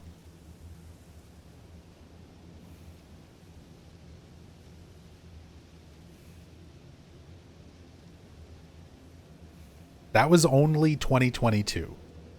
That was February 2022. It wasn't that long ago. Masahiro Ito tweeted out, "I wish I hadn't designed fucking Pyramid Head."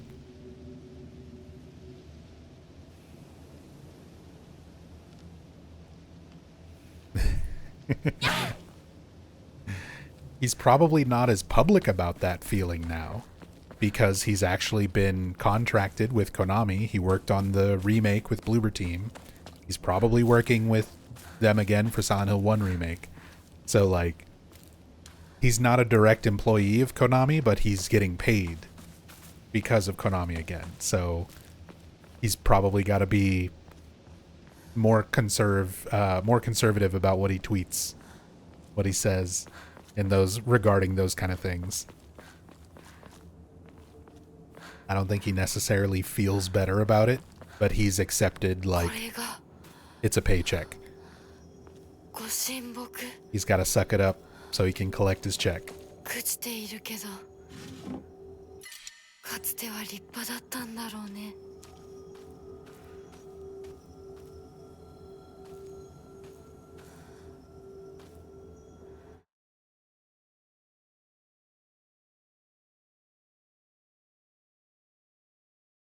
get a nice big look at the 1,000-year-old cedar.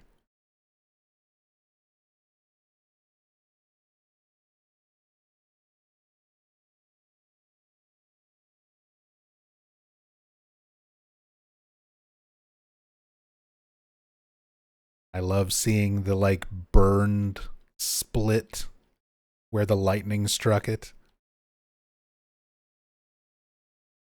Although Hinako describes people not coming here anymore after the fire, presumably the fire of this being struck and burning, which would have been the start of Inari's worship, people worshipping the Oinari-sama. sort of casting off like the old beliefs. You'd think there'd be more evidence of fire damage.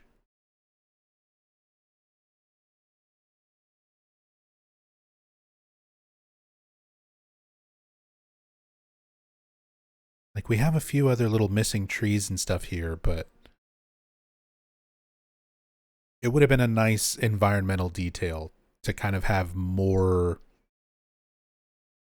evidence of this, like, real serious fire.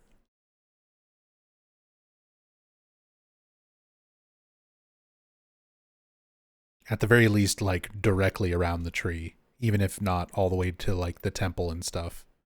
Or the shrine.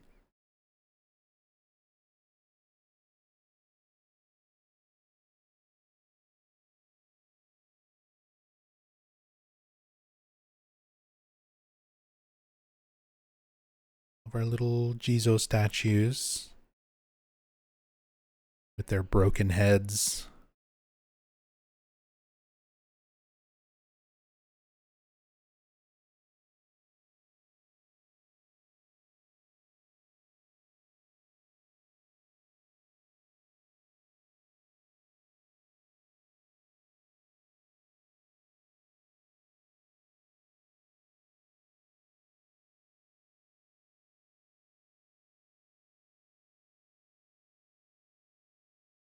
Alright, here we go. Here's the POV shot. POV. You are the bolt of lightning that destroyed the 1,000-year-old cedar.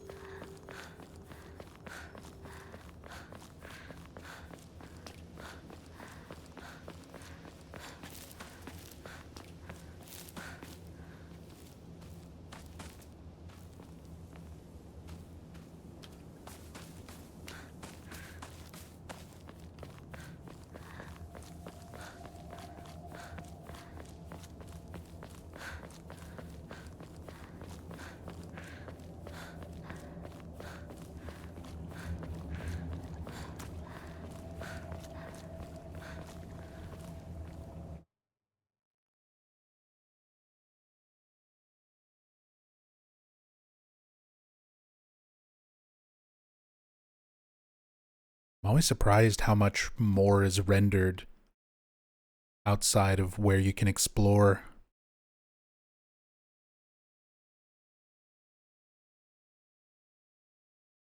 Here's Shu's house. Before we get to it, before everything is rendered around here, you can see the white Claudia blossoms in the lake.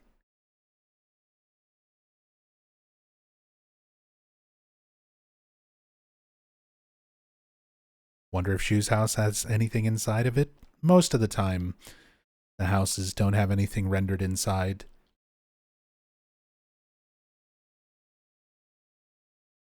You can see some of the notes. Key. All these things are still there. All the capsules.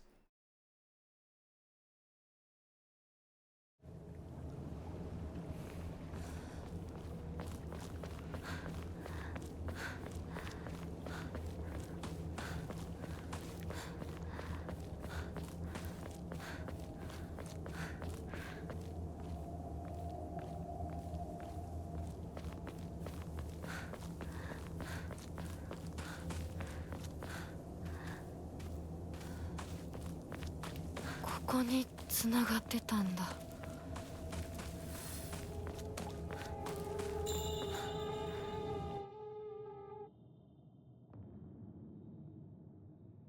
Get that little sound of the bell.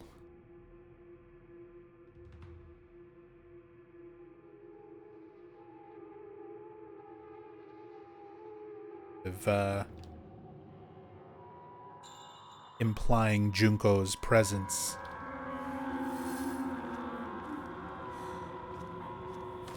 Because we are going to have a little scene, a little sequence here with Junko. シュウ相棒私だ But one of those little audio things. Hinako gave Junko the charm with the bell on it. You can usually hear that particular chime, sound of that bell, whenever you're about to get a scene with Junko.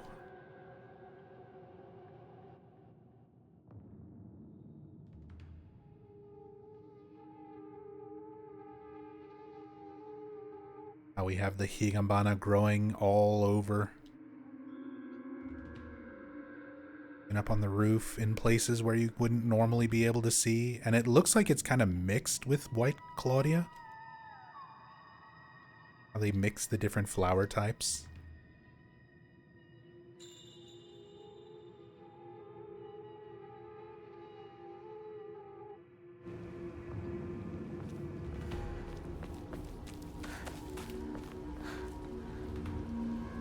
And we get that creepy audio tone.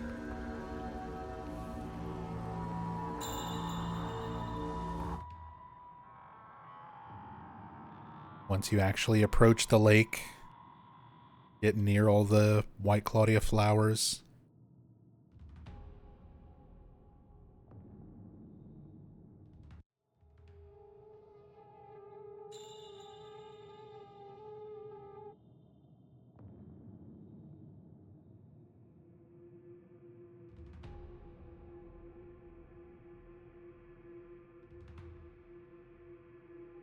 White Claudia is the real tie between F and other Silent Hills?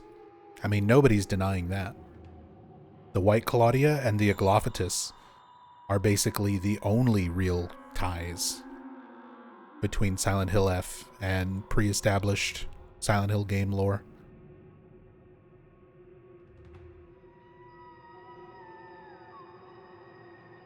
It's essentially just these two things, just the White Claudia and just the Aglophilus.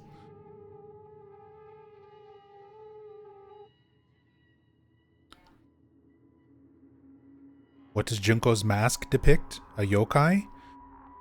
For sure, a yokai. When I first saw it, I just assumed, like a lot of people, that it was an owl because of the beak and the head shape. But looking at it more closely, it looks like either a kappa or a tengu.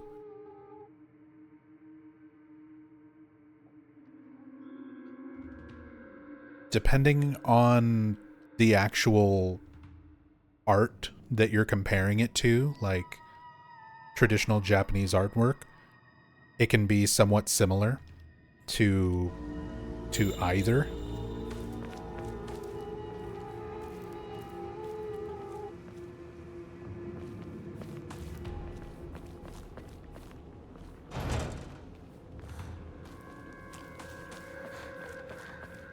Yeah, Karasu Tengu makes sense. Kappa wouldn't be out of the question either. Something just kind of similar, another Japanese sort of spiritual folklorish creature similar to a kitsune.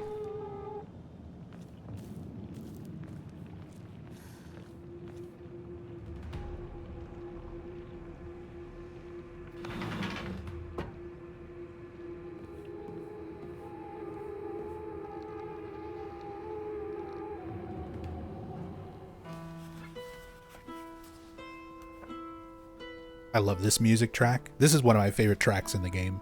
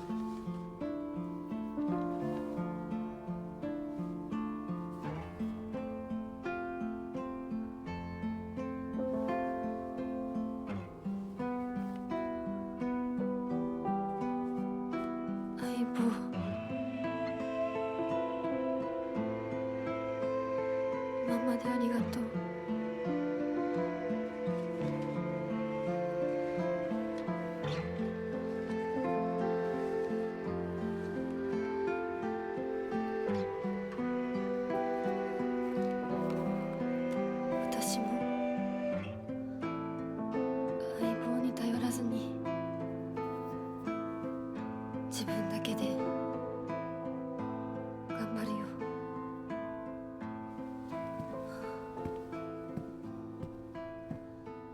And again, the context of Hinako saying that stuff, like the context of her getting married and having to sort of say goodbye to Shu, and you can see how much that like hurts her to do.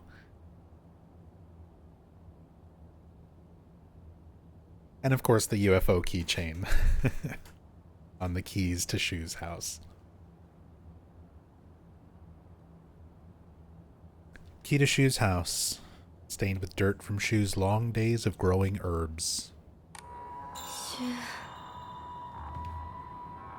And then after this, all the red pills are gone. とりあえず家の中で2人を待つか。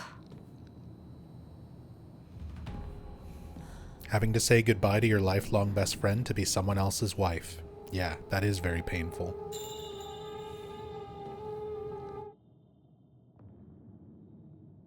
And I feel like so much of that is so well expressed from Hinako.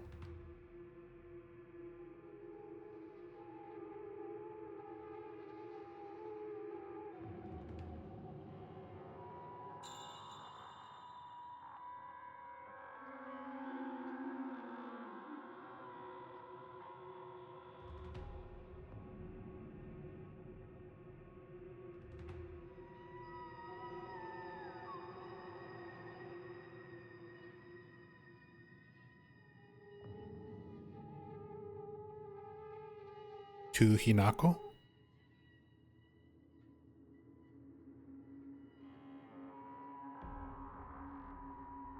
To my partner. To Aibo.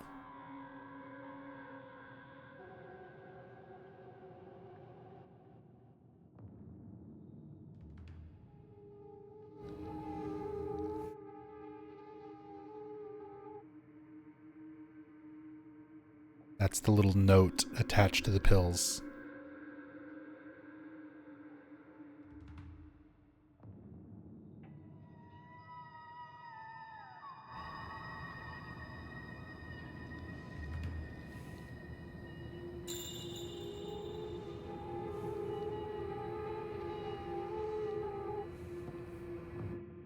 But of course I love all the details here. The mortar and pestle with white Claudia flowers. The blossoms being kept in the jars. Showing how Shu was responsible for processing it. Including it into the drugs he was giving Hinako.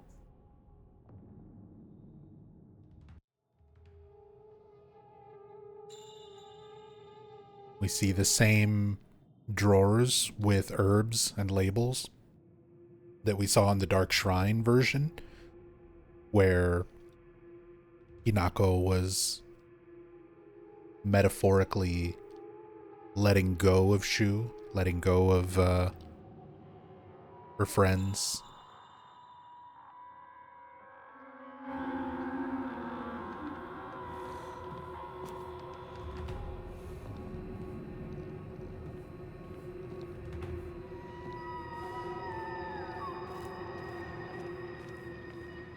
Nub-kun's Japanese is Jozu.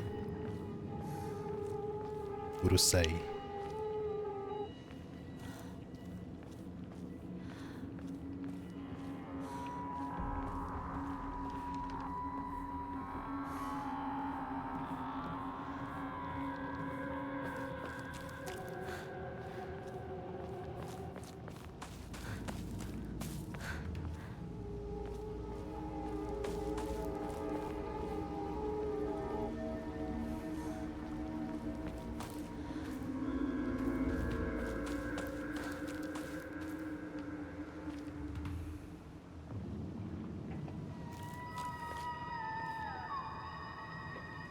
And I love the ambient audio for this whole area.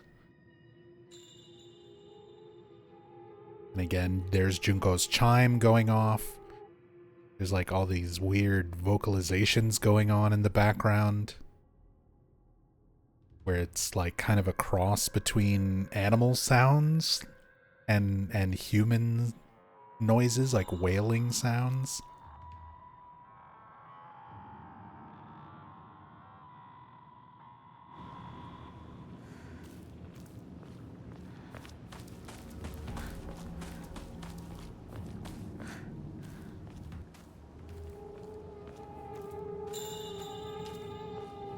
Chimes getting louder.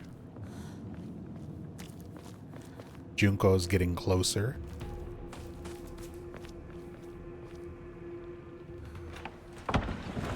I love the silhouette with the bunny ears on this cutscene. When you have this costume equipped. シュウリンコ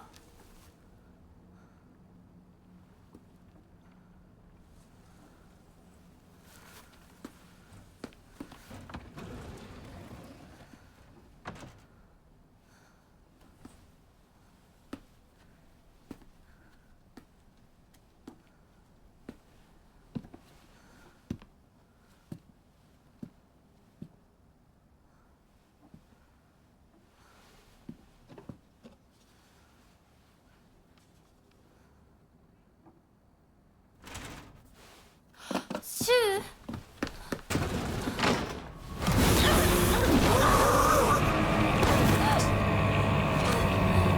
That's such a comedy. That angle. Just the flat side shot of Hinako getting grabbed and pulled out the door. It's like such a comedy shot.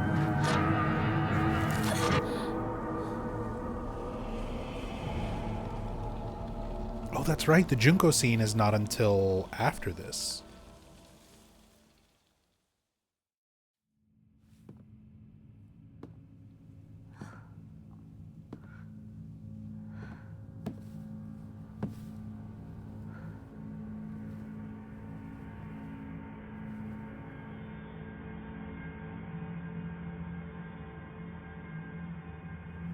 I gotta do another New Game playthrough of this game. I'm so familiar now with the New Game Plus variation of the cutscenes, but I've only seen the New Game variation once. Because Fox Mask is with you while you're doing this, はい while you're walking here. But I've gotten so used to just seeing this variation of it now. 姿が見えなくとも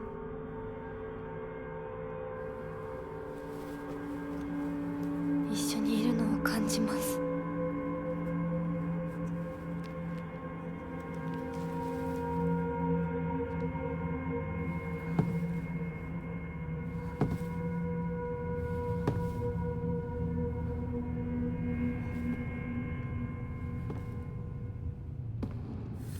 私頑張ります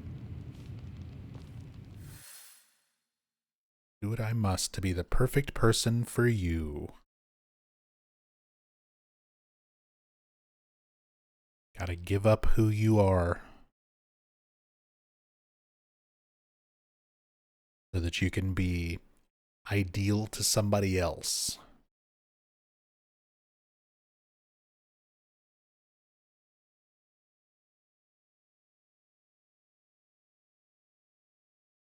Yeah, the doll is not trying to help. The doll represents another one of the gods that is essentially at war with Inari-sama. It's not trying to help.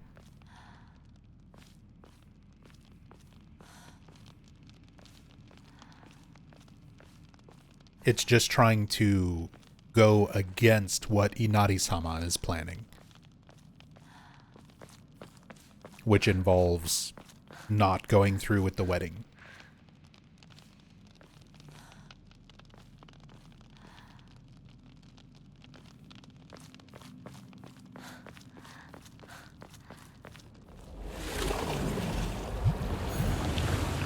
Like when Junko reacted to the doll. 迷っていたんだ I love the different ways that we see Junko interact with the doll 道に迷いはない in that one scene. Based on which ending you're getting. Because there's the ending where she acknowledges it and she's like, "What are you?" And then it does that hard cut to the doll, yeah, like being on her shoulder. But then there's also the one where Junko sort of gets like... In the new game ending, Junko starts fighting with Hinako. And she just sort of like gets frozen in time. She starts trying to stop Hinako, like, stop taking those pills, they're not good for you. And then she sort of gets thrown to the side by Hinako, and then she just like gets stopped. You see her character model just freeze and then vanish.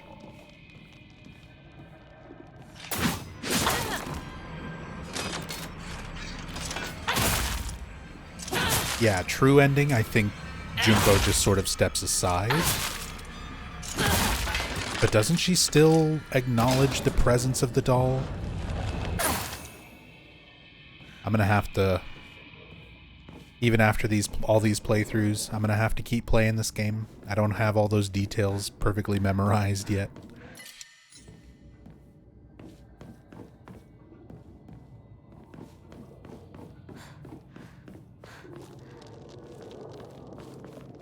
And some of the changes between playthroughs are very subtle. So it's harder to keep track of what change happened on what playthrough for which ending, you know?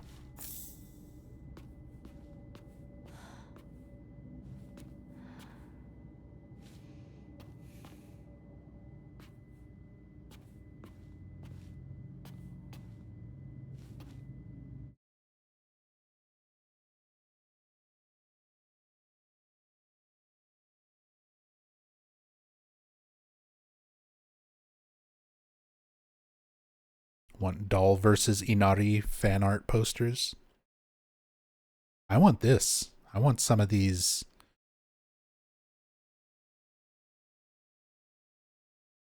Some of these Fox paintings. The sort of calligraphy style Fox paintings. A lot of the artwork and stuff in this game is so beautiful. I would not mind having a lot of this, a lot of reproductions of it.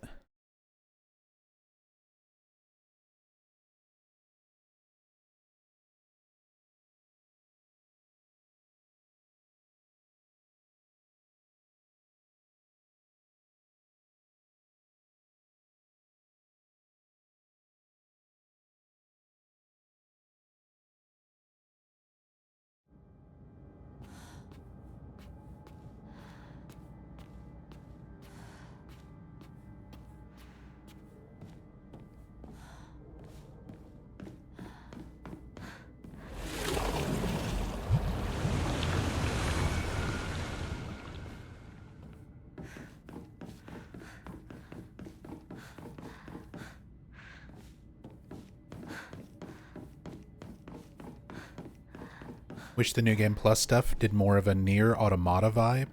I still need to play that game. New enemies came in, etc. Yeah. After 5 runs, got a bit burned out in the last few chapters being so enemy intense. Oh, I definitely agree. I definitely agree.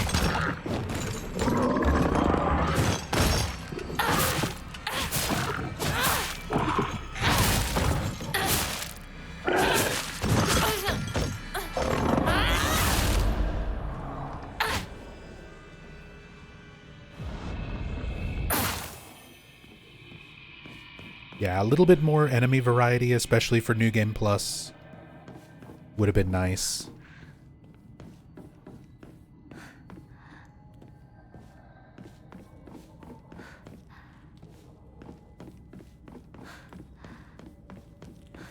Yeah, I've heard a lot of good things about Nier Automata.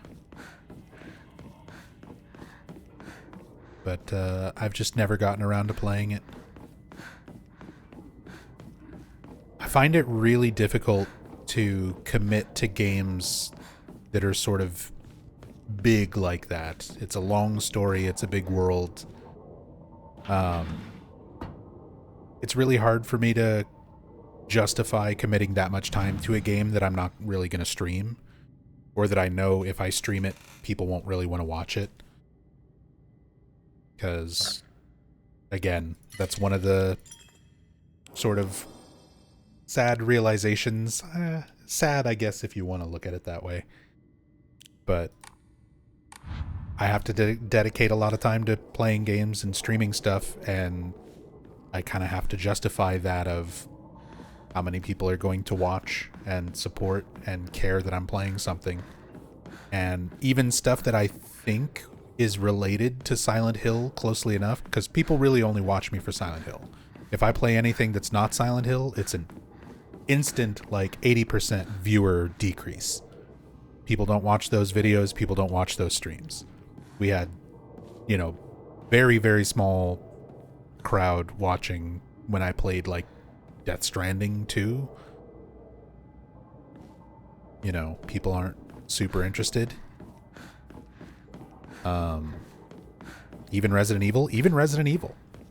I've done Resident Evil playthroughs and stuff years ago, and like anytime I play something that is not Silent Hill, people just don't care. That's what people watch me for. The majority of the audience watches me for. Like Chronos. I thought a lot of people would be super into watching me play Chronos. Even Chronos had very little viewership. Barely anybody watches it on YouTube. Not very many people were here for the streams. And it's like, it's still psychological survival horror from Bloober Team. It's about as close to being Silent Hill related without directly being Silent Hill as you can get. And people just weren't interested. I'm kind of pigeonholed into having to commit most of my time to the Silent Hill games. Not that I mind. It's my favorite fucking video game series, so if I'm gonna be stuck playing any series, it might as well be my favorite, but yeah. If this game wasn't called Silent Hill F, you'd have like 10 viewers right now, and even compared to other Silent Hill games, this game has been getting way less viewership compared to the other Silent Hill games that I've played in the past.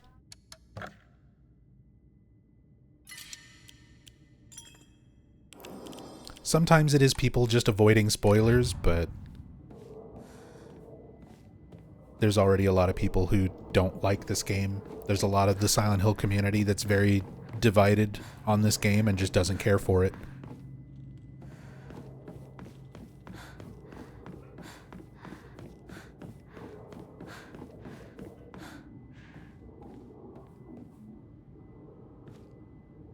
Curious what'll happen to Salome. If that'll happen to Salome, once she covers all the Silent Hill games and branches out to other games. I think people would be more willing to watch Salome play other stuff. She's playing the game correctly. The Twitch game. She's got a webcam. She's got a nice face. She's got a wonderful personality. People are going to watch her play anything. I don't use a webcam. I've got a very dry personality, sense of humor. The only saving grace is that I have a lot of Silent Hill knowledge. So if I'm playing anything that's outside of that wheelhouse, people just don't care. Don't care what I have to say or do when it comes to those games. Anything outside of the series. My voice is the only reason I think I have any viewership. Even if I was as knowledgeable as I am, if it wasn't for my voice, I wouldn't have any following at all, I think.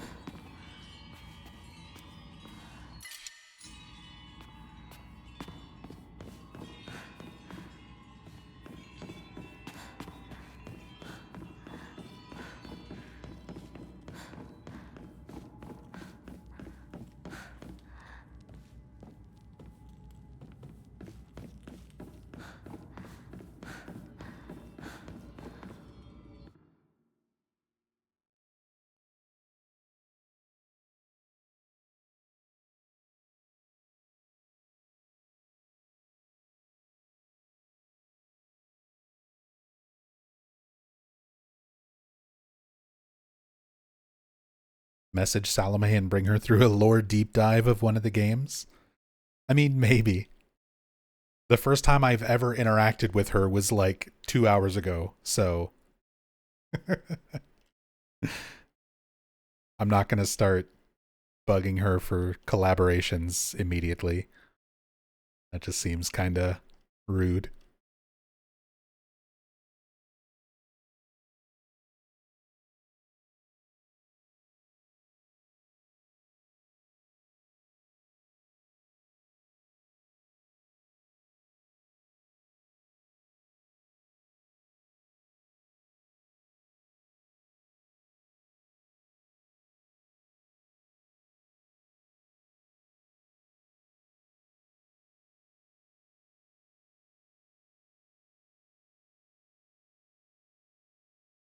Sorry, there are actually some interesting things. Although I'm noticing we've got new statues. Or, excuse me, repeated statues. We're starting to see a lot of the same Inari statues reused for these segments. But these are still really interesting environments. This part of the Dark Shrine, I like it. Another little thing about this game, I wish there would have been a little bit more variation in the Dark Shrine.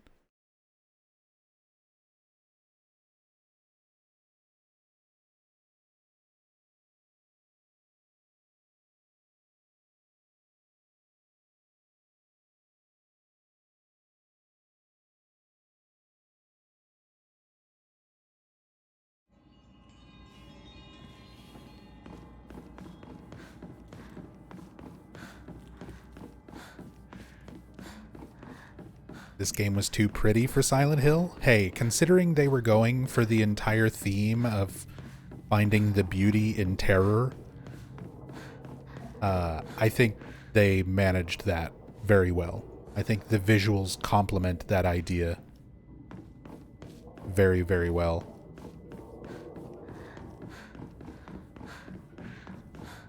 Finding the horrific side of things that are typically perceived as beautiful.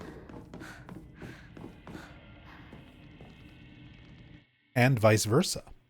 Finding beauty in things that are typically considered horrifying.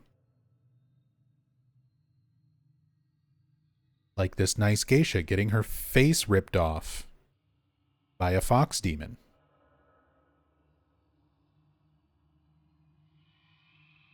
This is a beautiful piece of artwork. But it's also horrifying.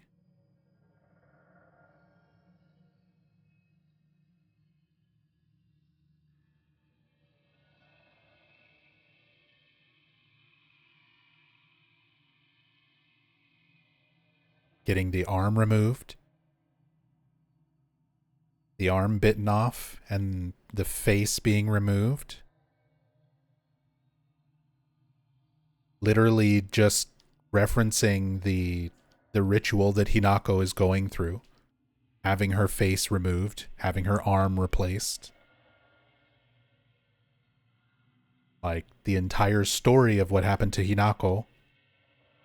And the idea that this is such a traditional, like classic Japanese style artwork, giving the implication that Hinako's not the first person. She's not the first one to go through this ritual, to be manipulated by the Inari, by the foxes, to become a bride. The implication of this has been happening for a long time through history.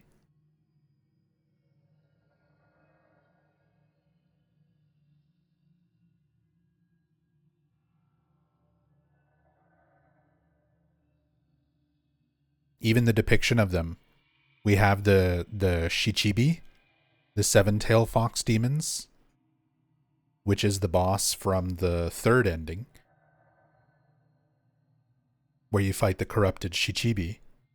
But then you also have the humanoid fox demon removing the face, wearing, well, it doesn't look so much like a mask, but sort of representing Kotoyuki, the idea of the fox demons in a human form rather than just an actual fox form.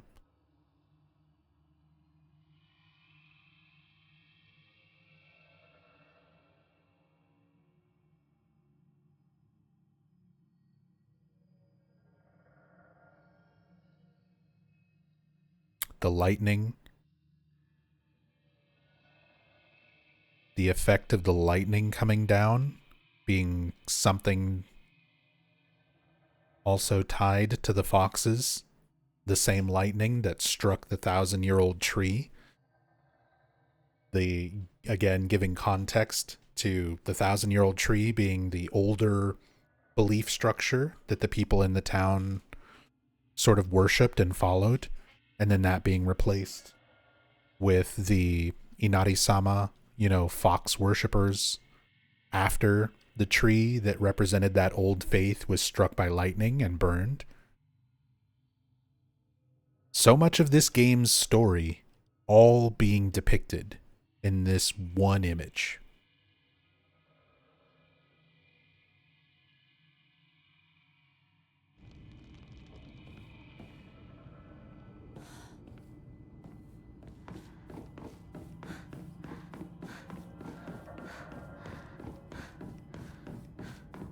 Jado Kingu Silent Hill F smelling candle on Etsy. I have one of those Silent Hill scented candles. That's what I used to melt my copy of Silent Hill Book of Memories after I finished all 500 zones of it.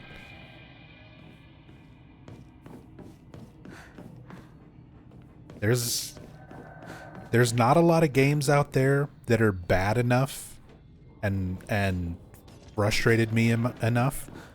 You melted Book of Memories? I melted my copy of Book of Memories. There's not a lot of games out there that are bad enough where I would consider destroying them. I literally melted my copy of Book of Memories after playing all 500 zones.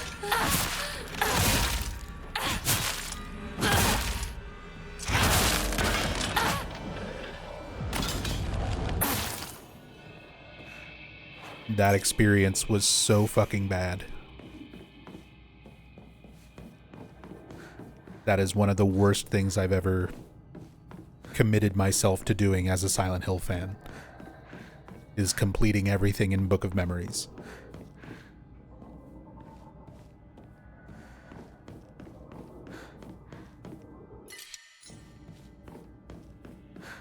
And once I was done with it, I was like, never again.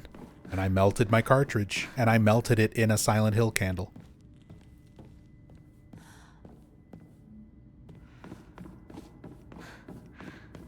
You can watch that happen, by the way.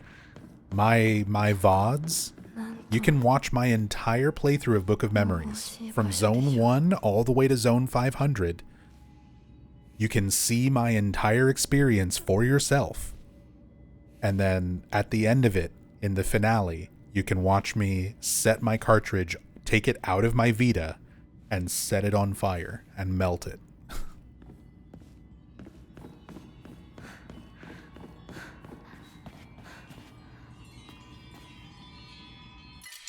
Yeah, Rachel helped get through a lot of that. She co-opted the game with me. And it helps you get through zones faster, slightly. Assuming you don't both keep dying or have to reset because of an unbeatable challenge orb, which does happen.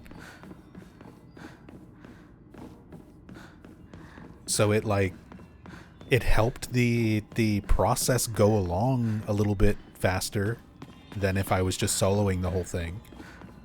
But it didn't make it good. It didn't make it a fun experience.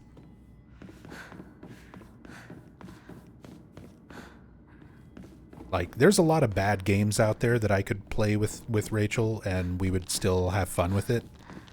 Book of Memories is just miserable, no matter what.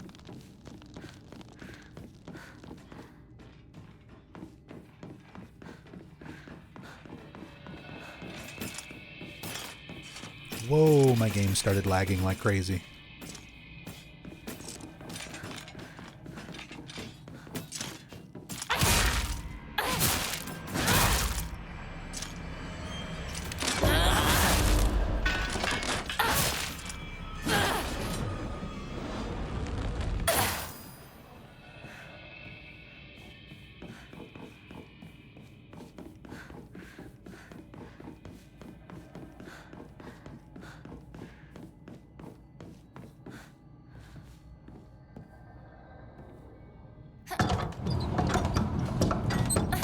Yeah, I lit Book of Memories on fire, and I treated it like a cleansing ritual so that everything that came out after Book of Memories would be better. This was before the Silent Hill transmission. This was before we knew that there was going to really be new Silent Hill games, you know? But I was like, if we ever get more Silent Hill, I'm setting this on fire. I'm treating it as a ritual that everything going forward will be better than Book of Memories. And then the next thing we got was Silent Hill Ascension, which is arguably worse.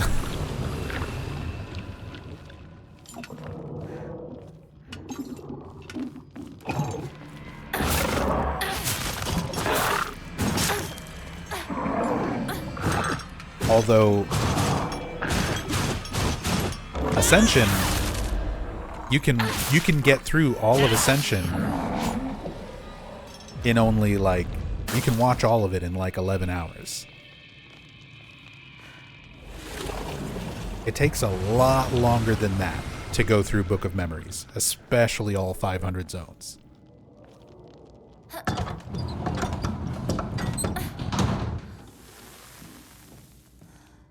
And at least with Ascension, you can just watch it. You don't have to play it. You don't have to interact with it. Book of Memories, you have to actually play.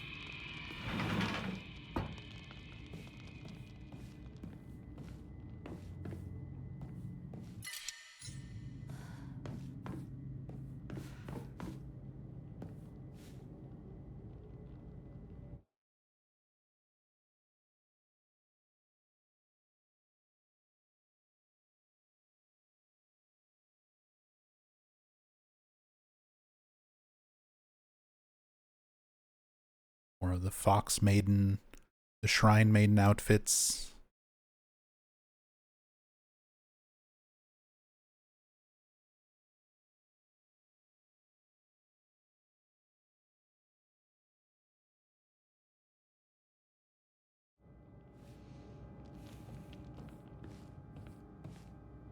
As someone who will never watch Ascension ever, could you give a TLDR of the whole plot?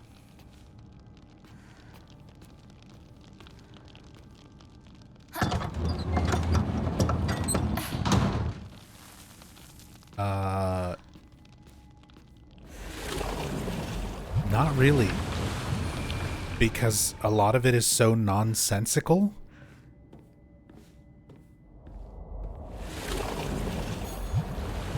That it's difficult to even summarize.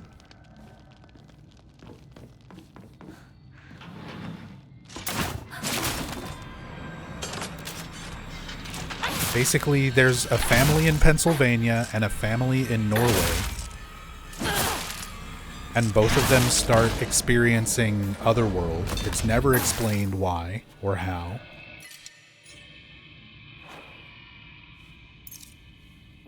It never ties in to Silent Hill. It never goes to Silent Hill town. Nobody is from there. Nobody ever, like,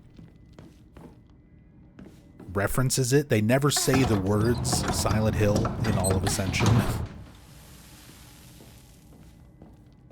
The way this game at least has, like, White Claudia and Aglofatus and, like, Silent Hill aspects to it, Ascension didn't really even have that.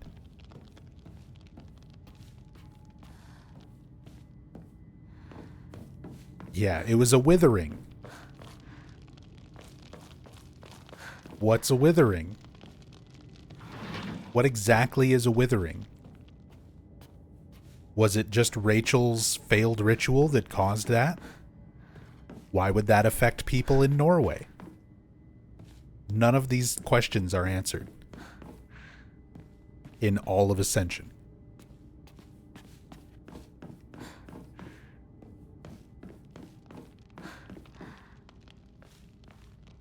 Like, it's difficult to sum up. Norway, yes. Ascension takes place between two main locations. One of them is in Pennsylvania, one of them is in Norway.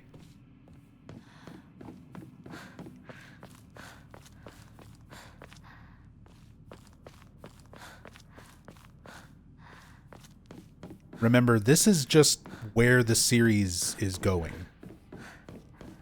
Taking the concept of monsters in Otherworld and Silent Hill boiled down to, like, very basic elements and setting it wherever. Like, that's the direction that the current new entries are all following. Short Message was in Germany. Ascension was in Norway. This game's in Japan.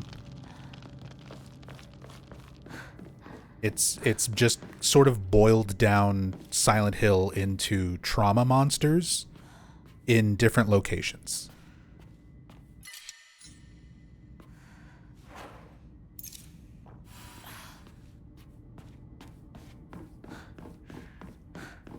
Without any real meaningful connections to, like, pre-established lore.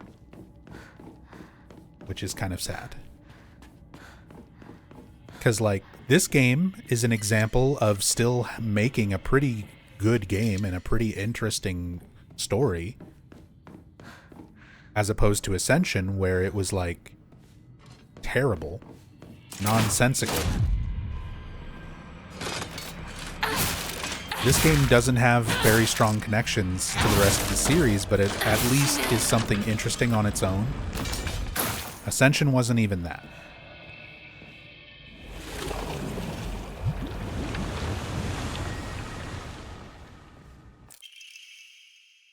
I found the Emma! It was right here the whole time? I could have sworn I've come in here.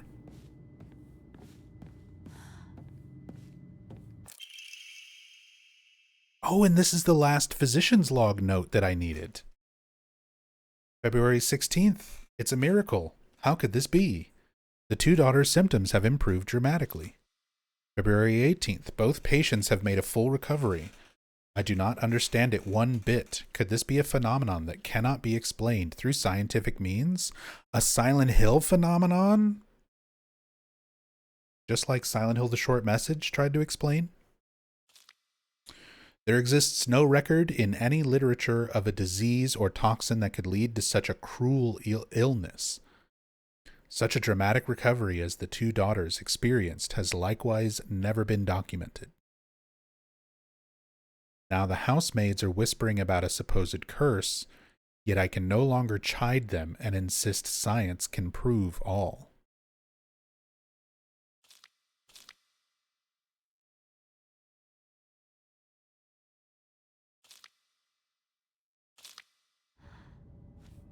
Interesting. Hold on.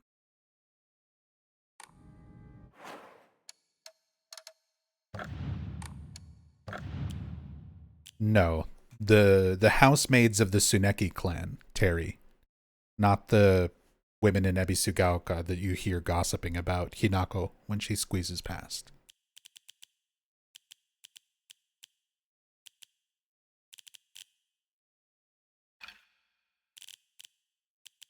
The gossipers are not significant characters. They're just random townspeople.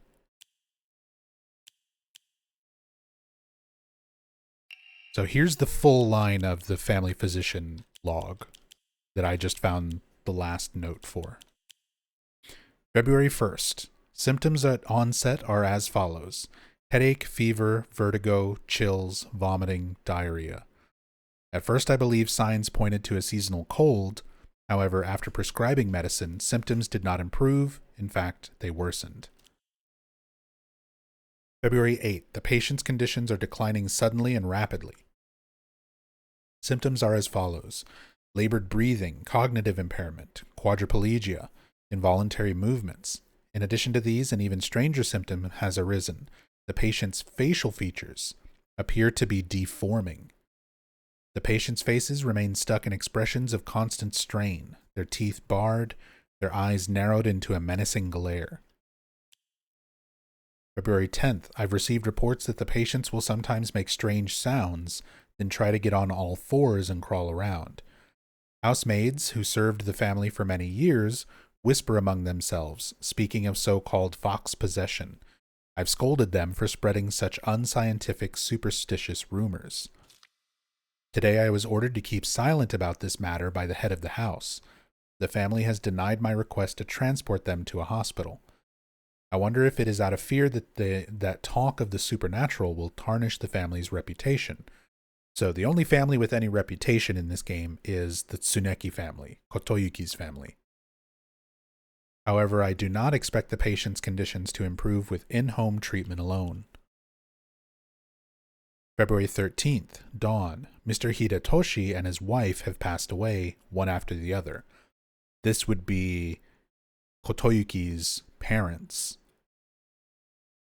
At the time of death, the skin all over their bodies was covered in sores and had begun sloughing off. The smell was indescribably awful. I could not bear to take a closer look. The head of the house did not give permission to perform autopsies on the bodies. There will be no funeral, and they will be sent to be cremated immediately. February 14th, midnight. The eldest son has passed away, Kotoyuki's older brother. Again, there will be no funeral, and the body will be sent away for cremation. The eldest and second-born daughters are also experiencing symptoms that are worsening by the hour. I believe they will be in critical condition by tomorrow at the latest. February 16th, and then this is the one that I just found. It's a miracle. The two daughters' symptoms have improved dramatically, so these would be sisters of Kotoyuki. Both patients made a full recovery. So the reason they made a recovery is because Inari-sama wound up possessing Kotoyuki.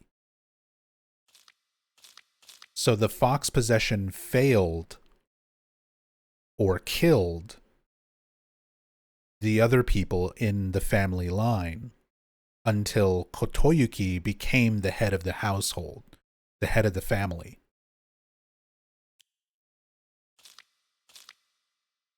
And then once it possessed Kotoyuki, it released its grip on his sisters. Almost like a Hereditary, for anyone who's ever seen Hereditary.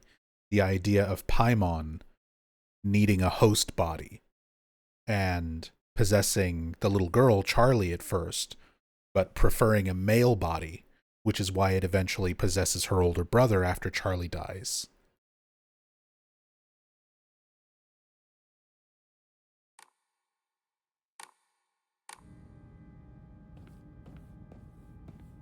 Interesting.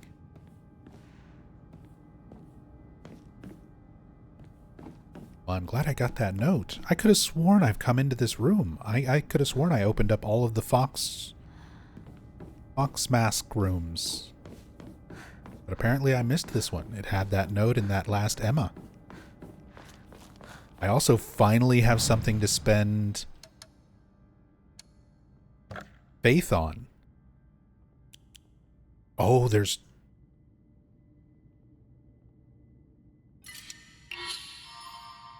I thought that was the last Emma.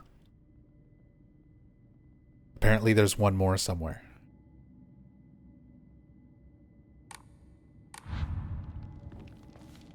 I thought I only had one more stat to increase.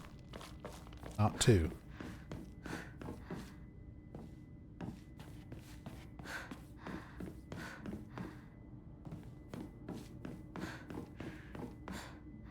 I like how both Silent Hill 2 Remake and Silent Hill F reference Hereditary and Midsommar in their games. They're just following the tradition of Silent Hill. Going back to Silent Hill 1, these games have always been highly referential of existing horror properties. Silent Hill 1 borrows heavily from, like, Stephen King's Carrie and The Mist. There's direct references to The Shining. Silent Hill 2, Jacob's Ladder. Lost Highway. Silent Hill 3 has direct references to The Exorcist and The Exorcist 3. So these games, Silent Hill always as a series has borrowed ideas and references and has had influence by horror media. So the new games are just following that tradition by including stuff like little references, little nods to Hereditary, Midsommar. They're doing the same thing as the original games.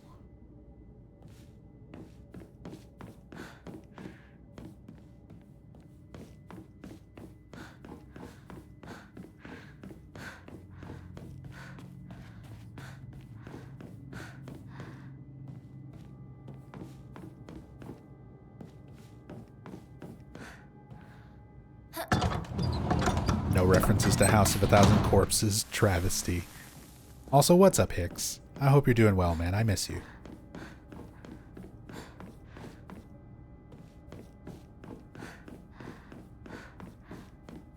Good to see you, man.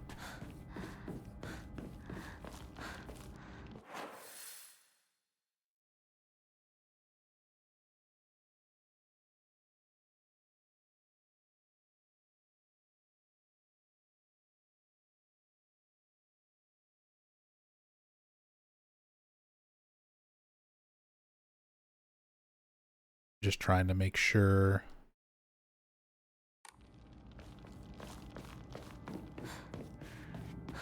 we cover everything.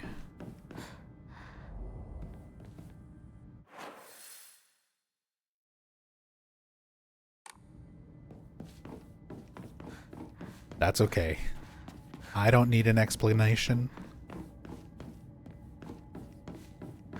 I'm glad you are alive as well. I hope things get better for you.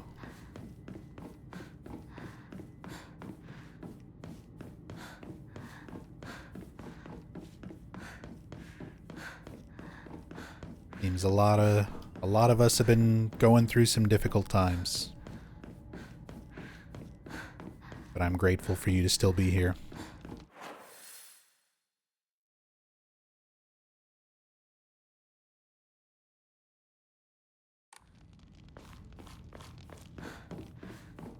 The outdoor zone? Yeah, I am trying to remember where that is, along with some of these other areas I haven't gone to yet. Still need to go here.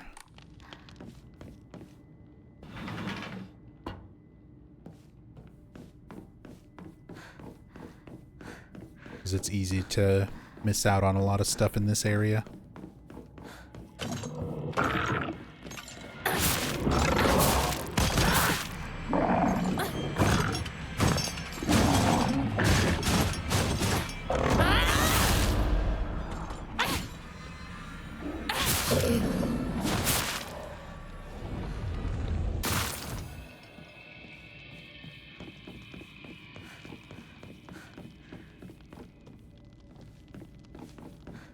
Dude, if anybody deserves to be Oprah rich, it's you. For anybody watching, you gotta understand, Whiskey Hicks there in chat, I've known since I was like 16 years old. One of my oldest friends. Oldest and dearest.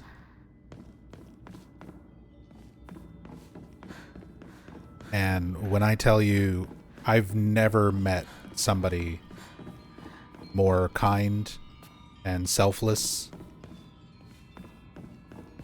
who always does everything they can to help the people around them, even when things are difficult. Like, Hicks is one of the most genuine good human beings on this earth. Like, not an exaggeration.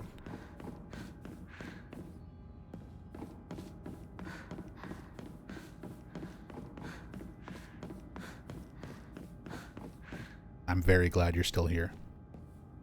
Got hit by a car on your motorcycle, got flung 8 feet. Jesus, man.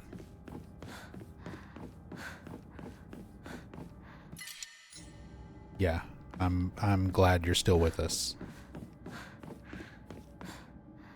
And I hope you get that Oprah money. I said, if there's anybody in this planet who deserves it, it's you.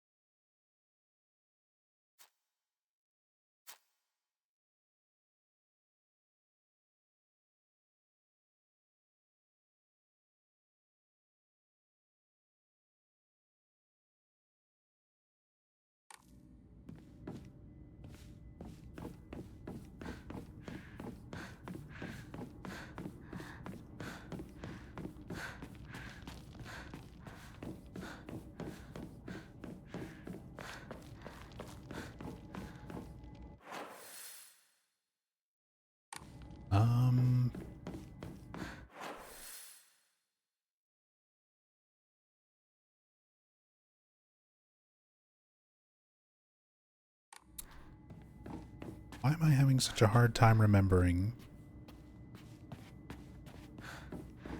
how to get to the outside area? Top right, upstairs? Jaro Kingu? I didn't think it was upstairs. I thought it was on the floor level. Yeah, I could have sworn I went past the mural and went up here.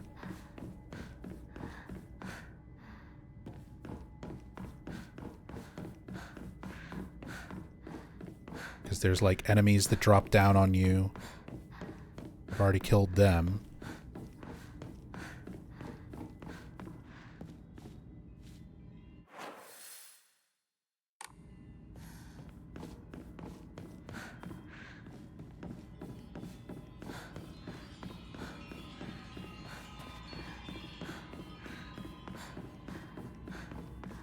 Yeah, I'm mainly trying to get to that outside part with the water.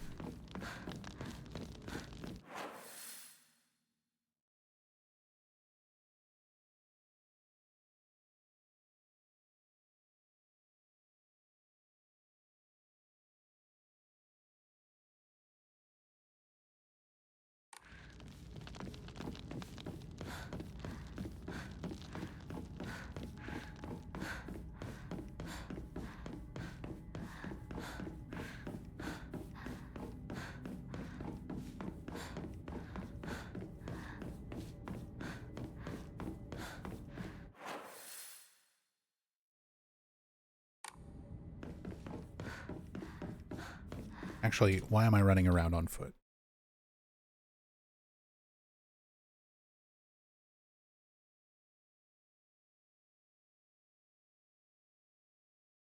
I could also just do this. See if we could find it.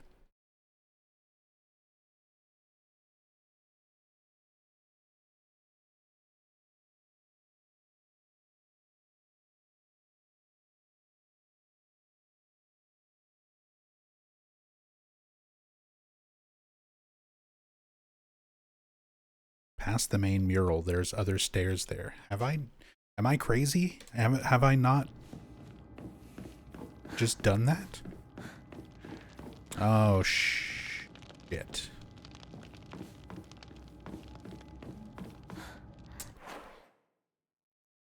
I may have just broken the playthrough.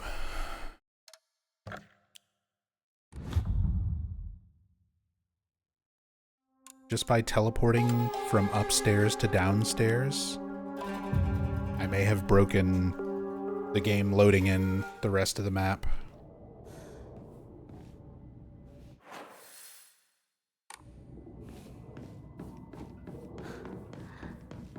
This game really does not want you teleporting around. Yeah, like my save is up that side of the stairs. I just went up this side of the stairs. Yeah, I've already gone through all that.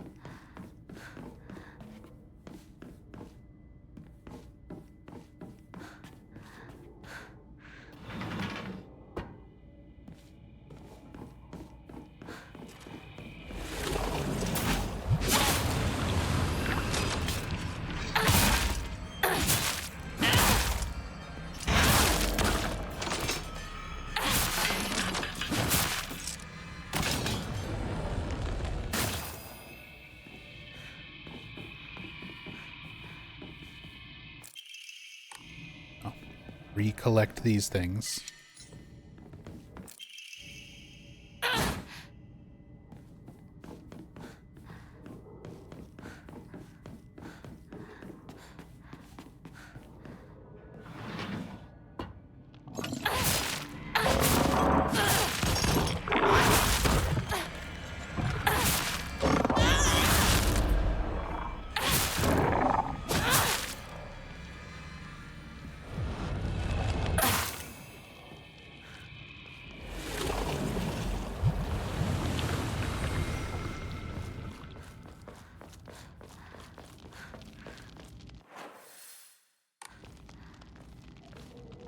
Stairs where you exit from the second ritual room southeast of the central room.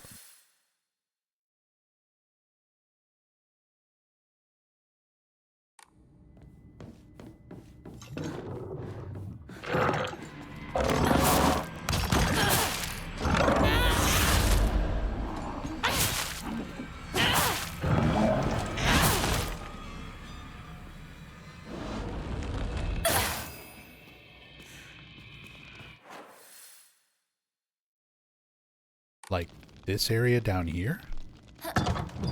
When you say southeast?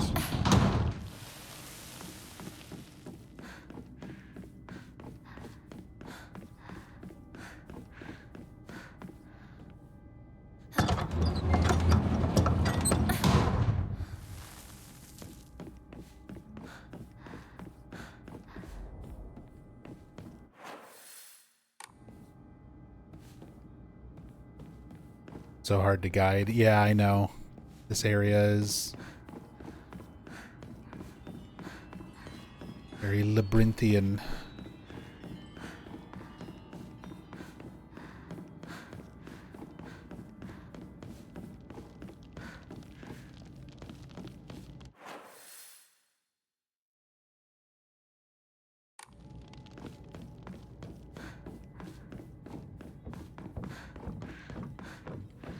No, this loops me back around to this.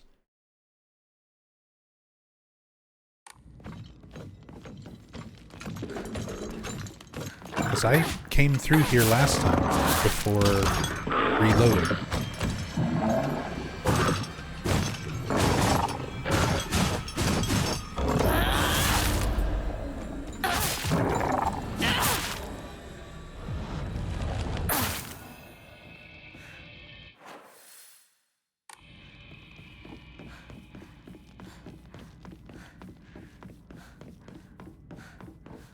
Further up the stairs by the long vertical hallway.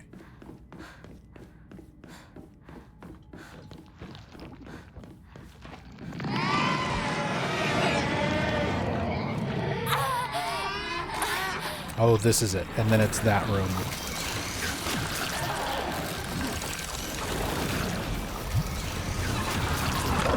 Okay.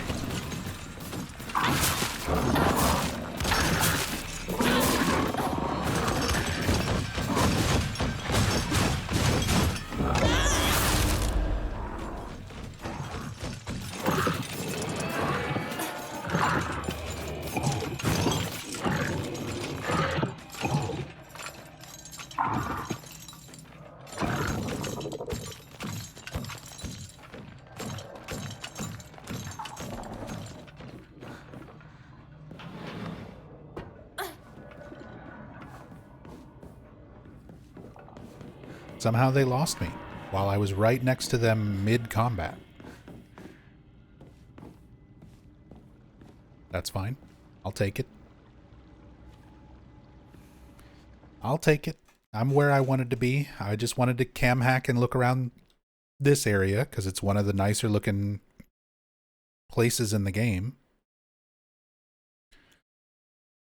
And it's so disconnected from everything else. Look, even once you're here, the door the stairs like disappeared.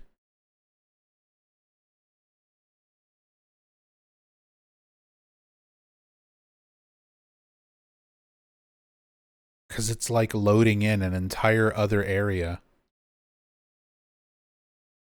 It's like teleporting us around to different spots on the map.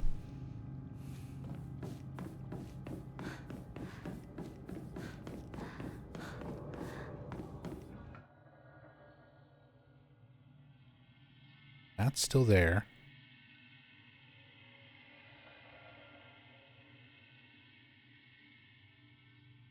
Yeah, once you're like upstairs in this area, the rest of this area loads in.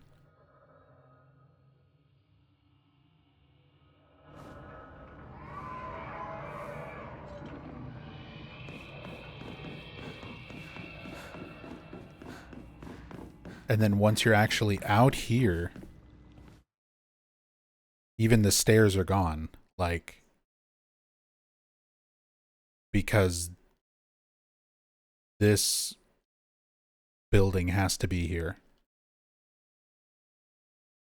That's really cool. I mean, just seeing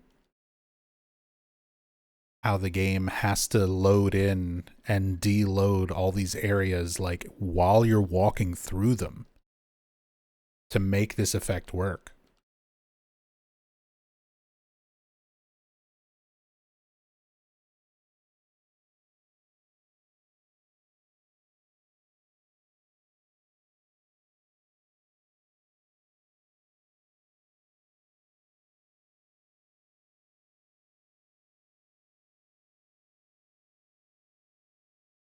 Look at all these distant...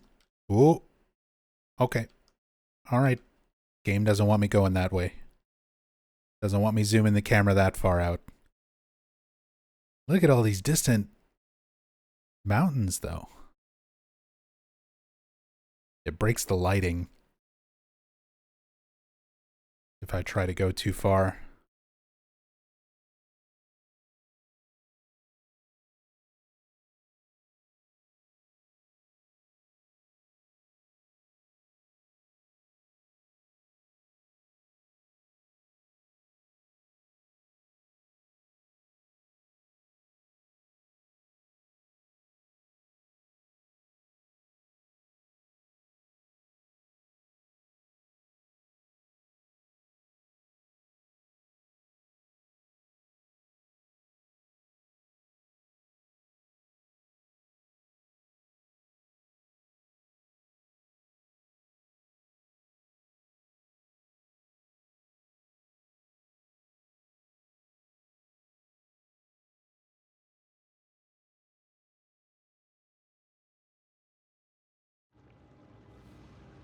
was gonna say, this is still working, isn't it? There's water. Like, I've unpaused the game, it's still... Oh, but it doesn't actually fill up anymore. It only does that before solving this puzzle.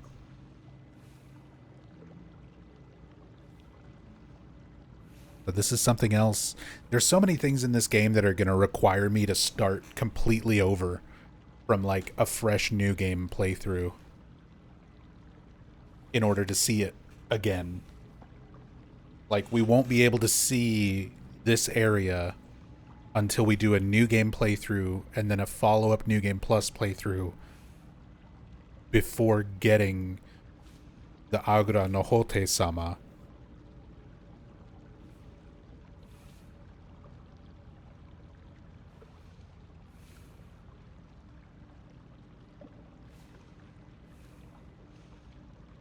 In-depth story playthroughs for this game are going to be such a pain in the ass.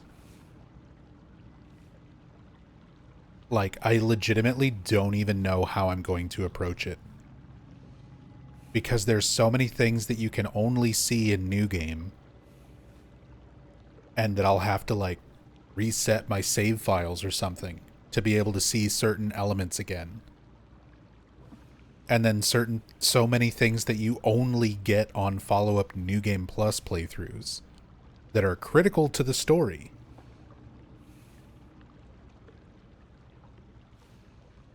So I guess my in-depth story playthroughs for Silent Hill F are just going to have to be like 5 playthroughs long.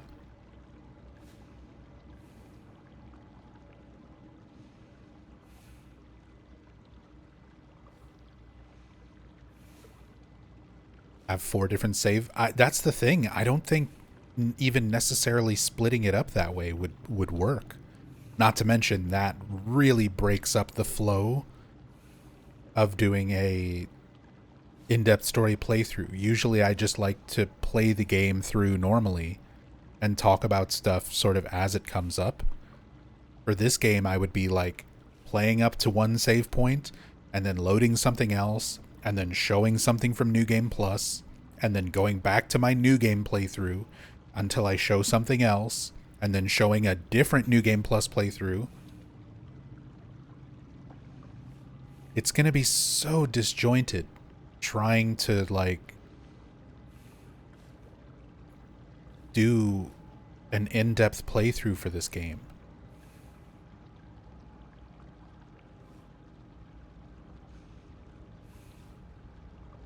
I'm going to have to really figure out how to approach that. Sounds like an editor's nightmare trying to make a video essay. Yeah, and it's not like I have an editor. I am my editor. And I'm currently processing how much of a nightmare it's going to be trying to put together a story playthrough. This might be the first game in the series where I can't do my in-depth story playthrough live. Every other game in the series, I can do a very thorough in-depth story playthrough just streaming it live and playing the game normally and talking about it as I go.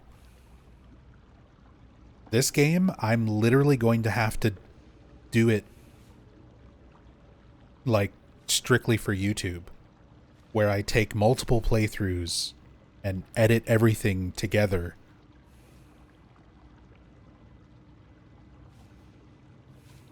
Oh, it's going to be such a pain in the ass.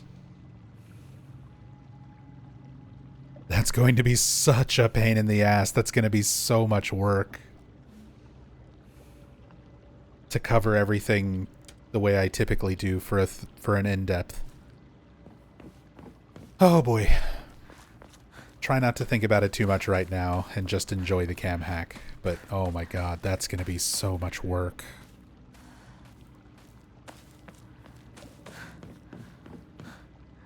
Editing your own work can be horrible from what I've learned. I'm easily my worst critic. Oh, same. Especially because I do not consider myself a good editor, and I do not enjoy the process of editing. I'm working on a Silent Hill 1 iceberg video for right now. And I've been working on it for the past, like, 10 months? Something like that. I've been working on it, like, all year, almost. And I'm still not done. I'm still not done. Because I keep doing research and then wanting to change my script and then having to film footage and then having to go back and rewrite and re-record narration and re-edit and find the right sources and citations for things that I'm referencing, if it's like a developer quote or from an interview or from a guide or supplementary material.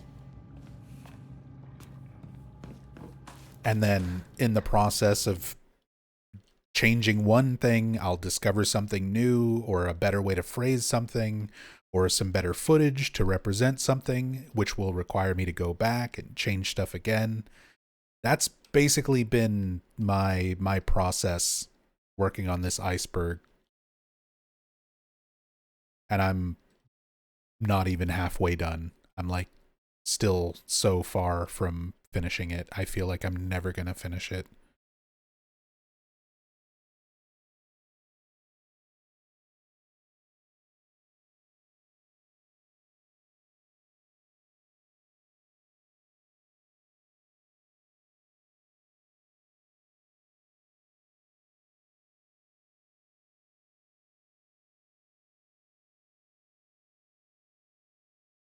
But I just keep telling myself, if I can get that video out before the Silent Hill 1 remake, that's what matters.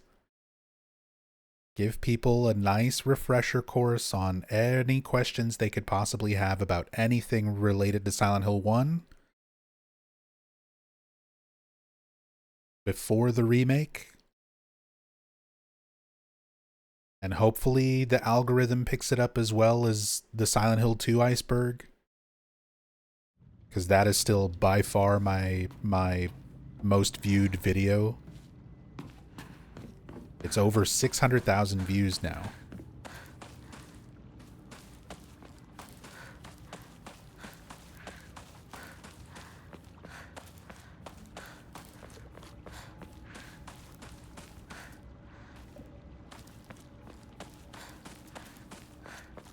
Compared to my average video for like a playthrough is, you know, a lot of my recent videos have been really dipping though. But yeah, most of my videos usually only get like maybe 1,000 views or a couple thousand. So 600,000 on that Silent Hill 2 iceberg is leaps and bounds beyond anything else on my channel. And I put a lot of effort and work into that one, but the Silent Hill 1 iceberg is shaping up to be at least twice as long, if not triple.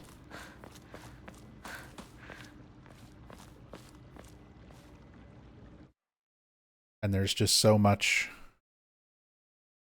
many different things I have to cover, and it's so frustrating. Like, just to give an example, one of the subjects that I was editing recently was going over unlockable New Game Plus weapons, specifically the Hyper Blaster.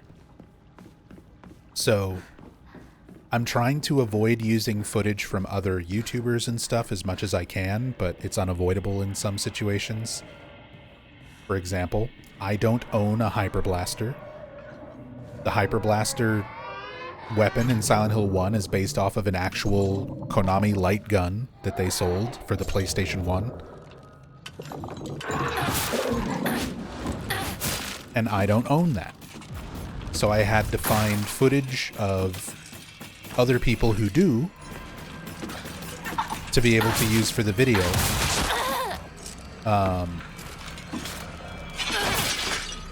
And then I was talking about the differences in the Hyper Blaster, the unlockable Hyper Blaster,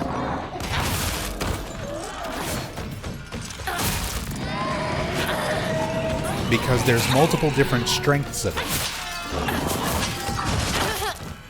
And something I've learned very quickly is there is basically no footage, not of any kind of decent quality, for the yellow Hyper Blaster. There's a lot of footage for the red Hyper Blaster, because that's the one that you'll unlock just by getting any low rank for a UFO playthrough on Silent Hill 1. I've got plenty of footage of me unlocking and using the red Hyper Blaster. There's plenty of footage of the green Hyper Blaster, which is the strongest version of the Hyper Blaster that you get for doing a 10-star run. There's plenty of people out there who've done 10-star runs. I've done 10-star runs of Silent Hill 1. So I've got footage of the green Hyper Blaster. No problem. The yellow Hyper Blaster, you very specifically have to have between 5.1 and 9.9 stars. So almost nobody has footage of it. And I did an entire offline playthrough of Silent Hill 1 to specifically try to get that ranking. And I got the ranking, but because on my save file I had already unlocked the red Hyper Blaster, I learned that it doesn't change it. You have to completely remove your previous save and do it all over again, so that the first time you unlock the Hyper Blaster is within that range for it to be yellow. So I did I spent hours going through Silent Hill 1, meticulously trying to manipulate my rating to be exactly what it needed to be to get a yellow Hyper Blaster unlock. Got within that range, and then didn't unlock it. So now I have to do it again after deleting my save files and starting over, which means multiple playthroughs, one to unlock New Game Plus, another one to do a follow-up UFO run, and get the actual... just for like 2 seconds. Just for like 2 seconds of yellow Hyper Blaster footage. It's going to take me like 4 or 5 hours. So for anyone wondering, why is the Silent Hill 1 iceberg taking so long?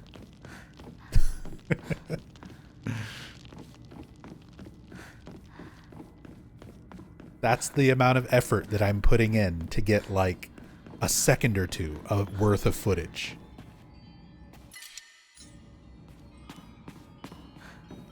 For one topic. That's one topic. One little bit of footage that's only part of one topic talking about the Hyper Blaster. And there's 88 topics total on the entire iceberg. 88 different, like, points.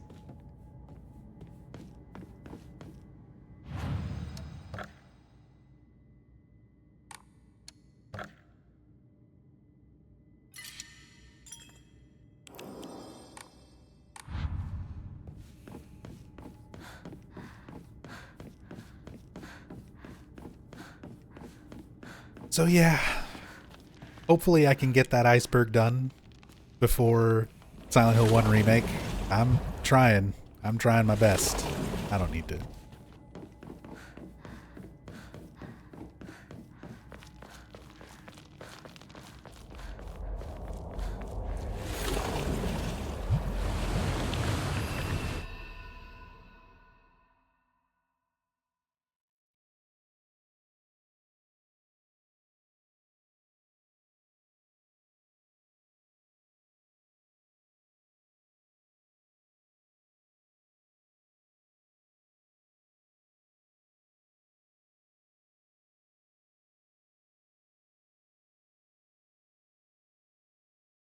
I know we've already looked under Fox Mask's mask, but I still like trying to see. I like the fact that he has makeup on to black out his eyes.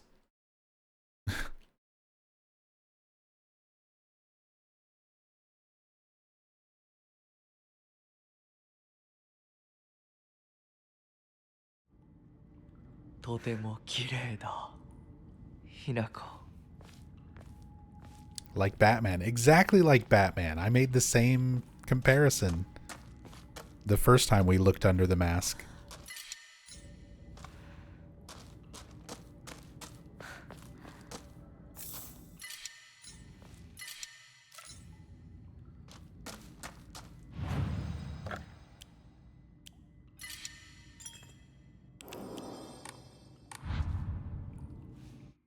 Well,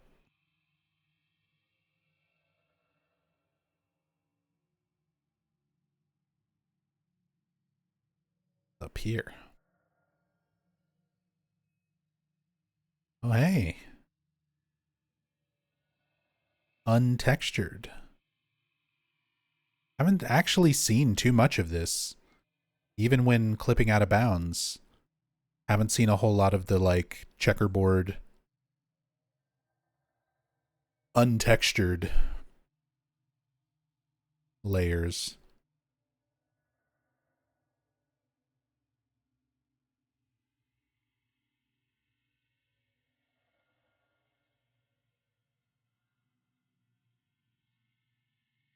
Oh, even before we go through here, this is all rendered in. The lighting gets broken, unfortunately. But the Tsuneki family, like, character models and stuff are all there.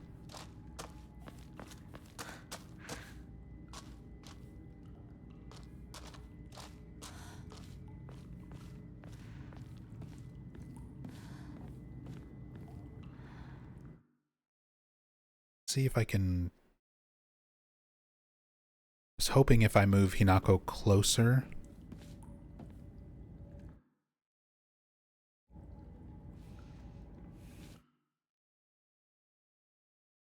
Animation of him holding out his hand for Hinako. I was hoping if we move Hinako closer, the lighting wouldn't break, but it seems to be tied to the area actually opening up.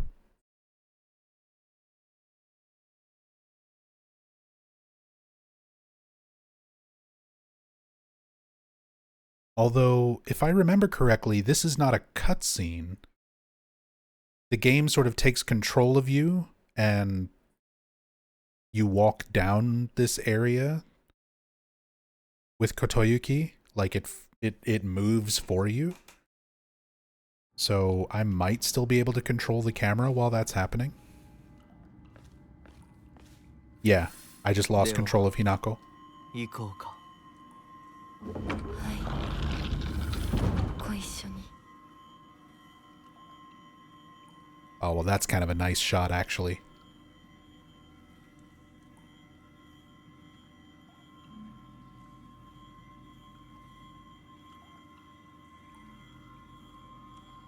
And in Monster Hand, with the Tsuneki family, all with their masks, waiting down this aisle here. That's cool. Good shot. Well, now we have lights. And Junko should be here too. Yeah, there's Junko.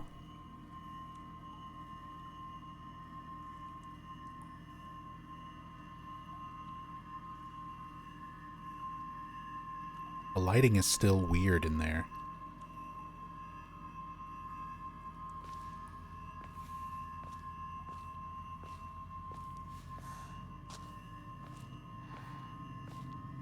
Mita mae. 皆が私たちを祝ってくれている。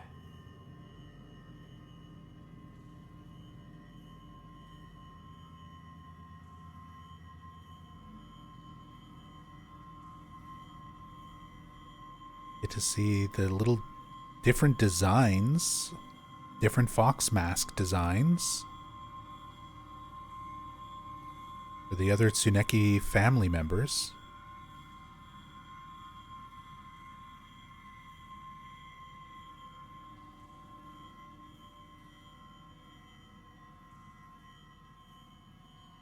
And then the wives. Oh, you can actually see her face.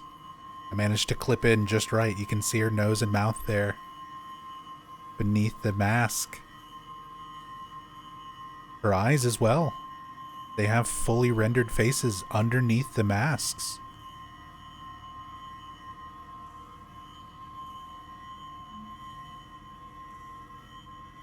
Look at the skin too. There's like the texturing and stuff on it. Very similar to kind of how Junko's skin looks. With the very similar like stitching around the neck and everything.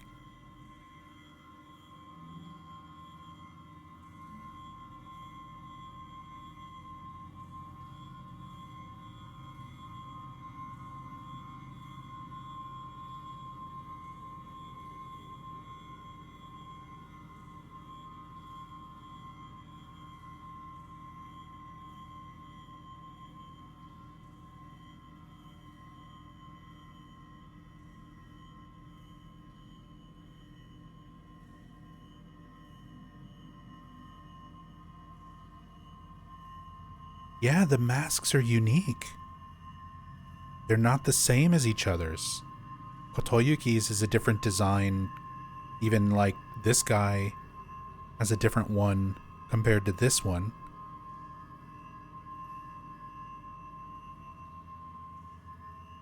It's not just like copy-pasted assets. They actually have like multiple masks. Different designs.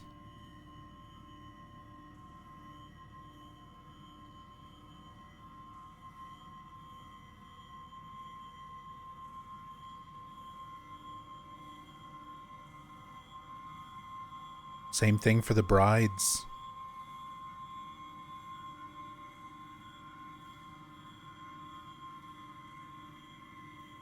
She has like the white fox with the stitching on the mouth.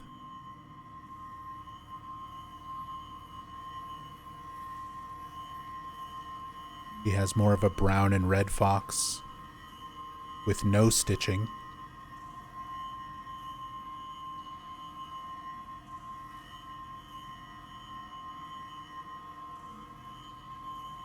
Oh yeah, it totally makes sense. Just to have distinction between each member of the family. But this is such a short sequence. The idea that they designed and rendered all these different variations for these characters you never see again. Like, you walk past them, and that's the last you ever see of these characters. Is just right here. Oh, that's a good shot, too.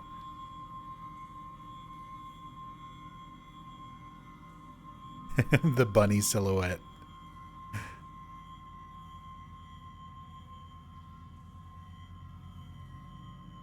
Here's my new desktop wallpaper.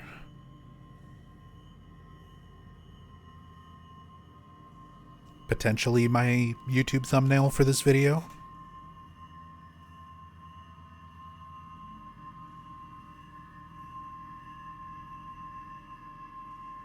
Actually, yeah, this will probably be my thumbnail. Just go ahead and screen cap that right now.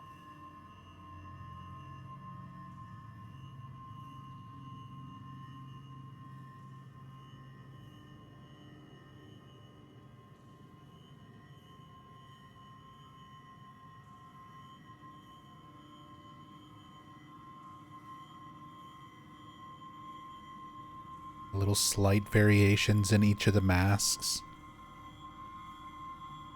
The faces underneath look like they're the same.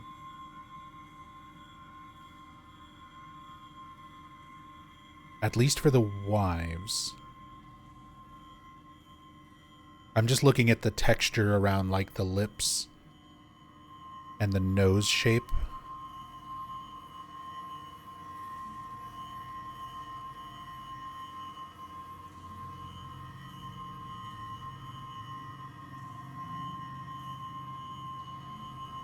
So they might be using like a generic or a reused face model.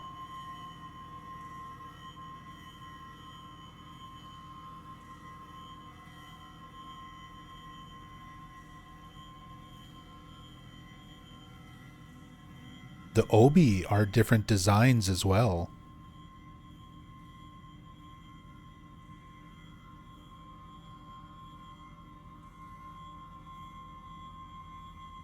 Like they're wearing the same dress. It has the same kudzu leaf design on it, but the obis, the sashes and belts are different.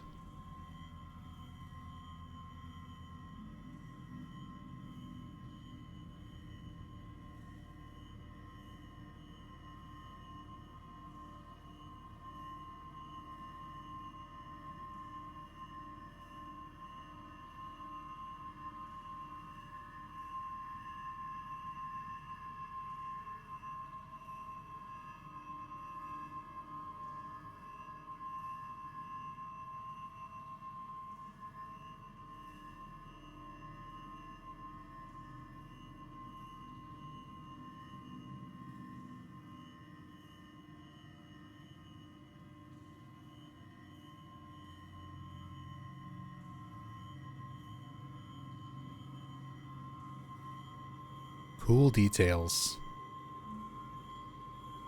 Now Junko is here.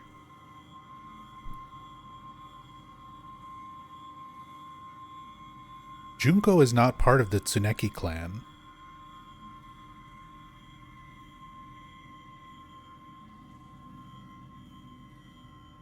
But they still have her like facing off opposite of another. Because I kind of felt like the implication was these are all the previous, you know, male heads of the house for the Tsuneki clan and their respected, like, brides. But Junko's mask seems to indicate, and obviously from the notes and stuff, like, she wasn't married off to this family. She was married off to a different family. Not the Tsunekis. Oh, look at that. You can see his eyebrows. Everything underneath.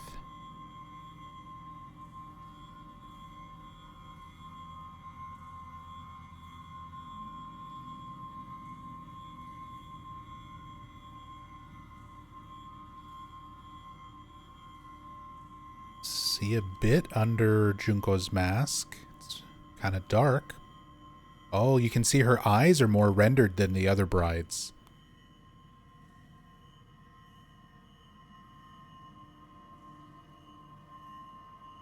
Can we see Junko's face? There it is.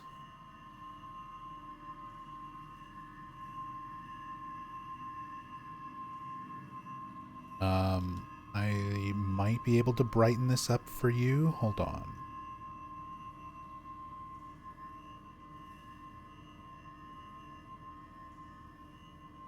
Do a little bit of color correction.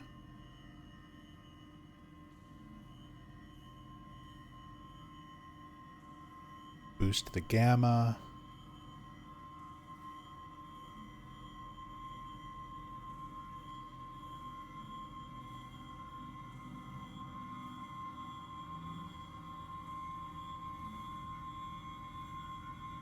Junko's face. Yeah, the entire game, they never show Junko's face normally. But she has a fully rendered face. She has a fully rendered model.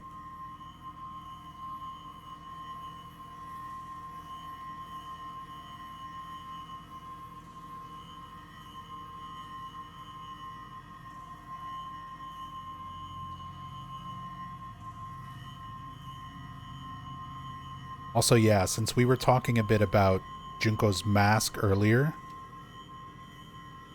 let me pull up some comparison images. Because I feel like it's either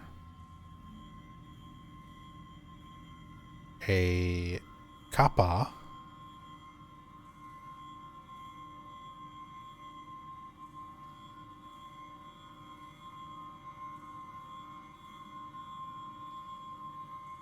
which in Japanese folklore, kappa are like water sprites. And considering Junko is part of the Shimizu family line, maybe some connection to water through a mask that kind of resembles a kappa.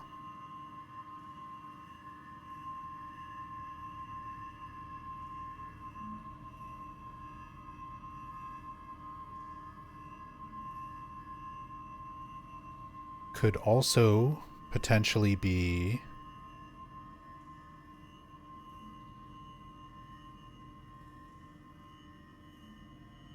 a tengu.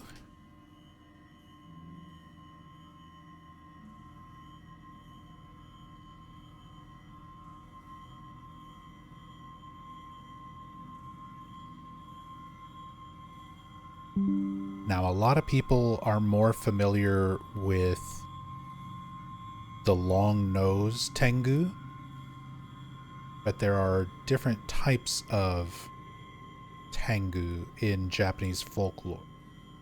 Because you also have this type with the more beak-like appearance. The Karasu tengu.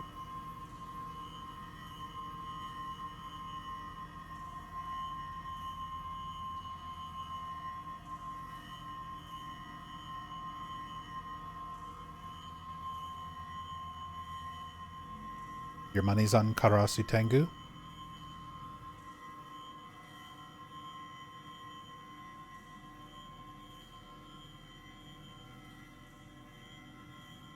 I mean, it's very similar.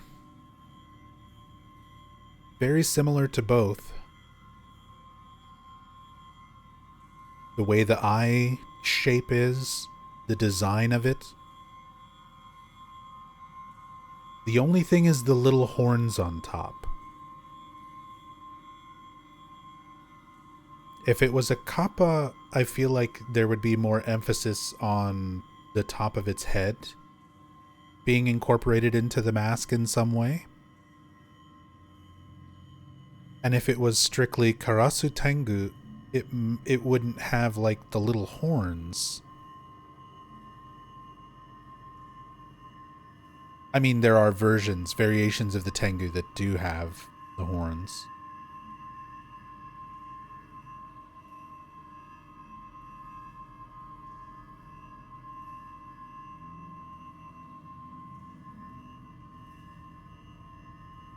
Might it just be an owl? At this point, I don't think so. Like, I did think it was an owl initially, but the design is much less owl-like and much more tengu or kappa-like. I feel like, especially with the eye shape, I don't think it's supposed to just be an owl.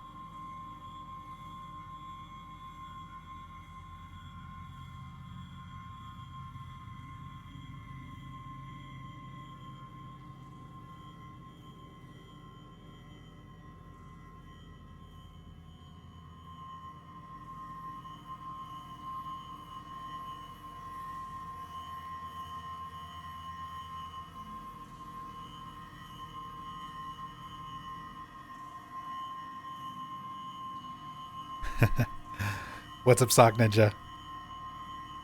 Another one of my dear friends for the past 22 years. The gang's all here.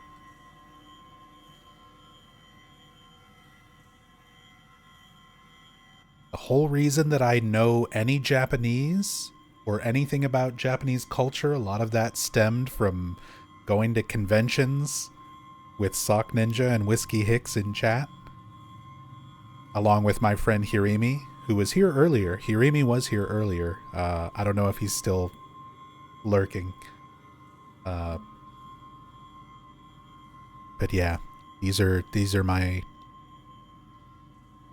dear friends who I met through conventions, going to anime conventions and stuff back in the early 2000s.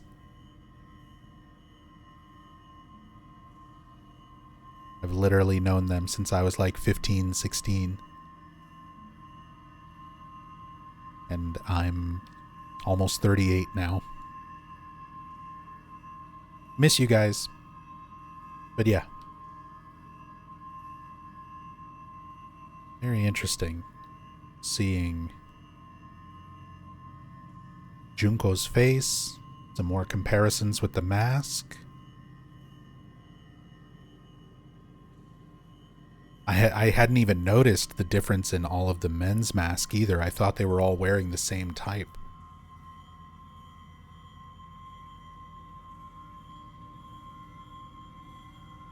But that's really cool seeing all of that by comparison.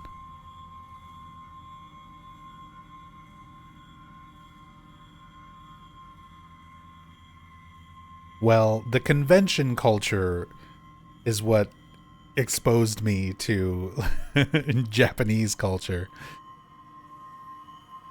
which I experienced with all of you, with you and with Sock Ninja.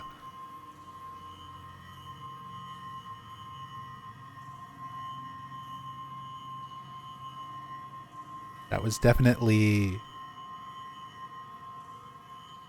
what started that interest. Or at the very least, what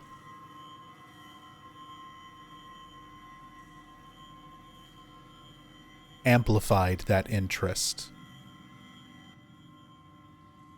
beyond just like being a fan of anime.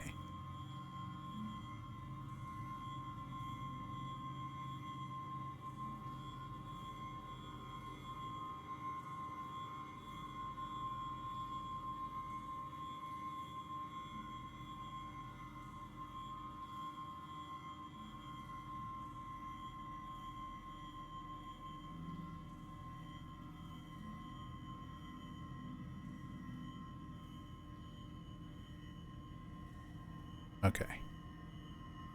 Just for the sake of this being a cool shot, I want to set the camera like all the way down here at the end of the hallway. Let's reset the filter here.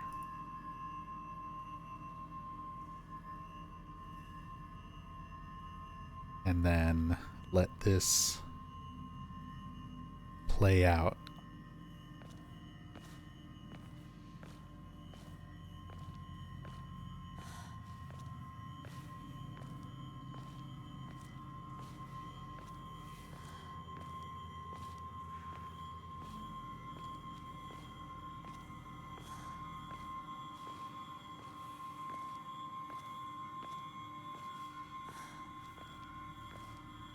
Oh crap. Actually, there's something else I want to check. Because when you walk past Junko, she says something. She talks to you. And I want to see if her mouth moves under the mask.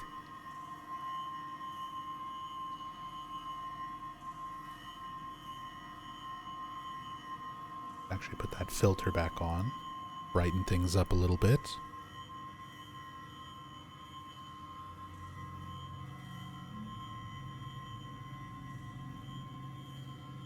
Try to get the camera where we can see Junko's mouth, not just the inside of her mouth with her teeth.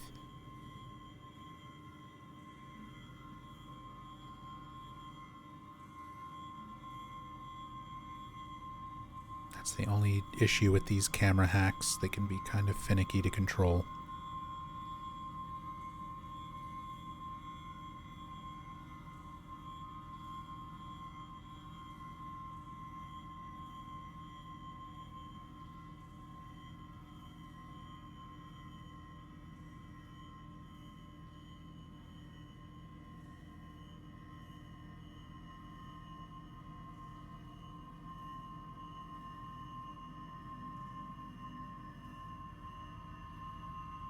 probably about as good as I'm gonna get it right here.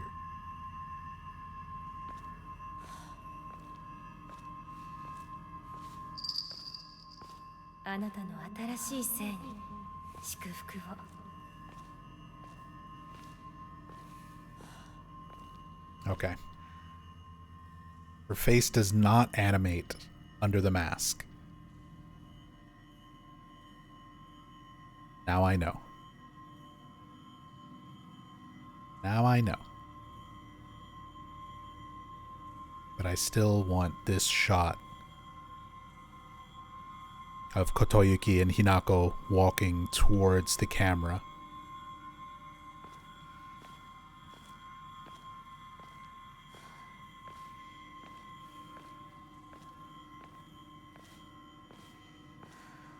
Oh, look at that. The fog effect moves with them.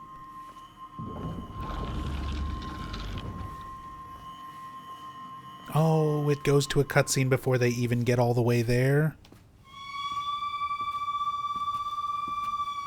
Alright, take that filter off.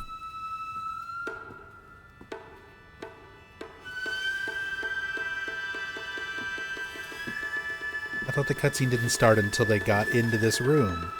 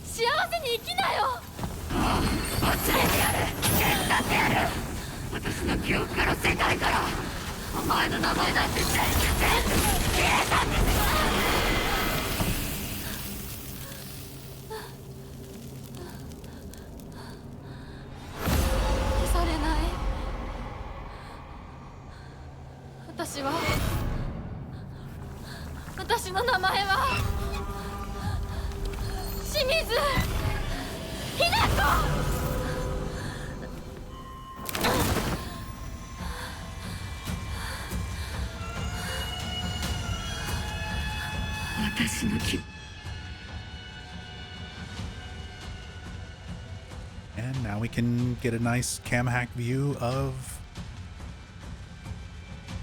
the Rinko-like entity.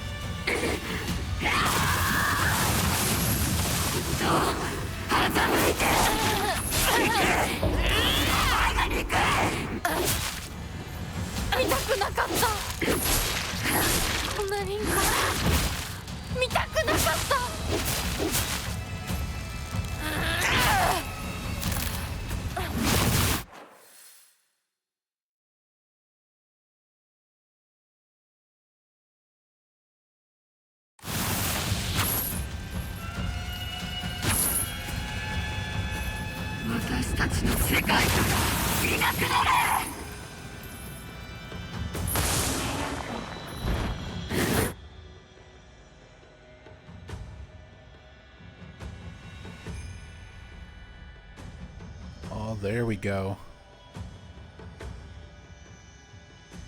The, like, Rinko puppets that she summons.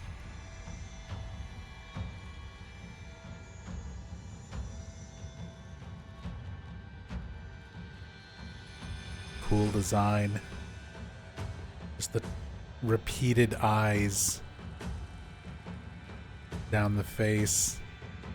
This just melty whatever that is.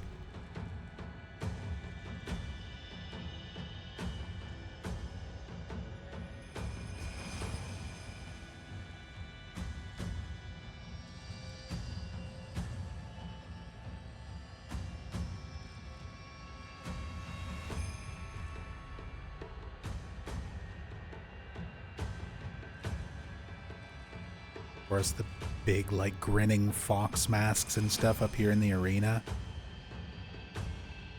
The whole time this is happening, is this still loaded out here? Oh, wow, it is. Character models are gone. The hallway with the foxes is all still there. Oh, and the big, like, smoldering fox statues over here in the corner. I didn't even notice that. I'm usually so focused on this fight, I don't really get to take in the detail of the arena.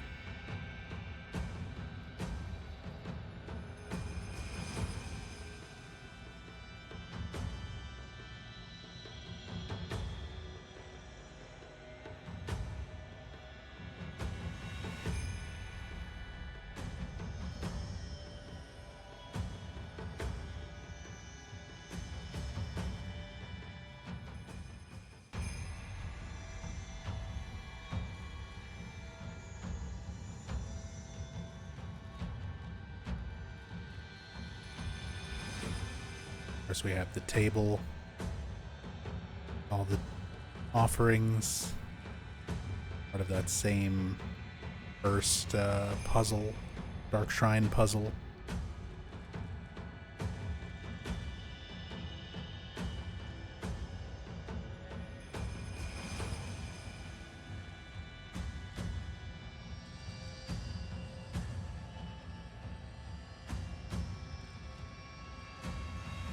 This is like just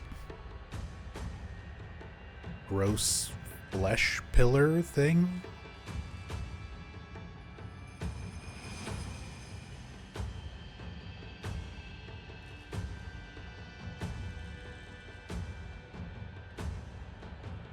There's so much stuff here I'd never really noticed in my previous playthroughs.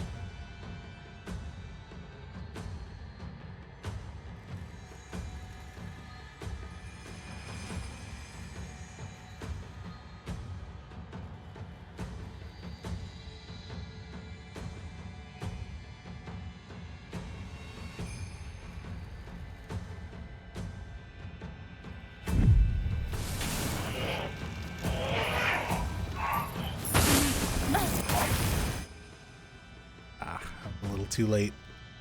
Wanted to try to get a shot of it actually exploding.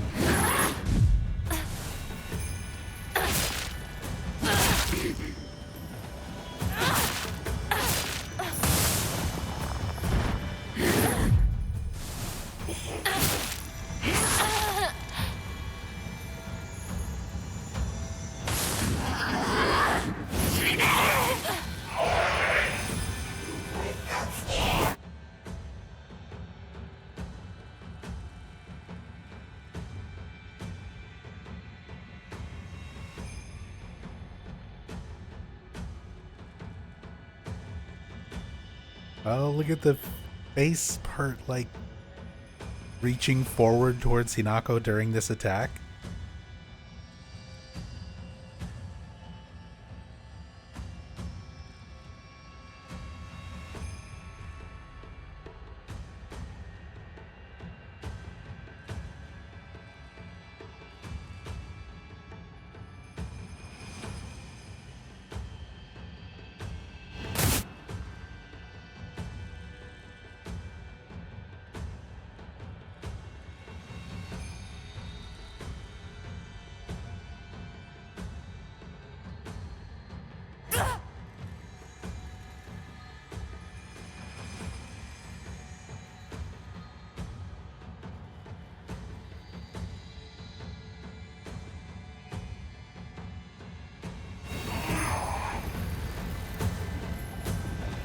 Similar to the Sakuko fight, I kind of want to fail this one on purpose, because I think we get some interesting animations we can look at.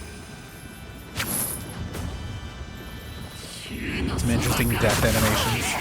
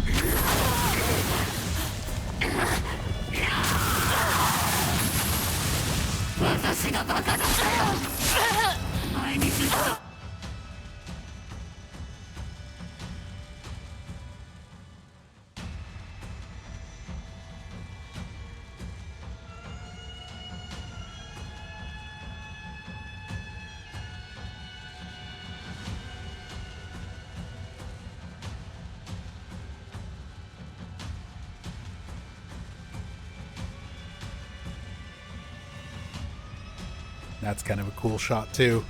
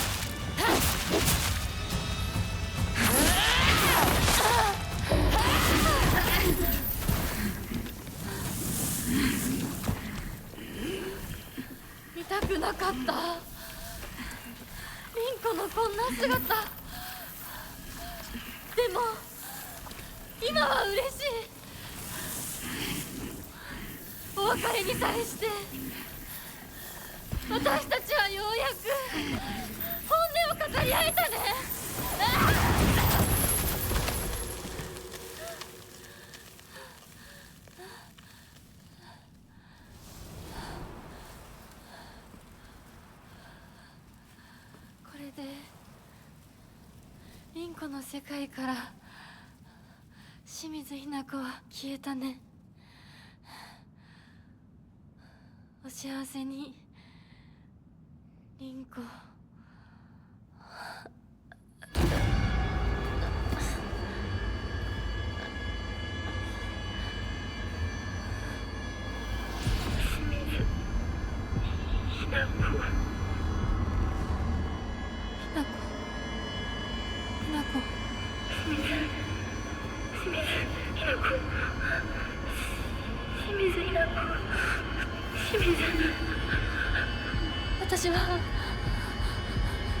じゃない。どうしたひなこ。私は君はひなこじゃないか。私は君はひなこだ。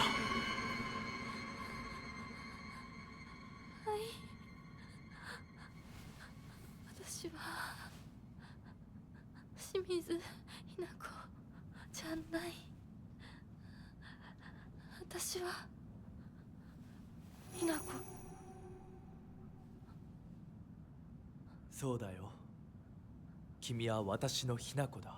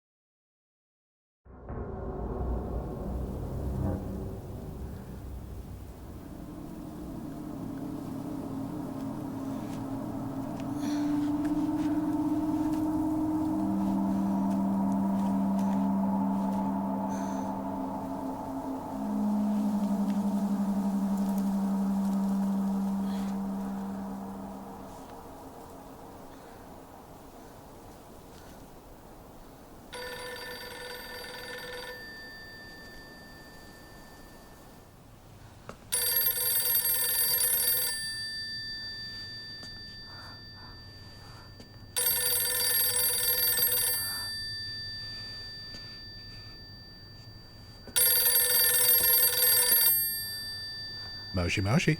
Peanut Desu.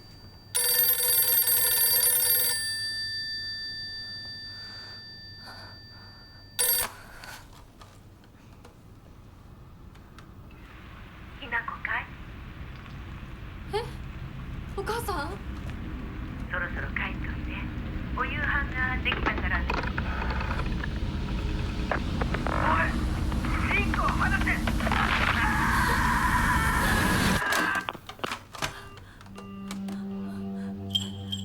ひなこ、もう十分。殺すか殺されるか決めた？お姉ちゃん。殺されなさい、ひなこ。どうしてみんなそうなの？みんな殺してるの？お姉ちゃんも殺したの？ええ、私も殺したわ。お父さんもお母さんも、そして大切な妹であるあなたもね。友達もみんな殺したわ。私は殺されたくない。 Yeah, this is also your sort of more laid out parallel. Junko already went through this process. She got married. She gave up her identity. She's already killed everyone. 今日までに何 Her 度も言ったかも parents, しれないけれど、 Hinako, her friends. もう一度だけ言うわね。 That's kind of your indicator that they're not talking about killing literally. They're talking about だけど cutting those people out of your life, その選択には living a new life as a wife, part of a new family. それもあなたが生き延びた時にだけ。あなたがおとなしく殺されるなら何の代償もない。お姉ちゃんはひな子に幸せになってほしいよ。お姉ちゃん。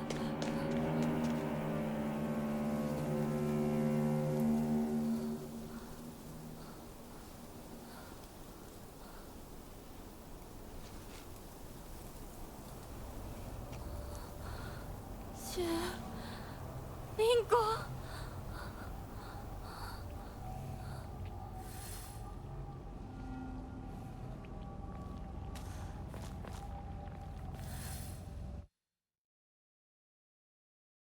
And then this goes back to the way that it was before.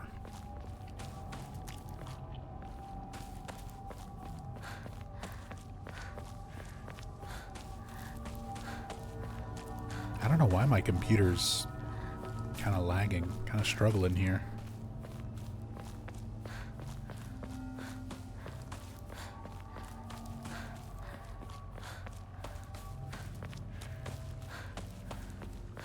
お姉ちゃんの言う通りだ。時間がない。二人とも待ってて。すぐ行く。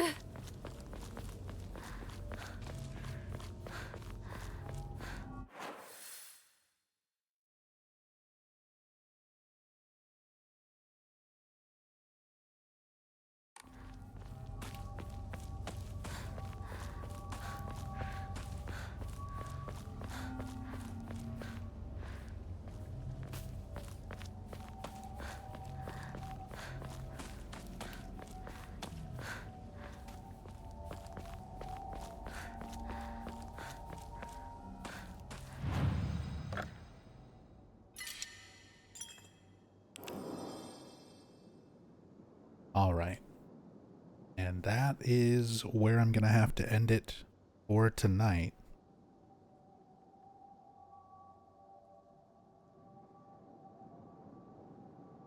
Because it's already 1:30 a.m. I've been up since really early this morning. Sleep schedule has been very, very thrown off, and I've still got a whole bunch of editing. I've got to make my thumbnail. I've got to do a bunch of stuff before I can do anything else. So it's going to be a late night for me. So we got to call it here. But solid 6.5 hour stream. Making a lot of progress through this cam hack. And again, I just want to thank everybody. I want to thank you all for being here. I know I've been kind of venting throughout today's stream about how long I've been streaming Silent Hill and how it's not... It feels sometimes like it's not what I should be doing. Like, followers and subscribers and numbers are really dropping off. Viewership, especially for the Silent Hill F streams and videos, has been not very good. And I've kind of been considering it might be time to wind down on streaming and YouTube and kind of go back to working a normal 9 to 5 so that I can pay my mortgage and take care of my wife and pay off my medical bills. So it's been very discouraging sometimes to kind of realize where I'm at after 11 years of doing Silent Hill videos and streams. But days like today, so many kind words, so much love and support, some amazing stuff. We had Salome Gunnarsdottir, the actress who plays Mary and Maria in Silent Hill 2 Remake, like raid and come by and like share and be a part of our community and enjoy what we do. Stuff like that is just absolutely incredible to me.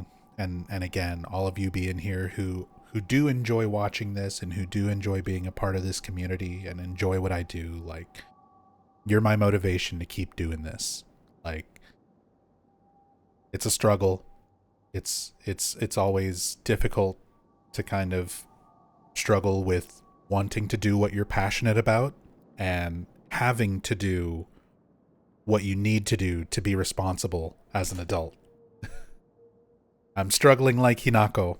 I'm struggling with myself. I'm trying to maintain my identity and who I am as a Silent Hill fan, but also trying to recognize that it's not the most responsible thing to keep doing this after 11 years and not have a whole lot of channel growth, not have a whole lot of support to the point where I can pay my bills, and not really knowing what's the right thing to do. But the fact that there's some of you here who just appreciate it and care about it means an incredible amount to me. It means the world to me. And it's always great, even just seeing my old friends, people like Hicks and Hirimi and Sock Ninja, people who I've known for the past 20 plus years, show up and be here for what I'm doing. Makes me feel good. Makes me feel like I must be doing something right. It can't all be mistakes, you know? But it has been a struggle. It's been a struggle for me lately. It's been taking a toll on my mental health. And, yeah, I just want you guys to know how much all of you mean to me. Thank you for being here. Thank you for supporting me. Thank you for enjoying what I do. I might not be able to do it forever. I might not be able to do it for much longer, but I'll do what I can for as long as I can.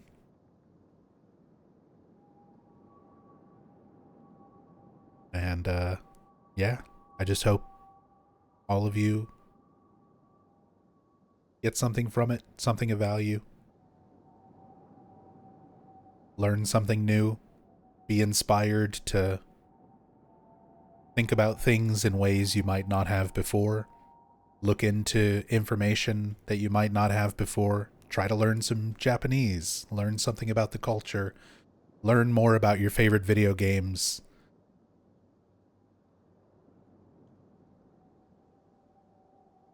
And maybe I can inspire others to go and do bigger and better things as well. But yeah, thank you all so much just for being here. Seriously, means the world to me. Thank you. But this is where we're going to end it for tonight. I'll be back tomorrow, hopefully. Keep an eye on the Discord. I'll let you guys know if I'm not going to be able to stream or anything like that. If you're not already part of our little Discord community, get a link and put that in chat for you. Everyone's welcome to join. You don't have to be a subscriber or anything like that. It's the best way to know when I'm going live. If, like I said, if something comes up and I won't be streaming, that'll be the place to hear about it. We also have multiple channels for discussing the Silent Hill games, discussing theories, posting and sharing information, and just hanging out in general, talking about all sorts of other video games, music, art. We've got some wonderful people in this community, some good friends. Everyone is more than welcome to join. And, yeah, let's go raid. Let's spread this love.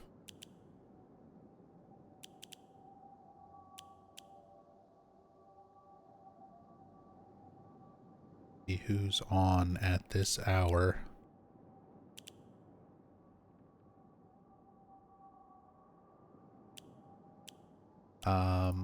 We've already been raiding Maxi a lot. Maxi Lobes is one of my few good friends who's usually up and still going strong and streaming at this hour, so we're just gonna go raid Maxi. He's a great dude, good friend of mine. Currently doing some permadeath randomizer Resident Evil 4 runs. These are some really, really difficult Resident Evil 4 challenge runs. If you've never seen these randomizer permadeath settings, it's insane. Even people like Maxi, who is one of the best Resident Evil 4 players in the world, struggles with this challenge. So go and cheer him on. Drop him a follow, subscribe if you can, show him all the love and support that you can. And yeah, hopefully I'll see you all tomorrow.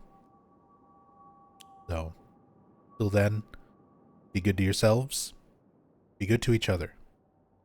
Much love. Peace.